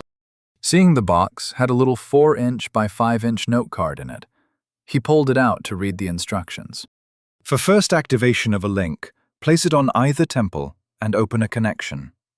If the link does not accept a connection, it may already be linked to someone else and should be returned to your local distributor. Thank you for choosing Johnson Links, and may your path be wide and clear. Seriously? He thought. Well, Nick did say that they were easy to use. Nero placed the link, gray side down, on his temple and felt it stick. When he felt the suction, he tested removal. Finding no issues, he then put it back on and shook his head around. That sucker is really on there. Would be nice technology for sunglasses, he noted. Nero then stood up and walked into the bathroom to look at himself in the mirror. It was easy to see on his head, but it didn't draw the eye. Nero examined himself from different angles, trying to remember who usually wore one and who didn't. Shrugging, he returned to his desk and looked at the room station. He could tell it was the station by the fact that across the top it said, Station. It was about 2 feet tall and roughly rectangle-shaped. The casing was a dull, unobtrusive gray and didn't stand out in any way. He looked for a connection to the wall or for any cabling. There wasn't any. It was just a small box that was bolted to the desk corner. I doubt they worry about people stealing it. Probably bolted so no one knocks it over. Everyone I've met is uncomfortably law-abiding, he said to himself as he poked the station. Satisfied that he had done his preparations, Nero sat down and closed his eyes. Mentally reaching out to the link, he felt a connection form easily. There was a sense of options for the room and a welcome message/feeling that quickly faded. From this mental list, he felt that he could manipulate the lights, read how to use the laundry services, check out mental books that could be loaded into his link, see class schedules, and a whole lot of other options for the center. He opened his eyes and refocused on the world. Nero could still feel the connection, but it was muted. Going back to the mirror, he could see that if he focused on the link, it would light up. He played with it a bit. No wonder no one mentioned any of the minutiae of living in the dorms. All the information is just sitting here, waiting to be read, he noted. Checking the time mentally, he wanted to see how long he had before his meeting with Mrs. Salvatore. He was connected to the station while that thought came on, and all of a sudden a section he hadn't noticed activated. There was a scheduled meeting for 3 p.m. at Mrs. Salvatore's office in the intake hall, Gate 7. The ping was just sitting there, waiting for his acknowledgement. He thought, okay, and it went away. Huh, this is cool as hell, he thought to himself with a smile. It was an odd feeling to be connected to the link. He could see why Nick described it as non-invasive. At no point did he feel like his mind was being violated. The link just felt like it was next to him at all times. As long as he stayed within arm's reach, he could feel the link. He couldn't initiate a connection without it being on his head, but he could still feel that it was there. Every time they connected, he had to initiate it. It really was like a mental conversation. For the next few hours, Nero made a detailed study of everything on the link. To be honest, he was just messing around. Although, from his perspective, it was very comprehensive. He learned the details of what it meant to live in the dorms and why you could only sign up for classes at the center's rest hub. All in all, it was very informative and served to give Nero the first feeling of being grounded since he got to this world. He didn't realize how much he missed his phone. Eventually, the time came for him to leave for his meeting. Proudly checking off the first thing on his itinerary, he left his room and headed toward the lobby. About 10 feet from the room, he felt his link lose connection with his room station. He felt around for access points as he continued on, and saw that most of them were closed. Closed stations felt like someone with their back turned, hands on their ears, saying la la la and ignoring him. Nero could tell that there was a connection to the city, but it was weak, and the city wasn't paying attention to him at all. As he walked through the lobby, he felt the connection with the classes board, now correctly named Center's Rest Hub Associate Classes Terminal. I'm just going to call it the Classes Hub. Maybe I should introduce acronyms to these savages, he thought as he walked past the board. When he looked at one of the pieces of paper on the board, he felt that someone was already using it. Abruptly, stopping mid-stride, he paid closer attention and moved closer. It seems that each 11 inches by 17 inches piece of paper was like a little screen that only one person could interact with at a time. When he found one he could connect with, options came up in his head that he could see mirrored on the page screen thing, although the screen displayed more detailed information. He used the link to look up Basic Combat 1 and saw a detailed schedule of the class with availability and locations on the screen. It was very intuitive and apparently based on a 10-day week. Either way, he didn't have time for this now, and closed out his connection. Eventually, he made his way to the intake hall, where he was greeted by an employee who politely gave him directions to Mrs. Salvatore's office. Without any trouble, he found it, and was about to knock on the door when a weird feeling of being able to ping the door came from his link. As he stood there with his fist almost at the door, he looked around to see if anyone saw his moment of stupidity. "I'm clear," he thought, with a sigh of relief. After pinging the door, he felt a feeling of welcome and assurance that it was okay to go in. Chapter 14. Starting from nothing, with nothing. Mrs. Salvatore, I have to say, these links are great. Why didn't I get one when I showed up? Did the guy whose body this was not have one? Isn't that weird? Can these things be hacked? There is so much information on it. How are you not on it all day? Nero rapid-fired questions as he looked around the room.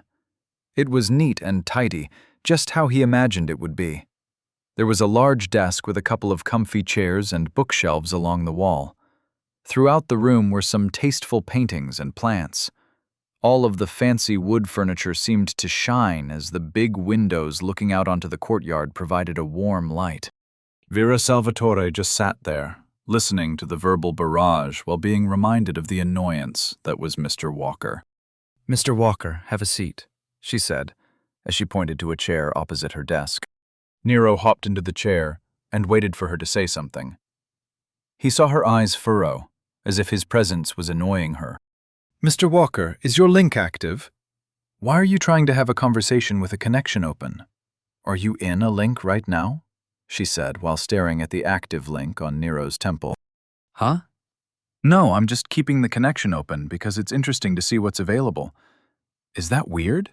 he asked. She put her head in her hands and said, "Close the link and open your identity. You'll see why no one uses the link continuously." Nero did as he was told, and noticed the difference to how it normally looks. Name, Nero Walker, Level 4. Race, Human, Growth, 24%. Tier 1, Condition, 100%. Age, 14. Center, 36%. Body, 1. Mind, 1. Soul, 1. Confluence, 10. Stars, 0. Pillars, 0. Over 0. It seems that interacting with the link costs center. Okay, so I read that the center percentage was how much energy I have available for abilities and skills that can stress me. I didn't know what stress it talked about, but I'm guessing using the link is stressful? Nero asked. Yes, the link works with your psychic potential.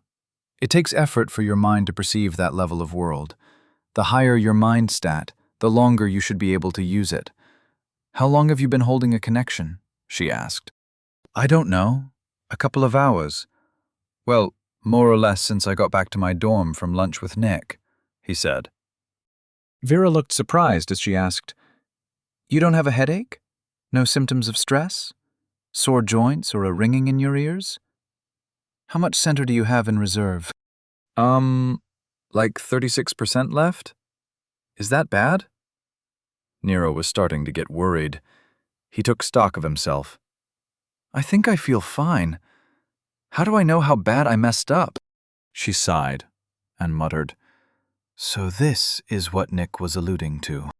Looking at Nero like she was explaining how to color within the lines, she said, You'd know if you were in trouble. Typically, symptoms begin around 50%. No one continues to train past 40%. It's remarkable that you aren't feeling anything. I'll keep this in confidence. You don't have to worry, but I wouldn't share this information with just anyone. People will hound you for this secret, to figure out how you do it. Okay, that makes sense, I guess. I'm not going to get taken to some secret testing facility and get hooked up to machines in a dark room where they analyze my genetic structure under different types of pain or something, am I? Nero asked, while checking the distance to the door and windows. Vera's eyebrows nearly hit her hairline. No, I was more talking about how people would be bothering you if they found out. What makes you think people are going to abduct you and place you in that kind of environment? She asked, genuinely curious. I don't know. People always want what someone else has, so it wouldn't surprise me if they did anything to get it, Nero stated what he would consider a fact. He shrugged and followed it up with, People suck. Mr. Walker, people don't suck. Envy is a perfectly normal emotion. Managing it is a personal trial everyone has to deal with. More importantly, one's path cannot be influenced by another. You can learn how to walk your own path by watching someone walk theirs. But when you try to affect something out of your control, you lose control of that which you can affect. Do you understand what I'm saying? She asked, concerned about how Nero seemed to see the world. Sure. That's a totally realistic position to take, Nero said. He couldn't help but think that the only reason that works is because everyone here is on their own personal self-improvement kick for their entire lives. Vera leaned back in her chair and slumped a little. Why is it that every time we speak, I end up confused and slightly annoyed? She asked. It's my charm. It sneaks up on you, Nero said with an unapologetic smile. Anyway, what do you want to talk with me about? Very well, we can begin, she said as she sat up straight, resumed her headmistress persona, and collected some pieces of paper. As you know, the body that you are currently in was originally one Mr. Rodney Tipsman. All of the paperwork has been filed, and verification that he is now deceased has been logged with his local center. Next, your soulscape evaluation done by Mr. Salvatore has been filed without any flags. I registered you a new citizen of Oglevok under the name Mr. Nero Walker, 14 years of age, residing in Dorchester. You have a presence on the Thought Hub, an account with the center, and legal standing within the city. You have no obligation to the city at the moment, and the Tipsmans request that you do not contact them. They understand the situation and wish you no ill will, but do not want to connect with you at this time. Finally, as a legal adult, newly awakened or not, you have a choice as to what path you take. As you are not an associate of the center, you will have to vacate the dorms by week's end. That's 4 days from now on the 16th. Do you have any questions so far? She said, while running down a list on her desk and flipping pages over from a stack every couple of sentences. No, that sums it up quite nicely. What are my options to make money? Nero asked. She seemed surprised at what Nero was focusing on. Well, someone in your position normally would focus on a training program of some kind. A job typically comes after you have acquired some skill which you can market. I don't want to presume, but considering your background, I'm not sure what skills you intend to market, she said. Nero took a minute to think about his plan. He said, Just to be clear, there is no way that I can join some magic school with all expenses paid, is there? Vera smiled and replied, No. Without a strong education, it would be very unlikely to get into any of the Centerpoint academies. Even then, scholarships are reserved for non-nobles who have shown great potential in leadership, sciences, and combat. I'm sure if you had the requisite background, it wouldn't be an issue. However, as it stands, that isn't an option for you. Nero nodded, not at all surprised. Centerpoint sounds cool, though, he thought. He then asked, What would you recommend? She folded her hands and said, We don't usually offer recommendations, only options. Your options are severely limited, as I can't think of any privatized training facilities that would take you. I'd say your only real choices are to join the Army, the Guard, or the Center as a basic worker associate. Worker associates pay for their tuition and room and board by working every other day at an assigned job. You'll probably work in the kitchens, custodial services, or maybe I could see if someone will take you as a receptionist. Any one of those paths are easily available to you, and you can get started today if you want. She finished with a smile. Nero was reminded of his high school guidance counselor, who did her best to avoid calling him a lazy idiot, while telling him that the community college was a wonderful option. They even offered a work-to-learn program that offered great opportunities. Chuckling and trying to dismiss the mental image, he said, "Mrs. Salvatore, no offense, but this is a world of magic and wonder. There is no way in hell that I'm going to be a grunt in the army, a low-paid rent-a-cop that starts at the bottom, or a janitor. And I'm sure as hell not going to be flipping burgers in a world with freaking dragons. I'm going to learn magic. I'm going to learn how to fight. I'm going to fight monsters and save damsels." Nero stood up and started getting into his rant. "I'm going to win a war, trick a dragon out of its treasure, see far-off lands, and fuck an elf. No, a hottie of every race. I'm going to do it all. I'm going to see it all. And there isn't a damn thing anybody can do to stop me." He finished with a shout. Standing there, with his hands in the air, he realized that he had gotten carried away. Lowering his arms, he noticed that he was facing a painting of some guy on a mountain watching the sunrise. He turned back to her and paused. She was looking at him like he was nuts. Was it the swearing? She doesn't strike me as the type of lady that would put up with that, he thought. Vera smoothed the front of her robes and adjusted the papers on the desk. Coughing slightly, she said, "Well, Mr. Walker, no one is going to try to impair your path. However, many of those things seem very unlikely. In the short term, you have to find something to do. I think the army can address some of those goals." Nero paced back and forth. He was going to go for it. "Does this link thing act like a phone? I mean, can I call Nick on this thing?" he asked Vera. Confused, she said, "A phone?" "Yes. You just connect, then think of reaching out to Nick. It will send him a ping." Nero did as instructed, and felt someone's attention. Specifically, Nick's attention. He could feel it was him. "Nero, my boy, you figured out the link. Nice job. I'm glad you pinged. I wanted to talk to you about something," he heard Nick say in his mind. "Nick, this is cool. Anyway, hold that thought." Nero started chuckling at his unintentional pun. "My personal data is all weird and useful to you, right?" he asked. "What, did Vera say something to you? I told her that I was going to talk to you about it. I'm not going to pressure you or anything. It's just that it was the first time someone recorded the use of 3 stars in succession like that, and the data showed a remarkable full-body activation. The essence fluctuations were very interesting. In addition to your wildly disproportionate soul strength, your mind is also an outlier. The big thing of note is that while, typically, a person pulls in around 20% of their soul strength to boost an aspect of their existence, each use of your stars showed significant deviations from the expected essence allocation. I'm sure the paper I write will get a lot of notice. They might even see it in the Capitol," Nick said while ignoring the question and slipping into his scientific blather. Nero shook his head in exasperation. "Nick, shut up for a second," he interrupted. "If my data is useful, I'll be cool with letting you use it. But my imaginary daddy taught me to never do something I'm good at for free.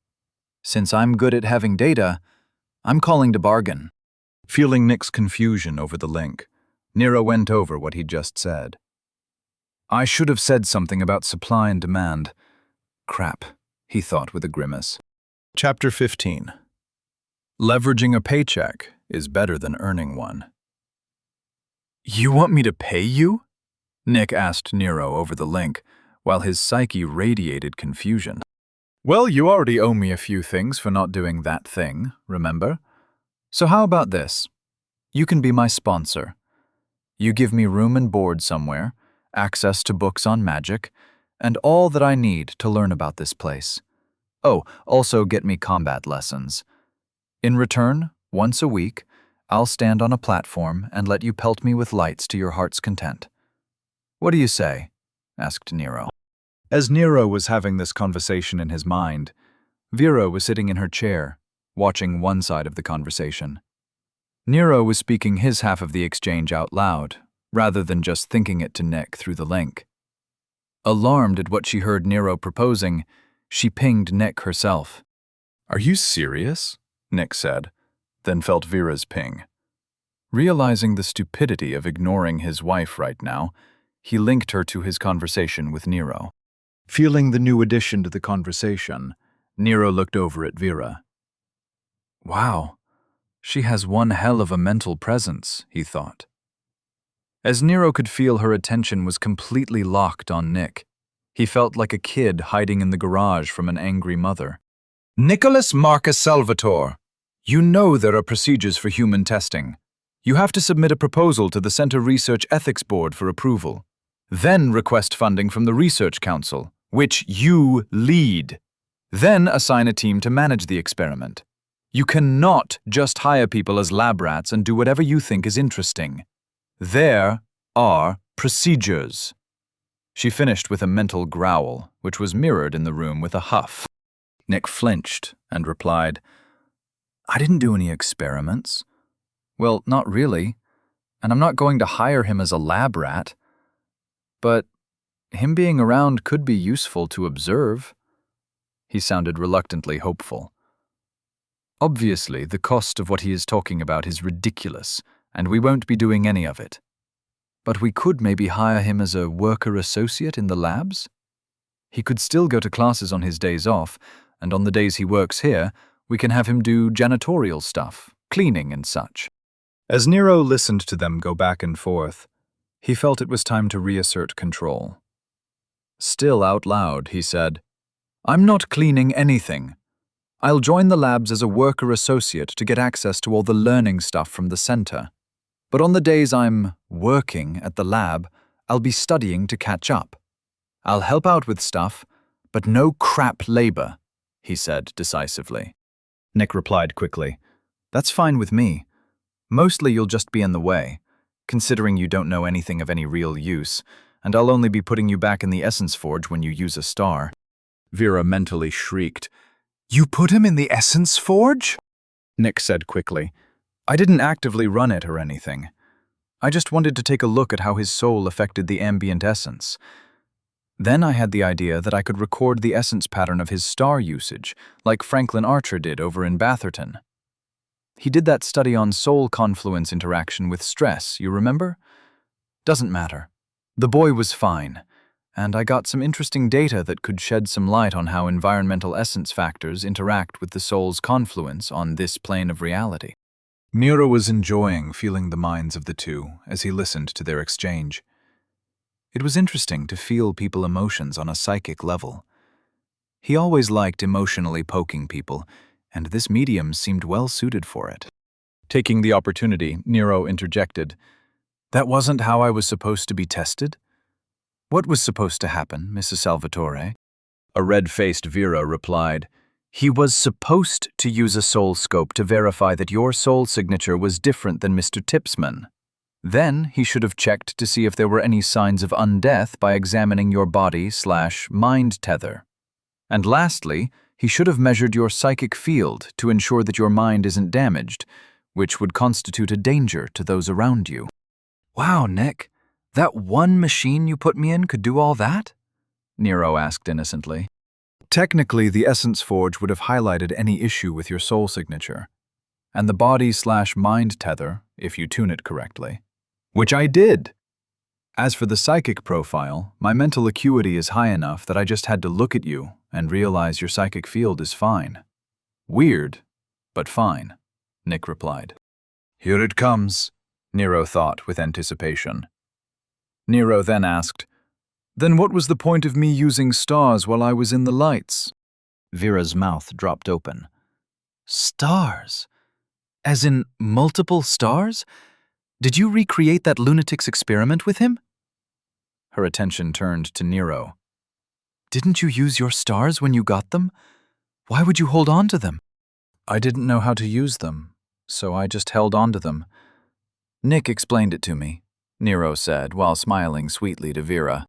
Vera's attention pivoted to Nick. What does he mean you explained it? Did you tell him you were running an experiment on him? Or what that machine could do to a human that was in it while it was manipulating essence? How many stars did you have him spend? Without pausing, she kept blasting. Answer me, Nick. How did you get him up out of bed? Did you cast something on him to hide his pain? Do we need to get him to the med center? Vera's mind was vibrating like a Real Housewives' neck massager. Nero raised his hand to his face and hid his chuckle. Nick's mind was in full retreat and waving the white flag. "No, dear, it's not like that," Nick pleaded as Vera had him on the ropes. He wasn't feeling any discomfort from holding 3 stars, and I just figured that this was a once-in-a-lifetime opportunity for scientific advancement. He didn't suffer any negative repercussions. Nero helpfully added. Aside from the nausea and vomiting, you mean? Other than that, I was fine. Vera was like a Rottweiler on a chew toy. She said, "You and I are going to have a long talk tonight, mister. There are limits to my patience, and I've been too kind lately, allowing you to do whatever you want in that lab. I know everyone on that research committee that you think you run. We'll be having a comprehensive review of this incident, and I don't want to hear any complaints. You hear me?" Nick said, "Please, Vera, calm down. Can't you see that Nero is messing with you? He's just trying to rile you up." Nero winced. That was a mistake. Never tell an angry woman to calm down, he thought, while trying to shrink his mental presence in the link. Of course I know he's using the situation to see me get angry. I am standing right next to him. If you can feel his amusement over the link, how do you think it feels in the same room with him? He's just a 14-year-old boy with a 2-day-old identity. You are an 87-year-old leader in your field. You help shape policy for a living. Be better, Nick. Not informing him what you were doing was abusing your position. I am furious right now. She paused and took a breath. We will talk more about this later. Her attention then turned to Nero, and she said, Mr. Walker, please close the link with Mr. Salvatore. Nero looked like he got caught with his hand in the cookie jar. He closed the link and returned to his seat. He glanced up with a half-smile, shrugged his shoulders with an, what can you do, look on his face, and said, I figured you should know what happened. But I got a free link, and he owes me some magic books for agreeing not to say anything about it. This way, you find out, and I get free stuff. Sorry, not sorry. Vera broke into a full-blown laugh.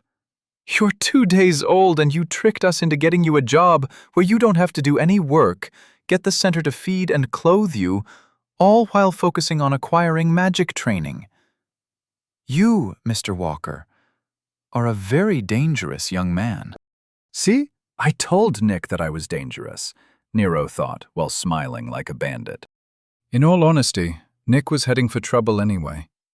Every 10 years or so, he starts getting loose with the rules. Even so, he is a brilliant man that pushes the boundaries of what we know more than any other man in Dorchester. Yet, for all his intelligence, he lacks wisdom, Vera said. Yeah, those two virtues rarely meet, Nero replied. You don't seem that angry right now. Was that all show? He asked. Vera stood up to pour herself a glass of water. Not at all. I'm not skilled enough in mental techniques that can mirror emotions. I was, and am, angry. Maybe not as much as I led him to believe. He also didn't do anything illegal. Using an essence forge to test you like that was stupid, not against the law. It's the equivalent of using an entire branch of the military to march a basket of produce across the city, rather than just use a messenger. Really, my anger comes from him just being very rude to ask you to use your stars for his research. That, and I'm always a little angry with him. That's just a side effect of living with someone, she said with a fond smile. As she sat back down, she smoothed her robes and double-checked the placement of everything on her desk with her eyes. Now, Mr. Walker, are you on board with joining the center as a work associate? I'm sure we can hire you as a lab attendant for Nick. He already has 2 of them, but they mostly work on their own projects and do his paperwork.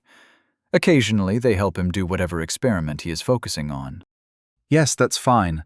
I get everything I want and only have to put up with his floating lights. I heard what you said about him having to go in front of an ethics board if he wants to do any testing on a human lab rat. I'm sure those people will do everything they can to ensure my safety. I'm guessing it would harm their path or whatever if they went against their reason for having a job, Nero said. Very well said, Mr. Walker. I assure you that your rights and path will be protected. I'll get the paperwork started today, and everything should be ready by tomorrow afternoon. Any time this week, you can fill out the forms through the link, and your file will be updated. In the meantime, feel free to use the facilities in the dorms to the best of your ability. I'd also recommend signing up for a combat class tonight, since you are staying on with the center. Ms. Averitt has already contacted me, as she noticed during her lunch break that you haven't scheduled any combat classes, Vera said while shaking her head. She then stood up and held her hand toward the door, as if gesturing for him to leave. Nero stood up and said, "Thank you for everything, Mrs. Salvatore. I'm sure I'll keep in touch. Hopefully we can get lunch or something." He then bowed a little and headed toward the door. Softly closing it behind him, he shook off how weird it was that they don't shake hands or have any ritual to signify the end of a meeting. People here just kind of agree, "Oh, we're done? Okay," then walk off. Savages, every one of them, he thought with amusement. Chapter 16. Studying doesn't always lead to understanding. Lord Cosgrove sat in her office, going over the never-ending paperwork. She was looking at reports on essence crystal shipments that were of critical import. None of their local sources produced enough for their needs. As such, her city relied too much on trade. Scowling, she cross-referenced the yearly yield numbers. Hearing her door open, she glanced up to see her aide walking in. Setting her papers down, she moved the holograms floating above the desk to clear her eyeline. "Yes, Jessica, what is it?" she asked. "My lord, this afternoon the intake report was filed concerning the survivor of the Islangur raid. You wanted to know if anything of importance was included." "I'm sorry to say that there wasn't," said Ms. Chandler. "Any further reports of Islangur activity?" Lord Cosgrove asked. Shaking her head, Ms. Chandler replied, "No, my lord. The mages say that there is nothing out there, while Army Command remains skeptical. Could this not be an isolated incident?" Pausing in thought, Lord Halima Cosgrave leaned back in her chair. There was nothing to indicate a larger plan was afoot.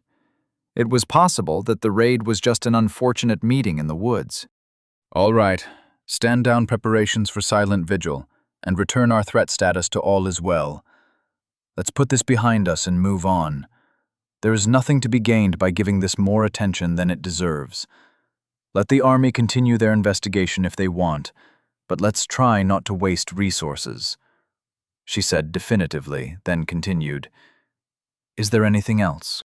"No, my lord," Ms. Chandler said as she gave a slight bow and left the room to return to her duties.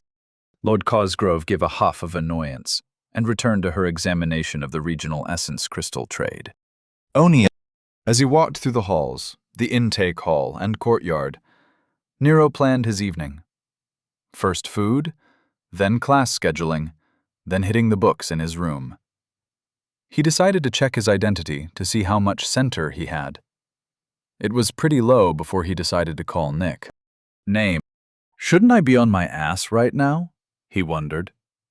Nero remembered that Mrs. Salvatore said people normally didn't drop below 40% without having some serious symptoms.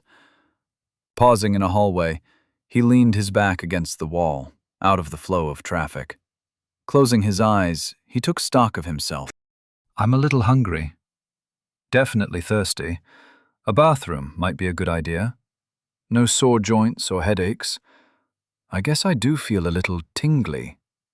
It's like I've been up all night and then had to work through the day. This feels exactly like I'm staying awake on nothing but 5-hour energies and my vape. Wait, did death cure my addiction? Well, that makes sense. I wonder if these crystal worshippers smoke weed. I'm sure someone is smoking something somewhere, he thought. Nero resumed his walk to the cafeteria. On the way, he looked out for a bathroom to hit. Eventually, he was walking into the lobby of the dorms. As Nero started toward the dining hall, a sense of his impending doom came out of nowhere. He stopped and started looking around. His attention was pulled toward the front desk, about 30 feet away. Ms. Averett's steely gaze met his, piercing the room like a spear of divine wrath. The crowd seemed to split open as if no one dared to cross her eye line. She said nothing and stood still as a cat waiting for an opportunity to pounce. Nero gulped, then reevaluated his plans for the evening. I should sign up for classes while I'm here.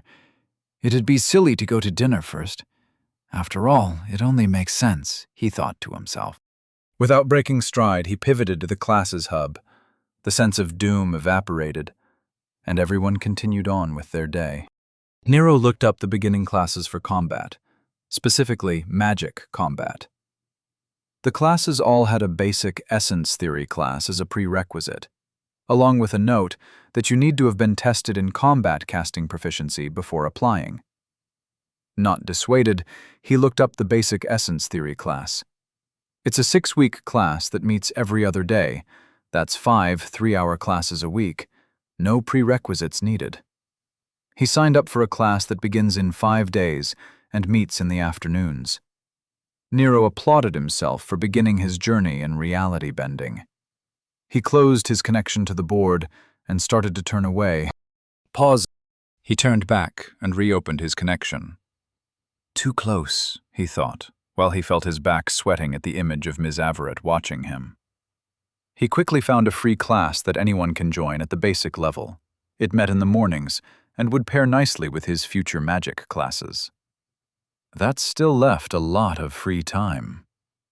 Nero decided that it didn't matter. Most of his studying would be guided by his reading preferences. Anything they can teach him, he believed he could learn from a book. As a bonus, he wouldn't have to be in class with people. He looked around at all the polite people, waiting their turn without complaint and with untroubled faces. Yeah, I'm not ready to deal with these people yet, he thought to himself. He cut the connection, then turned back to the front desk. Ms. Averett's attention snapped to him. Damn, she has some fine senses, he noted to himself. Nero gave her a thumbs up and a smile, then walked off to the dining hall. As he moved through the crowd, he could feel her eyes following him. Eventually, passing through the door, he gave in to a full-body shiver.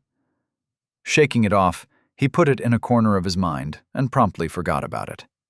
It was time for this world's version of steak and potatoes. After dinner, Nero returned to his room. He used the link to dim the lights a little, then cut his connection. Won't be using that for a while, he thought. He pulled of his link and tossed it on his nightstand, along with his notes for the day and whatever else he acquired during his escapades. Throwing his robes in the hamper, his boots at the door, Nero grabbed a set of pajamas that he learned were in the bottom shelf of his cabinet. This knowledge was thanks to his afternoon fiddling with his link. Taking a shower and getting in his jammies, Nero curled up in bed with his book on identity. All knowledge is useful, even if it is just learning what to ignore, he mentally told himself. He then spent the rest of the night going through the book, until he eventually finished it. Aside from the sections on skills and relative strength ratings of the numbers, it was pretty chock full of semi-useful information. He found out that stats points are really just multipliers of inherent potential. Putting it in gaming terms, a body with a 0 stat is a normal human body. When a star is used, it injects potential that you have collected and reinforces everything with essence. Healing speed, strength, tensile strength of your skin, organ function, eyesight, even memory is enhanced. Apparently, the brain is part of the body stat. Every use of a star adds about 20% of an increase in performance. The interesting thing is, it stacks, meaning that at 1 star, it's times 1.2 body performance. 2 stars equals times 1.44, etc. By the time you have 20 stars in a stat, it's like the stat actual performs at 38 times the level of a basic human. Even though people vary widely in their basic human potential, that's some pretty impressive improvement. This performance applies to all of the stats. Where the body becomes a better body, the mind becomes better at what it does. The mind stat is in reference to your sense of self, willpower, focus, all of what makes you able to decide to do things. Miro decided to think of it as perspective. How strong is his perspective? A strong mind can break illusion magic, fight back against instinctual drives like fear and panic. And best of all, a strong mind can influence and interact with the world. The more powerful the mind, the more powerful the psyche. So when Nick was tossing dishes around the lab, it wasn't magic. He was going all telekinetic. I'll never have to get up to get a beer, or the remote, he thought with a grin. Finally, the soul.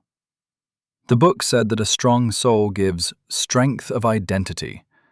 The entire chapter was filled with spiritual nonsense about planes of reality and the endurance of personality. Nero was sure that all of it was scientifically accurate here, but it didn't mean that he understood it. They also proved somehow that the soul is really eternal. When a person dies, they just lose their mind and body. The who they are moves onto a new body via some complicated process that occurs in the higher planes. There was even a section on how the mind was sent to its chosen afterlife, but the soul gets reincarnated.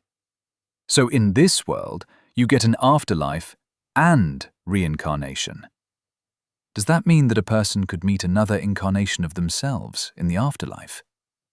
Would they know? Since all of this was common knowledge, it stands to reason that death isn't treated like the sad and depressing thing that it actually is. There were parts of the chapter on the soul's strength and density, with charts showing relative growth and time curves. I don't understand any of these references, or any of this math, he thought with a confused frown. In fact, all he really took away from the entire section was that he would be an idiot to ignore it. The most surprising reveal was that most people start with a confluence of 0. The confluence being how tightly the 3 aspects of a person are bound. It is supposed to be very important to keep your confluence at least as high as your highest stat. Otherwise, your growth can stop, and then you are screwed.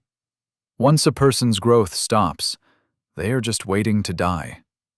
When Nero read that, he double-checked his identity, then promised himself to always give a big buffer with confluence. He didn't know why his confluence was so high, and for the moment, he didn't care. The last thing to note was that there were no benefits to a confluence being more than 5 points higher than a person's highest stat. There were even references to studies that were done to prove it. Someone had voluntarily raised their confluence alone for 20 levels. There was no discernible improvements to growth. In fact, the subject's growth seemed to slow in relation to their peers as the study went on. Whether that's true or not for Nero was unclear, but it was something to consider. Moving on, Nero found the entire skill section was disappointing. It boiled down to how strong a skill was in comparison to other people. Skill numbers went up without limit. There was a reference to a guy who had raised his skill in baking to over 500.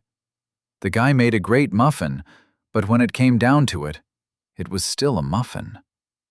There were no superhuman abilities that came from leveling skills crazy high.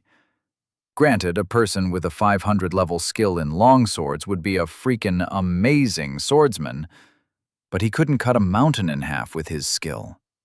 Nero was heartbroken. One piece of information really stood out.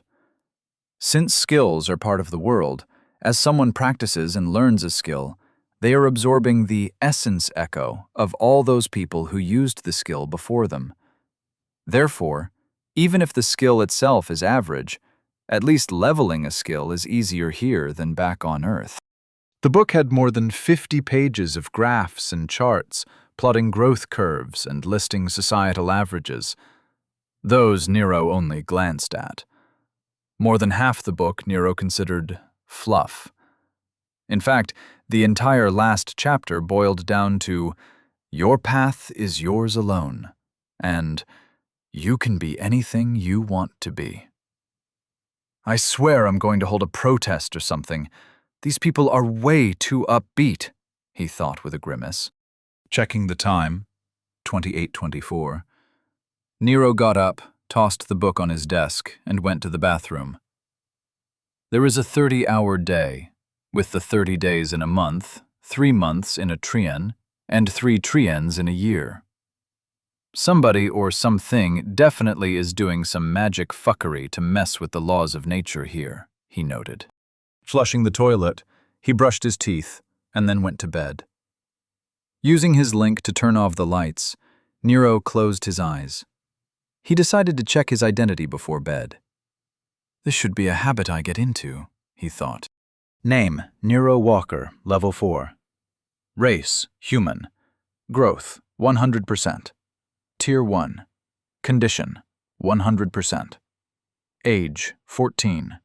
Center, 72%. Body, 1. Mind, 1. Soul, 1. Confluence, 10. Stars, 0. Pillars, 0. Over 0. How am I leveling so fast? Better question, why didn't I level when I reached 100% growth? He wondered. Nero went over his identity, finding no answers to his questions. He noticed that his center seemed to recharge much faster than the books implied as well. It had only been a few hours and he was already recovered, more or less. I'm not telling Nick about this. He's just going to go all mad scientist and do something that makes me puke again, he thought.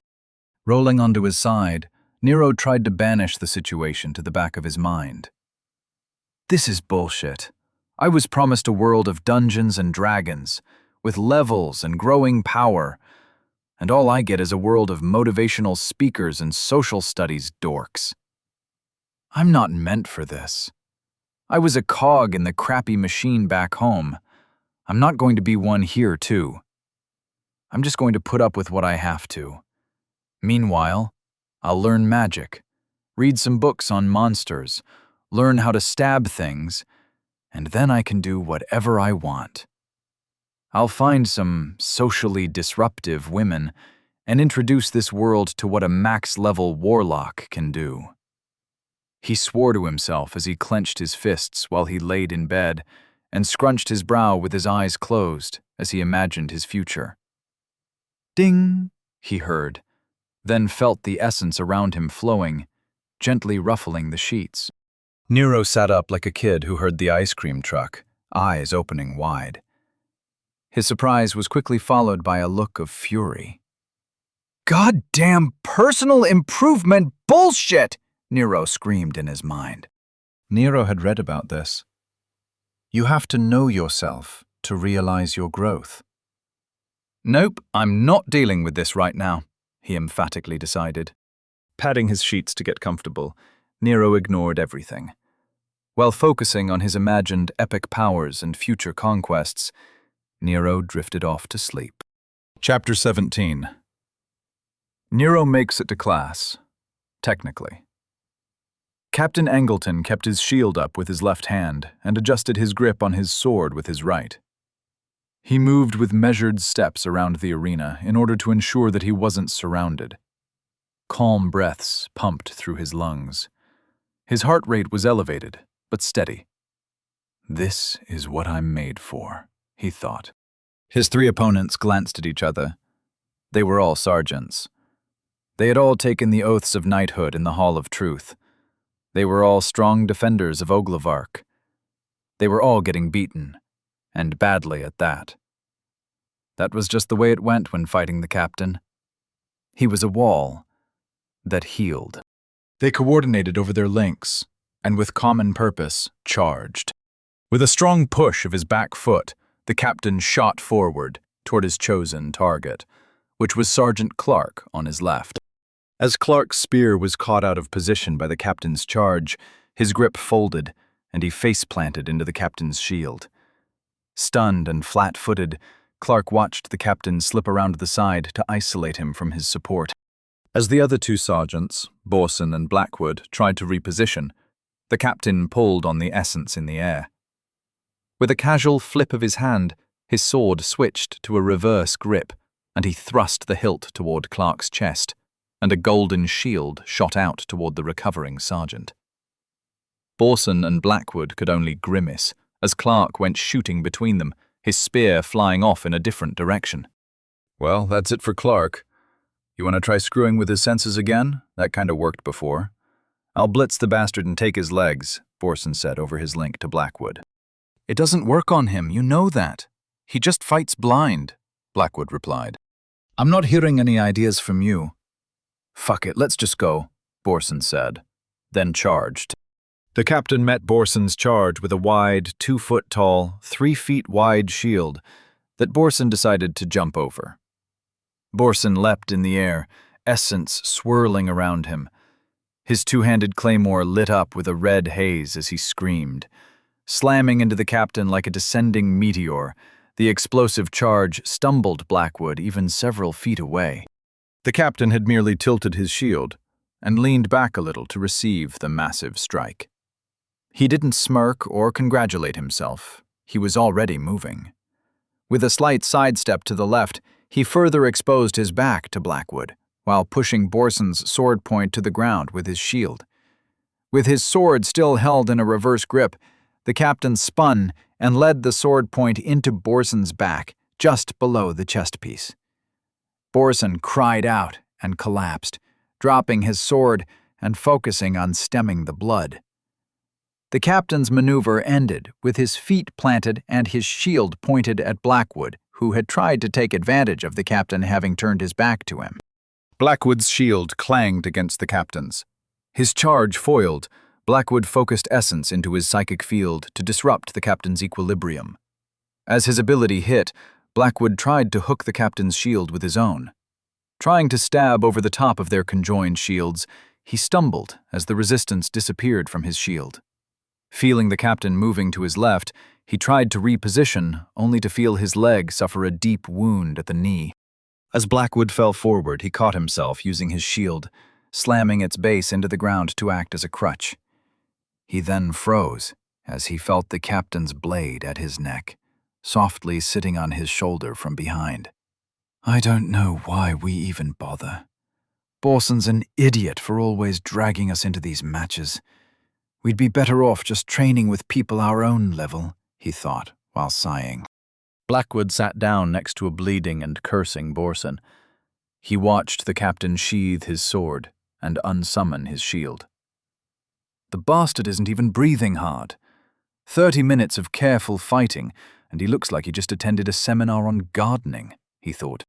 The captain raised his hand, and in the distance you could see an unconscious Clark being levitated toward the group.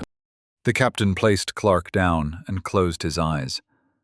Essence swirled, and his hands glowed gold. He held them palm out toward the three, and waves of healing energy moved forward, clinging to the wounds. Soon, Clark woke up and shook his head as if he wasn't surprised at what he found. Borson stretched and looked ready to go again. Blackwood, however, didn't move. He just stayed sitting down and stared at Borson like he was contemplating murder. All right, men, good effort. Each of you has improved a great deal since the last time we fought. However, there is plenty of room for further improvement. As the win is mine, I demand 30 hours in the yard from each of you, on top of your scheduled training, the captain said. He turned and added over his shoulder as he walked away. I want it done by the new week. Borson, this was the last time, Blackwood grumbled. You always say that. We'll get him next time, Borson replied easily. He stood up, dusted himself off, then collected his claymore. Lovingly checking it for damage, he unsummoned it. Doing some stretches, he worked out the kinks in his back from the fresh healing. I wasn't even in the room when you two assholes challenged him. Why the hell did it have to involve me? Clark asked as he went to collect his spear. We needed a third. During the meeting, I had said that we have gotten much stronger, and we could easily take the captain now, Borson said. He then waved to Blackwood. Then he says that we couldn't win even if we had a third. I called bullshit, and here we are. Once again, what does that have to do with me? Clark asked with his hands on his hips. Borson saw you first when we left the meeting room, Blackwood shrugged, while still sitting on his ass. His sword and shield were laying where he dropped them. Clark just shook his head. This is why no one likes you two. You guys suck. Sighing, Blackwood stood up and collected his gear. Come on, I'll buy you a beer and you'll feel much better about it, he said. As they walked out of the training arena, they passed the meditation area where Captain Angelton was going over the fight in his head. Internalizing each move, each decision, his mind wandered to his current worries. Command was concerned that they haven't found any sign of Islangurs moving in the area. Other than the small camp that they cleared out without issue, there were no signs of a larger presence. While there shouldn't have been any of them this far north to begin with, the collective opinion was that something didn't add up. The raiding detachment which performed the caravan raid didn't have any powerful mages, and the men he had brought to subdue them was overkill. There was no one in that camp that could cloak a group that size, let alone open a portal. How did they get here, he wondered, not for the first time. The city's mages have been spending their center like water, trying to scry for signs of the enemy. Maybe someone in the merchant train saw something, so they had to be eliminated, even if it exposed the hidden raiders, he thought. How large is their main force if they could sacrifice 100 men without issue? Every raider fought to the last.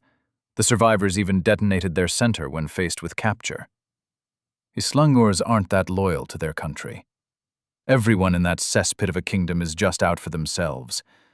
Command has every gate looking for answers, and no one has any. I must be missing something. There is always a path forward. I just need a lead, he thought. Using his link, the captain brought up the report from intake concerning the sole survivor that was filed with the 7th Gate Army Detachment. The boy had no memories of the attack, no memories of anything. He was a completely new soul. The researcher that did his soul eval did make a note that his perspective is completely foreign to this area. Maybe he noticed something that he didn't know was important, thought the captain. Captain Angelton decided that he'd track the boy down and see if he remembered anything, or had a lead he could follow. Feeling better now that he had a path to follow, he stood up and started back towards his office. Rock! Nero walked into the library with a smile on his face. After getting an early breakfast, he had some time before his combat class for beginners. As he walked up to the front desk, he looked for the helpful guy he annoyed the last time he was here. Unfortunately, there was no sign of his favorite librarian. Nero wanted to ask for the sequel to What You Need to Know Now That You've Awakened. He was sure that whatever the guy said in response could be used to make the guy's smile crack. Putting thoughts of trolling people aside, he waited in line and walked up to an available librarian. Hello, I need to return this book. I can still look at it through the link, right? Oh, and can I use a link at any station, or do I need to register or something first? He asked. Any station is fine. The system will know if you have authorization for something, and all of our books are available while you are on center property and are authorized for viewing. Is there anything I can help you find? The librarian asked politely. Nah, I'm good, thanks, replied Nero as he walked off with a dismissive wave. Looking around, he found a desk with a pad of paper on it and a small cup of pens. He sat down and connected to the station. There was a lot of information available, including options for searching for books, both through the link and hard copy. There were research journals available, also news selections with current events and historical records. There were a lot of editorials, which were oddly listed under entertainment. A sports section had team fights and singles for the arena center. There was something simply called the Game Championships in current events. Just going through the headers for all the different sections was more than he could handle. It all seemed familiar, but at the same time very different from what he was used to. Eventually, he returned to his original purpose: magic.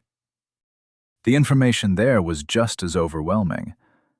There were sections on current research journals and academic information from Centerpoint.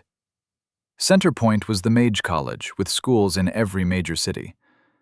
Looking up the requirements to get in showed that Mrs. Salvatore was understating what a person would need to get a scholarship there.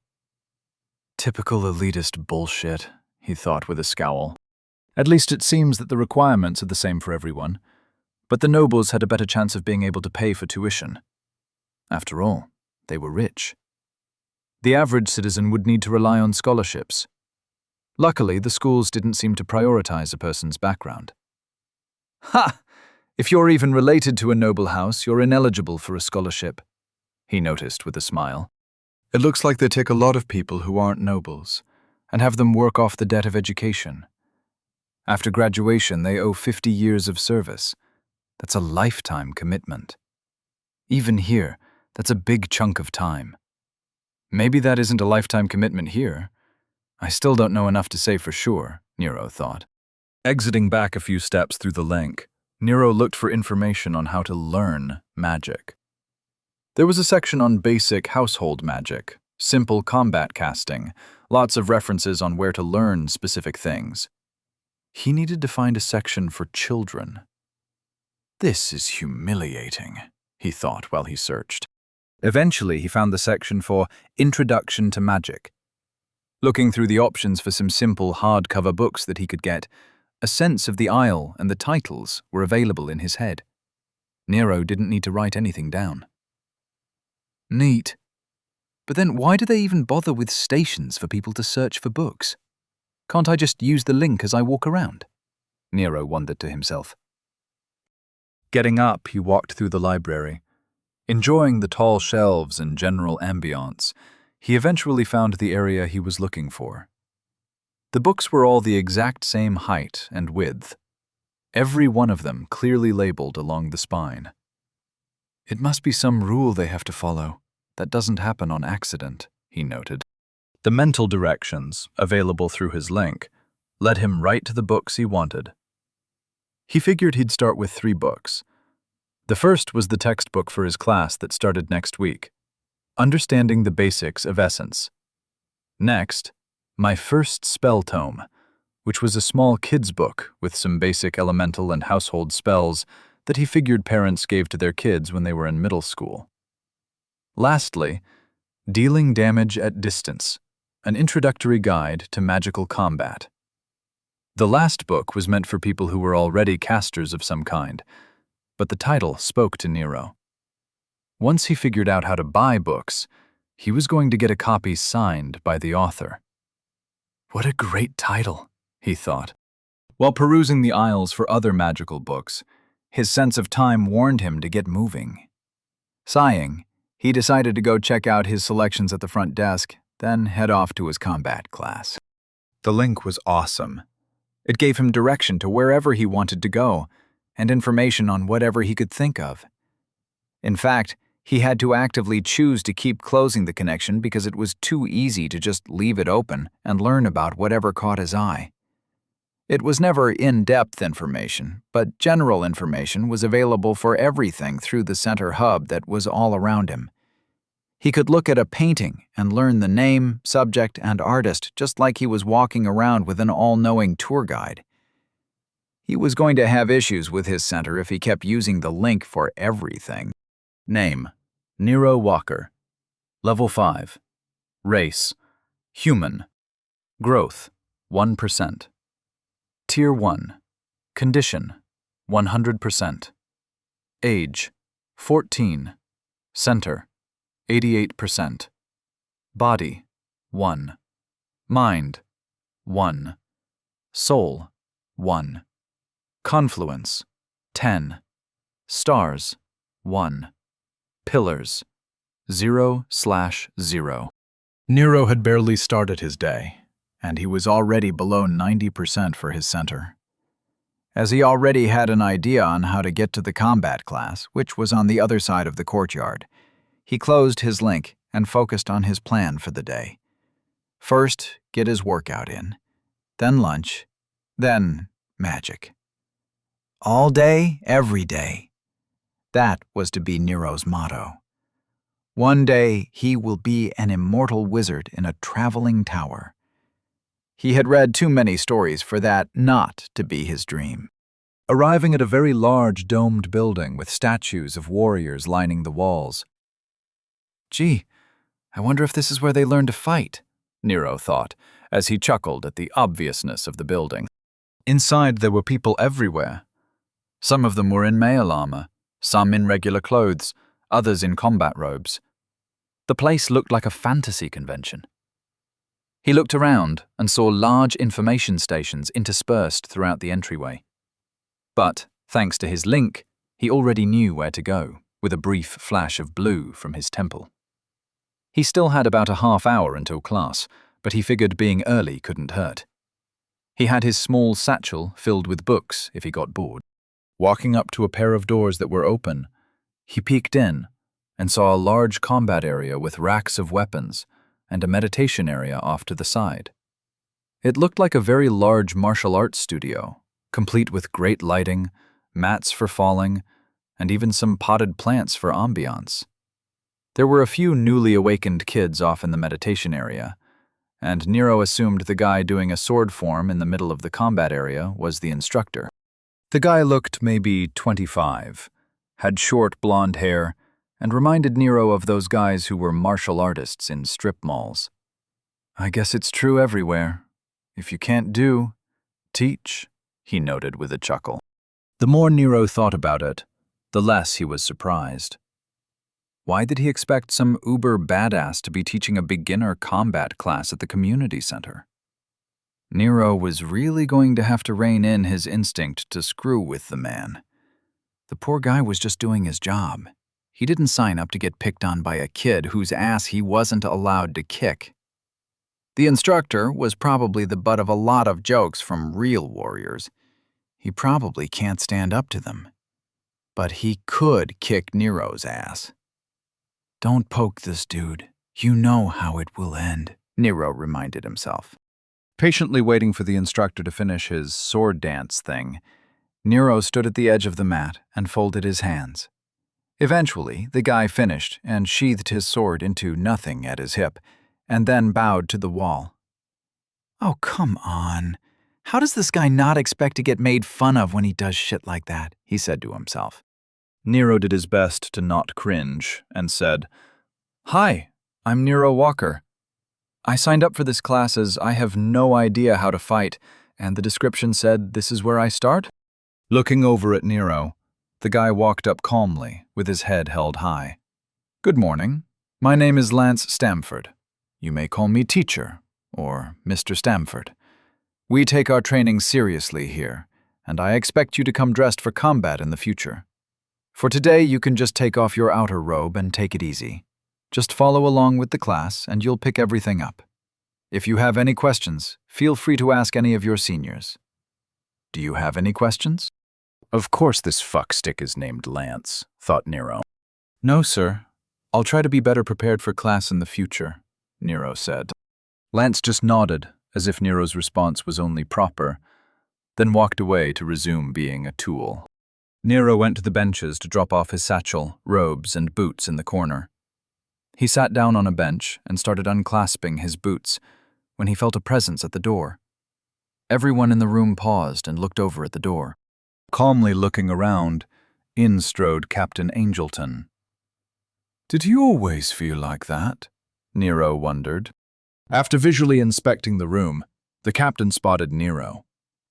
Seemingly finding what he was looking for, he gave Nero a nod and turned toward the instructor. His presence offered a stark contrast between a would-be warrior and an actual warrior. He stood in chainmail with his blue tabard, still wearing his sword as if it were a part of him. Without moving his feet or offering a greeting, he simply locked eyes with the instructor and raised his hand toward Nero. "I need that boy. I'll bring him back before the classes end if time permits," he said. He then lowered his hand and waited for a response. Everyone was frozen. Nero still had his legs crossed and a boot half off. Yes, sir. It's good to meet you, sir. I am Lance Stamford. I was part of the Gate 7 Monster Elimination Squad. If there is anything you need, I'm sure I can be of service. My background is in—" Lance stood up straight and started blathering. The captain turned while the instructor was still talking and started walking toward Nero. "No, that's fine. Continue what you were doing. I'm just here for the boy," he said as he walked toward Nero.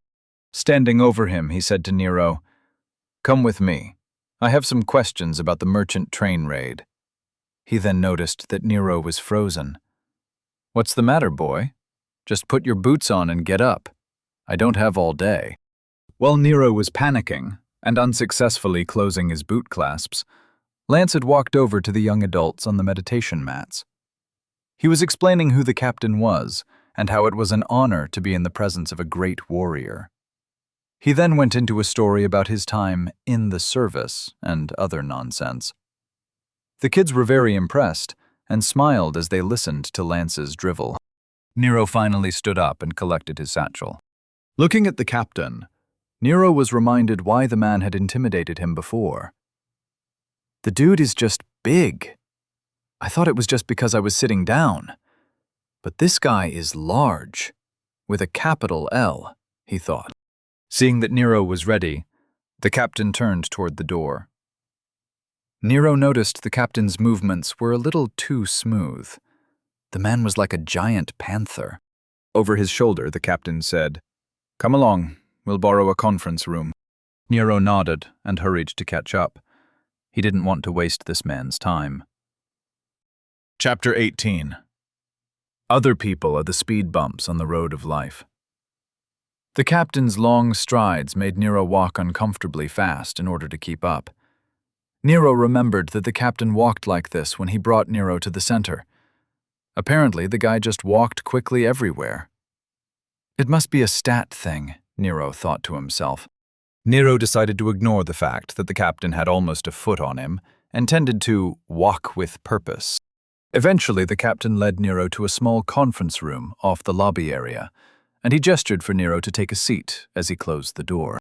The conference room wasn't large, but still kept to the center's theme of wood walls and artwork.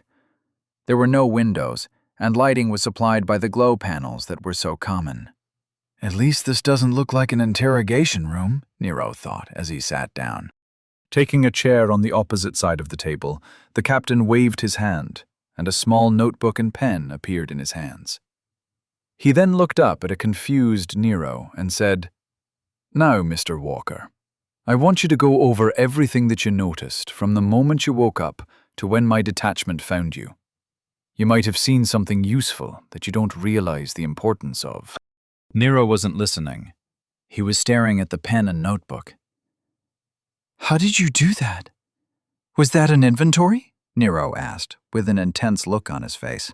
"Huh? How did I do what? I don't have any goods. What are you talking about?"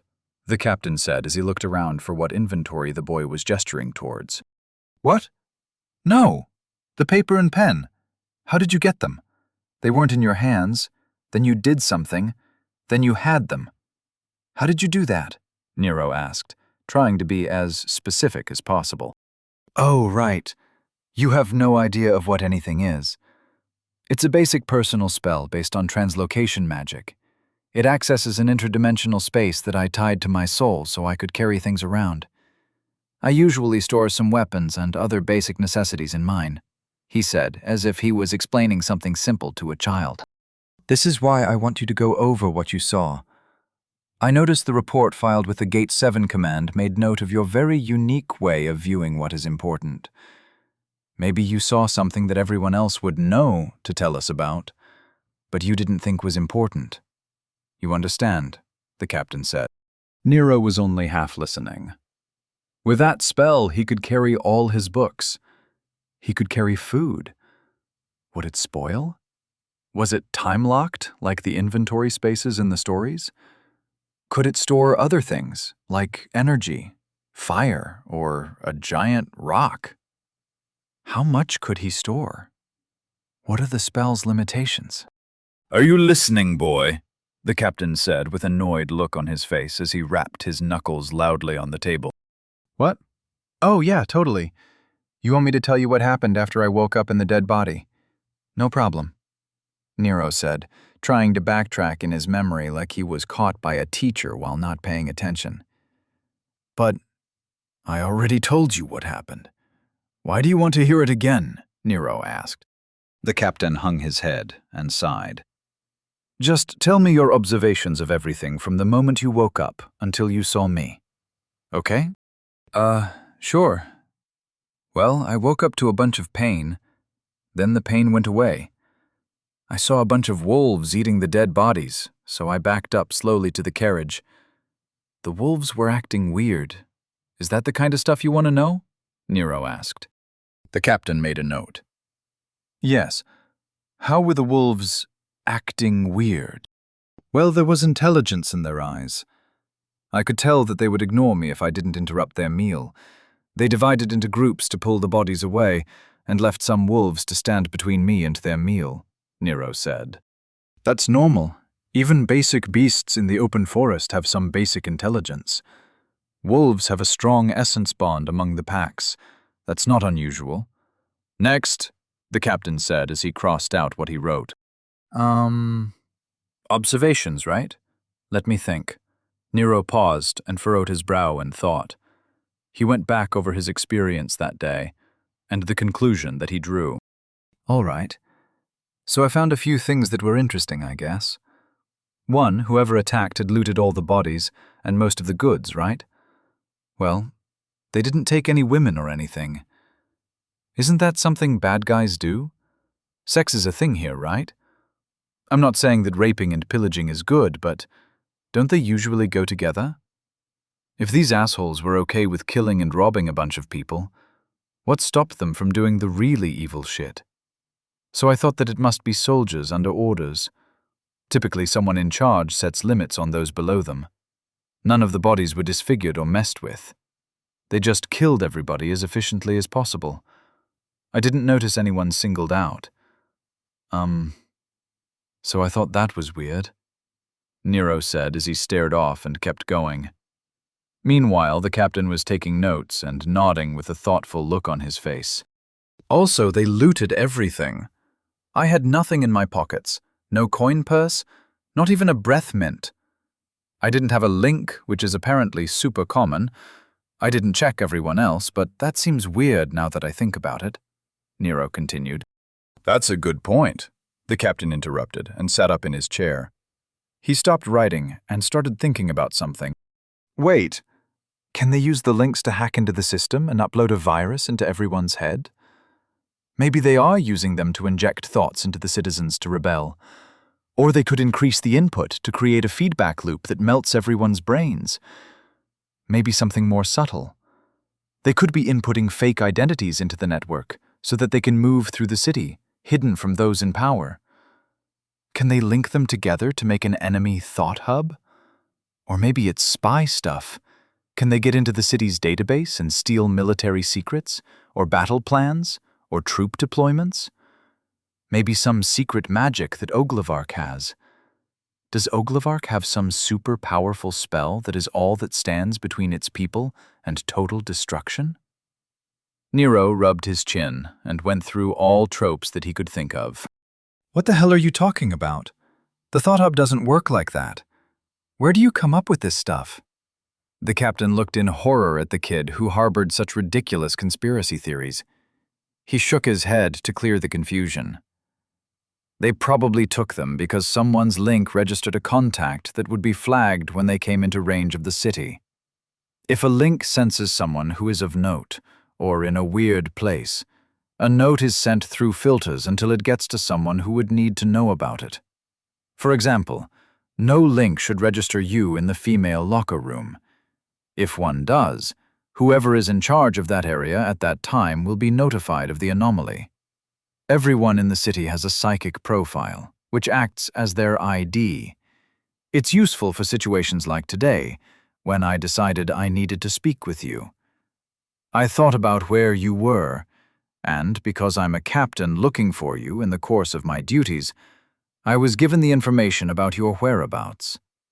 If it were, say, 2600, and I just was curious where you were, the Thought Hub would deem the thought irrelevant and none of my business. Think of the Thought Hub of the city as the collective will of the city. It can be tweaked by the logicians who work there, but it can't be subverted. Does that clear things up? The captain asked. Not really, but I'll take what I can get, Nero replied. So you think one of the links at the caravan registered the contact of a psychic profile that would have been recognized by the city's Thought Hub? Nero rubbed his head like the sentence caused him pain. You mean someone didn't want to be ratted out by someone's phone registering a contact with another phone that shouldn't be there? All this means is that you have a traitor. I'm guessing some asshole is going to make money off getting the bad guys to be near the city.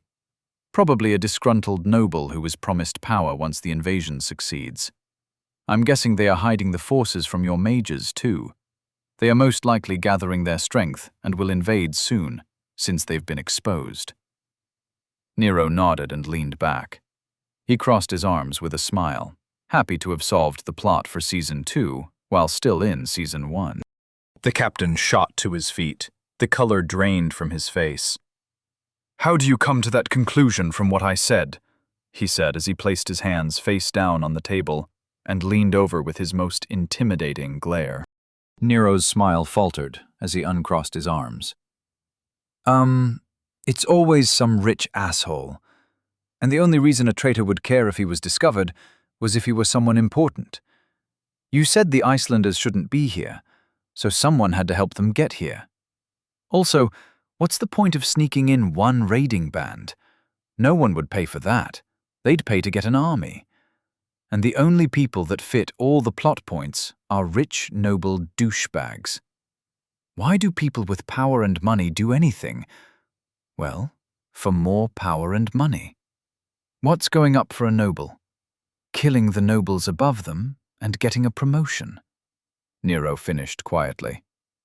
Not that I condone that type of behavior or anything like that. Sir? The captain leaned back and stretched to his full height, placing his hands on his belt. He looked down at Nero like the boy was a puzzle with missing pieces. Boy, have you ever played the game? He asked. Like the Game of Thrones or whatever? I saw every season. Well, the first season. But I doubt you're talking about that. No, sir, I haven't played the game, Nero said, realizing this was not the moment to poke the captain. What is your learning path right now? The captain asked. My learning path? I signed up for a basic combat class, and my introduction to introduction to essence, is starting next week. I am a worker associate with a pretty sweet gig at the research center, Nero said, interested to see where the captain was going with this. I'm going to offer you the opportunity to take the basics of combat with the army. We have better instructors, and we have classes daily for new recruits. The intro to Essence is fine, but I'll take a look into what basic combat caster classes we have. It's not a common path, but I'll see what I can do.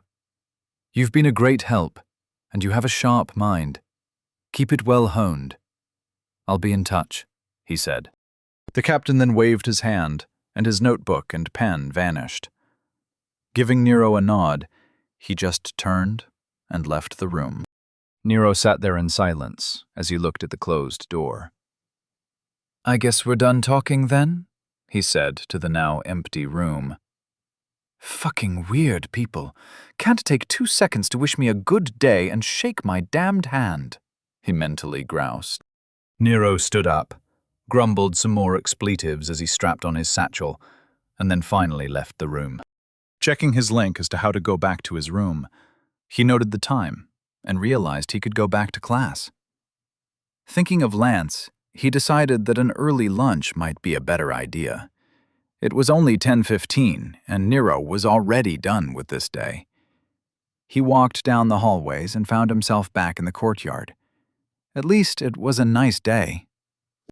Walking into the lobby of the dorms, he smiled and nodded to everyone.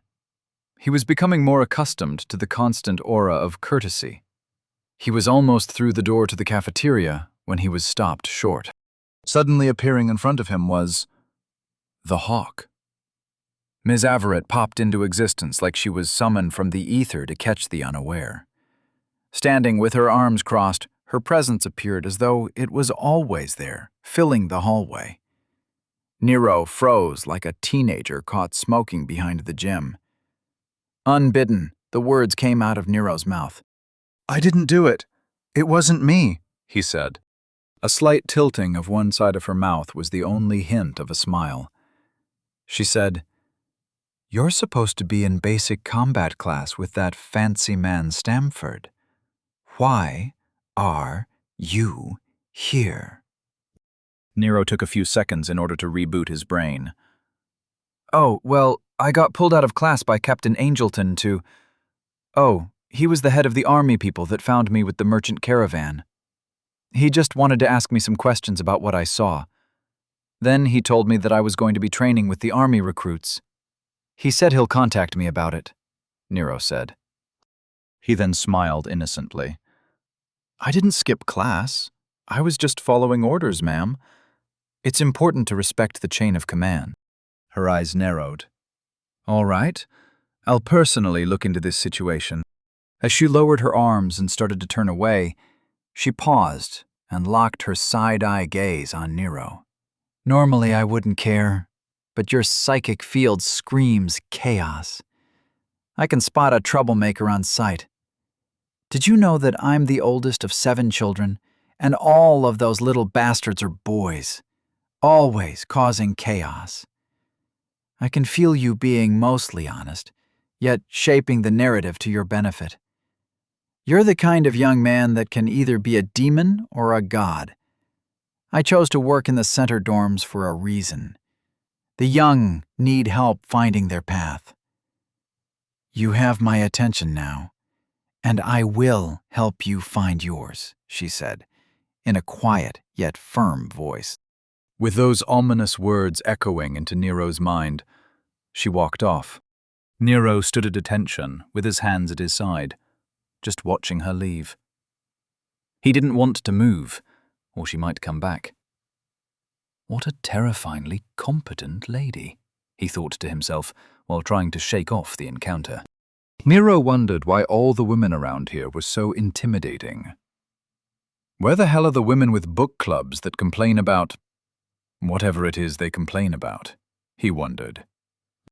Pondering what kind of book club the hawk would attend, he shivered and walked off. Nero decided to skip lunch and just go back to his room. Walking through the halls and taking a look at everyone's robes, he realized what he was missing. He was at this world's equivalent of the Ivy League, surrounded by this world's elites. There must be people in the city who don't do anything. They must have a bowling league equivalent, the homeowners associations. Not everyone in this world would be like these people. There must be people that work to live rather than live to work. Getting to his room, he entered and tossed his bag at the desk. He went to the bathroom to do his business and grab a glass of water. With a pleased sigh, he sat down at his desk. Nero looked around the room. There was no television, no mini-fridge, no music player. "You just ditched a class on learning how to fight in order to study," he said to himself with an amused smile. Shaking it off, Nero thought it best not to dwell on the implications. He had magic to learn. Seeing that his center was close to full, he noticed that he had a spare star. "Oh yeah, I leveled last night," he thought. Nero brought up his link to send a message to Nick. He carefully thought about sending only a message to Nick. Nero tried to focus on the importance of it being a message, not a call. He got an image in his head of a red sheet of paper that was blank. "I should call this mind mail or M male, Nero decided. Looking at the blank page in his head, he wondered why it was red. Dismissing the color as unimportant, he wrote out his note. Hey Nick, I leveled again last night. LOL. So I have another star available. I know you want to record me using them in your forge. Remember our deal. I get free room and board, a job where I don't have to do anything, and all the classes I want. You get to put me in the lights. Oh, by the way, you still owe me the magic stuff you promised me. It was your fault for telling your wife about the stars. I specifically didn't say anything about it. I was very careful, P. I'll be waiting to hear from you. Nero. It couldn't hurt to remind Nick the benefits that he could gain by getting Nero a job and whatnot. Happy that his machinations were moving forward. Nero buckled down and pulled out his books. He planned to hide in his room until dinner, go eat, and then come right back and get into it again. He opened his Understanding the Basics of Essence book, got his pen and paper for notes ready, and took a deep breath. The grind begins, he thought with relish. That lasted about 5 minutes. Nero received a ping on his link. Focusing on the incoming connection, he was lambasted by the presence of Mrs. Salvatore. Nick was called into the Gate 7 Army compound for a meeting with the command staff. I couldn't find anything out. Did you accuse him of something? She asked in a tight voice before Nero could even say hi. What? I mean, nothing. I didn't talk about Nick at all. The captain, the one who found me, he showed up earlier this morning and just asked me about what I remember from the merchant train attack. We didn't talk about Nick at all. I don't know anything about it. Is there anything I could do to help? Nero asked, completely confused. Once again, he was speaking his part of the conversation out loud. But now he was speaking to an empty room. If someone were watching, they'd think he was arguing with the voices in his head. Nero could feel her mind calming. No, it's fine. I don't know why the army would be involved anyway. We'll figure it out. By the way, your paperwork is in for your work associate status, and Nick has a meeting with the Research Council tomorrow. Make sure to fill out the forms waiting for you on the center hub, Vera said, as she closed the connection. A little stunned, Nero just sat there like a lump. Okay, good talk, he remarked to himself. Nero looked down at the book he just started. Instead of reading anything, he just went back over the conversation with the captain in his head. Nero couldn't think of anything that had to do with Nick. Wait, the captain referenced a file that must have come from intake. That was probably the file for his soul check or whatever. That's the connection. He wondered if there was anything concerning the testing which could hurt him. Nothing came to mind. Is it worth calling the captain or Nick to stick his nose into this? He couldn't see any benefit to being involved. Either something comes up that he has to deal with, or he never hears anything about it again. Don't go looking for trouble. I already have enough on my plate, he reminded himself. Nero decided to forget about the situation and get back to his magic studies. He'll get to the paperwork for the job later. For now, the grind continues. Chapter 19. Is sounding like an idiot evidence of idiocy? Nick had gotten up early to touch base with a few committee members in order to lobby support for his Nero project. The amount of priceless data which could be gained from studying such an oddity was immeasurable. Who knows what interesting things will happen to the kid as he progresses along his path? Just being able to use the data from the 3-star test was enough to convince everyone he had spoken with. Not a single member of the committee refused to sign off on his proposal. Sipping his coffee, Nick went through his paperwork for the day. He was dealing with pings concerning the various functions of the research center, while also collating data from an experiment on essence crystal decay. As he worked, essence illusions were opening and closing in rapid succession while dancing across the workspace of his desk. Conclusions were being formed, and pings alerting him to issues were being addressed. Nick was in his happy place. His mind was at peace, and his productivity was soaring. His door opened without being pinged, breaking his concentration. He looked up to see Vera walking in. She was still angry with him. Nick sighed and saved his work. As his link turned off, he smiled and said, "Hello, dear. To what do I owe this surprise? I thought I wouldn't be seeing you until dinner." She sniffed harshly. "I put in the paperwork for Mr. Walker's work associate status. It was pre-approved already. I also received a ping from one of your lab assistants asking whether or not I should be receiving copies of the syllabus for Project Nero.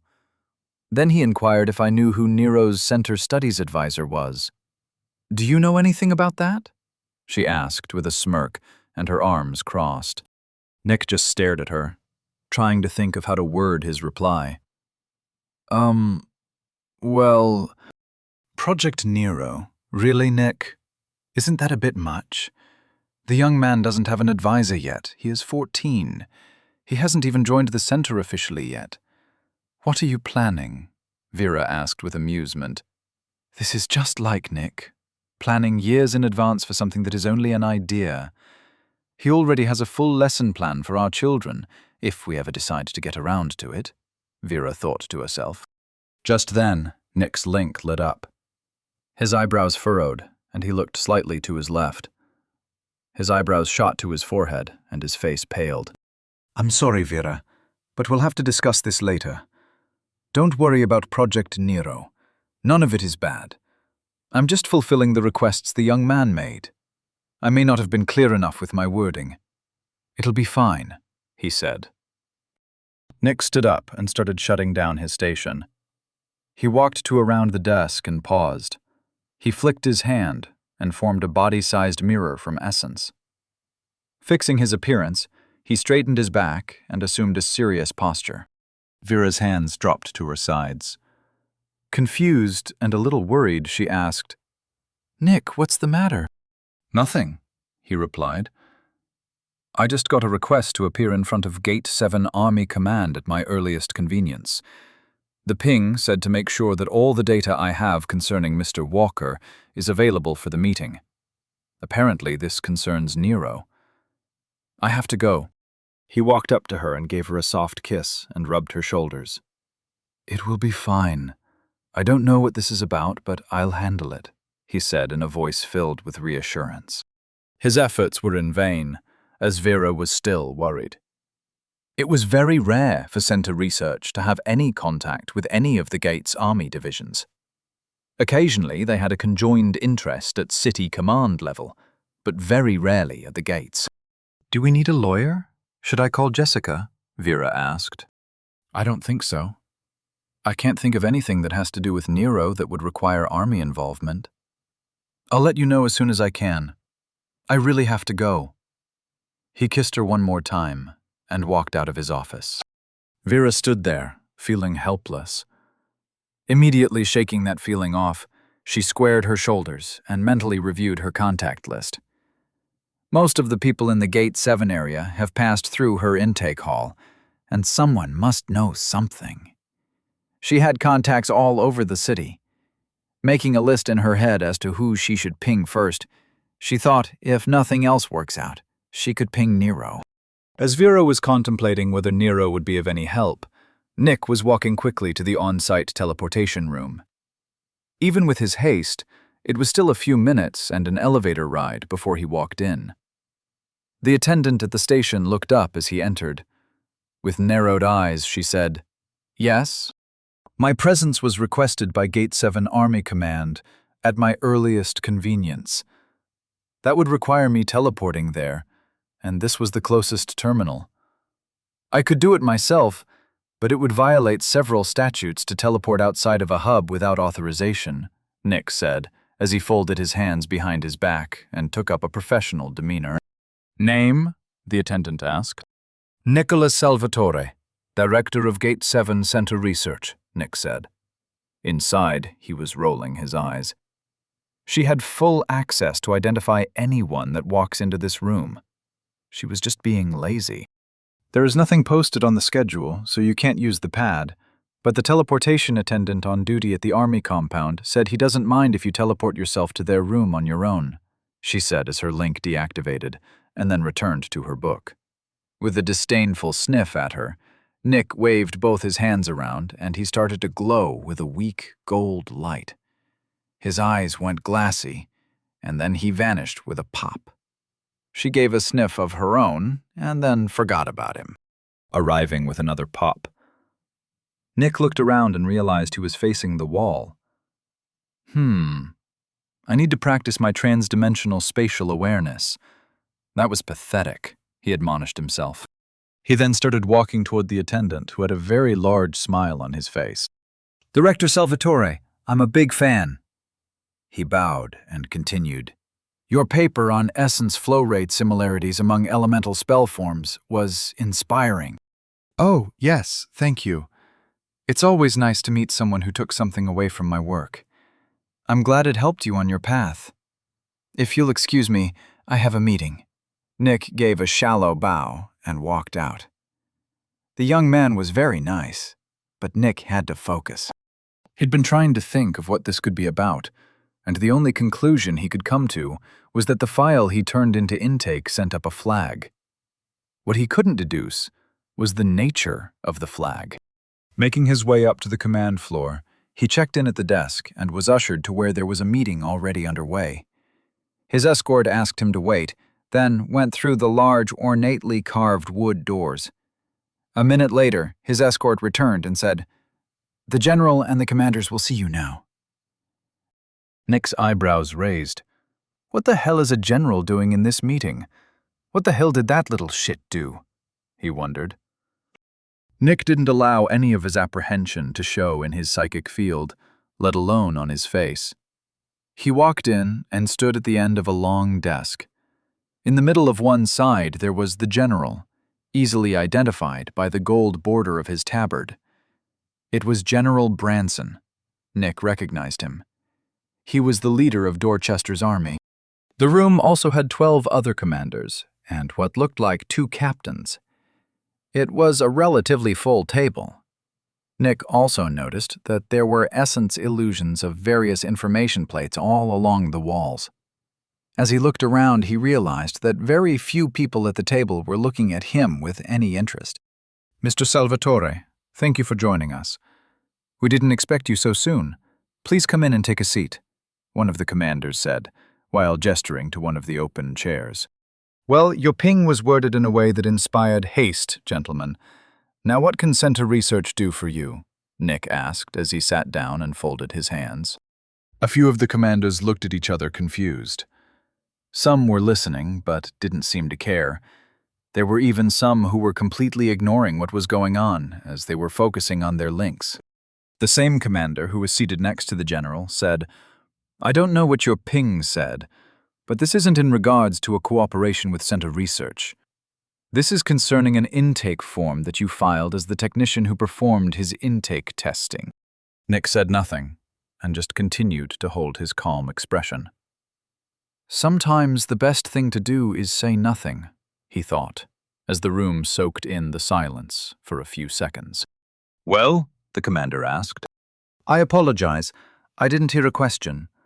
What is it you would like to discuss? As you know, the details of a person's path are personal and cannot be disclosed by an evaluator in any circumstance. I also didn't get your name, Commander," Nick said while looking every inch the director of Center Research for Gate 7 Dorchester.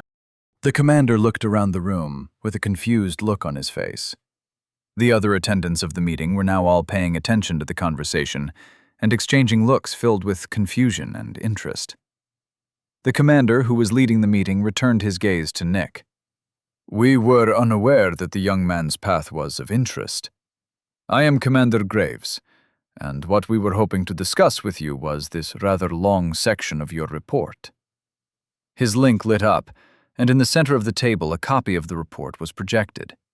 It flipped through several pages, then landed on a section titled Further Notes. In this section you described the interesting way the young man sees the world. Your words were, "Mr. Walker's soul most likely comes from a distant region of space, As his soul was not wiped clean of personality when he was traveling through the upper planes, he seems to have a great many preconceptions embedded in his mind. These preconceptions and modes of thinking are without any basis and can only be explained by a residual, latent mind from his previous incarnation. This makes him extremely interesting to talk to, because he views the world through a lens that is impossible to form in our society. Commander Graves finished reading the highlighted section of the report, which hovered over the desk. That? Nick asked. Inwardly, he was relieved. It seems this had nothing to do with his arguably questionable choice of using an essence forge to perform Nero's intake testing. He coughed into his hand to clear his throat. Well, yes, the young man's way of looking at the world is interesting, but it isn't a danger to society. Every day he lives his life, those preconceptions are being rewritten. In a mere 10 years, those impressions of his previous life will all be gone. I'm not sure I understand what it is you are asking, Nick said, with a hint of confusion. The commander had a thoughtful look on his face. He looked over to his left and said, Captain Angelton, perhaps you can recount to Mr. Salvatore what you told us when you requested this emergency meeting. All eyes in the room turned to the captain in question. Nick thought, an emergency command council meeting? What the hell is going on? Captain Angelton stood up, looking every inch the stoic warrior he was. He stood at parade rest and spoke clearly and loudly. When I first met the boy, he was the lone survivor from a merchant caravan that had been raided. When I discovered that he had no memories of the actual attack, I dismissed him as an information resource, due to the fact that he did not have an eyewitness account of the attack.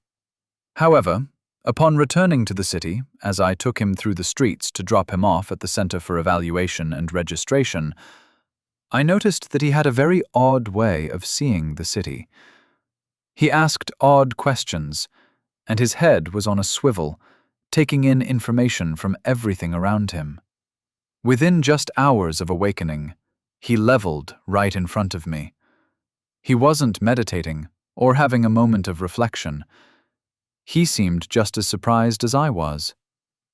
When I asked him how he leveled, his response was very interesting. He said that he saw a lot of things that he could learn from, and then quoted the price of some maginopes that he noticed. Furthermore, he said, "You're not paying attention. There is never nothing to experience." That statement stuck with me. While I was reviewing what we found when we tracked down the Gurs who performed the raid on the merchant train, I realized we had too many questions. I didn't have any leads, but I had a feeling we were missing something. That's when the boy came to mind. I thought that maybe I just didn't ask him the right questions when we found him. Just because he didn't have any memories of the actual raid, he might have noticed something that I missed. He didn't know what information could be relevant, so it was my responsibility to find out what he knew. That line of thought led me to meet with the boy earlier today in order to hear a more detailed account of his first memories. Most of what he thought important or noteworthy was, as I thought, only interesting to him because he hadn't seen it before. However, he did make particular note of how the bodies were treated. From that, he made some very astute deductions as to who the raiders were. Just by looking at the bodies, he came to the conclusion that the raiders were soldiers of some kind, and they were there for a purpose. Specifically, they were looking for something. He then noted that among all the things taken, he was missing his link. From this, he jumped to some ridiculous conclusions about the Islangurs using the stolen links to brainwash people. I think he meant mind-wiping, but I didn't press it. The important thing was, it got me thinking about why they wanted the links. I told him my theory on how the links possibly registered a psychic contact that would be flagged when they joined the city hub. From that small piece of information, he made some very astute and very worrying conclusions. He speculated that the only people who would be worried about a contact being recorded somewhere they shouldn't be would belong to a noble house. From there, he made a rather convincing argument about how, in all likelihood, Dorchester has a traitor noble who is trying to take control of the city and is currently amassing a hidden army of Gurs. Worried about the implications, I immediately requested an emergency meeting with command. Now, here we are, Captain Angelton finished. During his entire speech, his pitch never wavered, and his countenance didn't shift a hair. Nick was speechless. A traitor was ridiculous, and a hidden Islingor army on Oglavark soil even more so. Where the hell did Nero get that idea? Nick rubbed his temples, trying to alleviate the oncoming headache. That boy, for all his interesting points, is a verifiable nightmare on the psyche. So you see why we called you. We need to know the likelihood that his conclusions have some basis in reality. We needed to bring in someone who studied how the boy's mind works, to see if there is any worth to what he said. The commandeer looked at Nick, apparently waiting for some sort of verdict. As Nick thought about how to word his response, he received a ping from the boy in question. The ping would have sat patiently in the thought hub, waiting for him to look at his messages. But the boy considered it important, so the thought hub listed it as urgent. As all of the commanders were currently looking at him, he sheepishly said, "One moment, please. I just received an urgent ping." Reading the ping. "Hey Nick, I leveled again last night. Lol. So I have another star available. I know you want to record me using them in your forge. Remember our deal?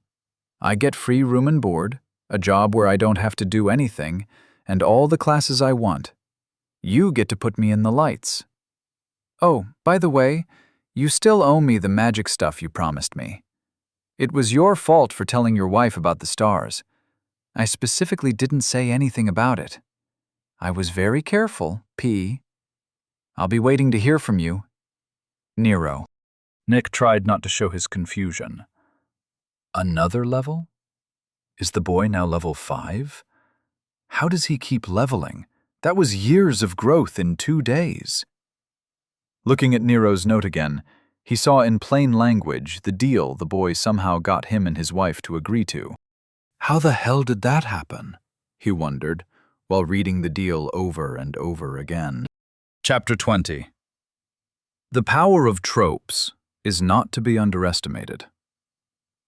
Furrowing his brow in concentration, Nick went over every interaction he'd had with Nero. Nick's mind was a powerful tool, and he focused the entirety of his energy into analyzing the past few days. Every step of the way, there was a logical progression. At no point did he feel he was tricked or manipulated. Yet now, he was sitting in an Army Gate command center while looking at a deal that gave Nero everything he wanted, while all Nick received was the ability to monitor Nero's star usage. Star usage was already a comprehensively studied field. Aside from being able to publish his finding concerning Nero's, admittedly interesting feat of using 3 stars in succession, Nick had to admit to himself that he had made a really bad deal. The commanders were looking at each other in concern. The man sitting next to Nick asked quietly, "Is everything all right, Mr. Salvatore? Is there an emergency that needs your attention?"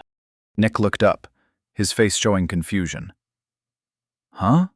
he said. Looking around, he realized everyone in the room was staring at him.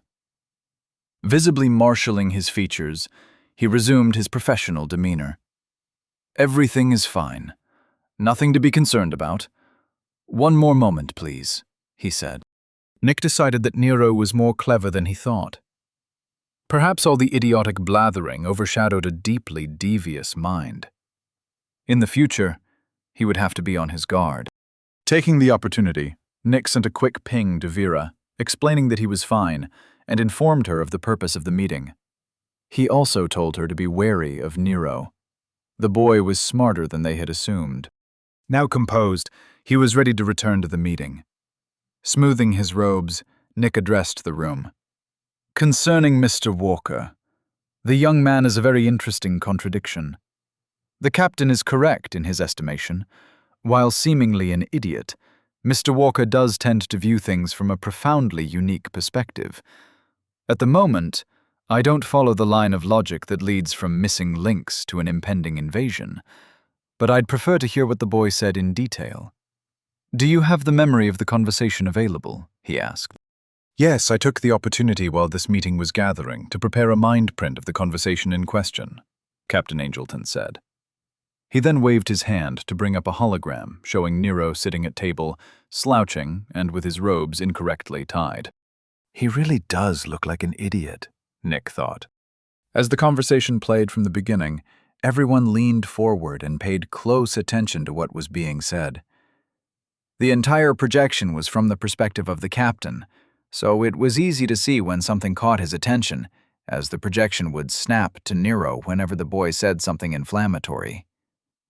The meeting room was quiet, with some occasional blinking on the temples of the commanders, as they would comment to each other concerning some particular point. When Nero started talking about using the links to implant thoughts into the populace, the entire room started chuckling. As Nero's theories spiraled into the truly ridiculous, Nick's head fell into his hands, and he thought, how can such a clever boy be such a gods-be-damned idiot? When they heard Captain Angelton's theory, they all nodded, as that was much more likely. It could be the reason the Gurs bothered to raid a merchant train. It wasn't definitive, but it was much more reasonable than any of Nero's ideas. Nero's quick response caused them all to freeze in their chairs. As they heard the captain demand how Nero came to such a conclusion, they all watched in anticipation. The hologram projected Nero's uncomfortable smile, the captain's scrutiny seemingly causing Nero to wilt in his chair. The boy's quiet voice rippled out through the room. It's always some rich asshole. And the only reason a traitor would care if he was discovered was if he were someone important. You said the Icelanders shouldn't be here, so someone had to help them get here. Also, what's the point of sneaking in one raiding band? No one would pay for that. They'd pay to get an army. And the only people that fit all the plot points are rich, noble douchebags. Why do people with power and money do anything? Well, for more power and money. What's going up for a noble? Killing the nobles above them and getting a promotion. Nero finished quietly. Not that I condone that type of behavior or anything like that. Sir. The commanders all leaned back in their chairs. One pointed out, that would explain how the mages were unable to scry for the band that we found. Another said, it is conceivable that a local portal mage was able to get through the wards if he were already familiar with them. Suddenly, a loud, gruff voice silenced the room. Quiet! I want to see the rest, the general said with his hands folded in front of his face. When Nero was asked about the game, he raised his eyebrows at Nero's response. As the general watched Captain Angelton offer the boy training at the Gate 7 compound, he nodded along with the decision. Soon the recording ended, and the hologram returned to Nero's intake file. That was good thinking, Captain. Going back to re-interview the boy was smart. You noticed how he is intuitive, but doesn't have the necessary information to make an educated deduction. That's command-level thinking right there, General Branson said. The general leaned back in his chair, seemingly in thought. The whole room patiently waited to see if he was done talking. Just as Commander Graves was about to speak, the general looked at Nick and said, "You're probably the smartest man in this room.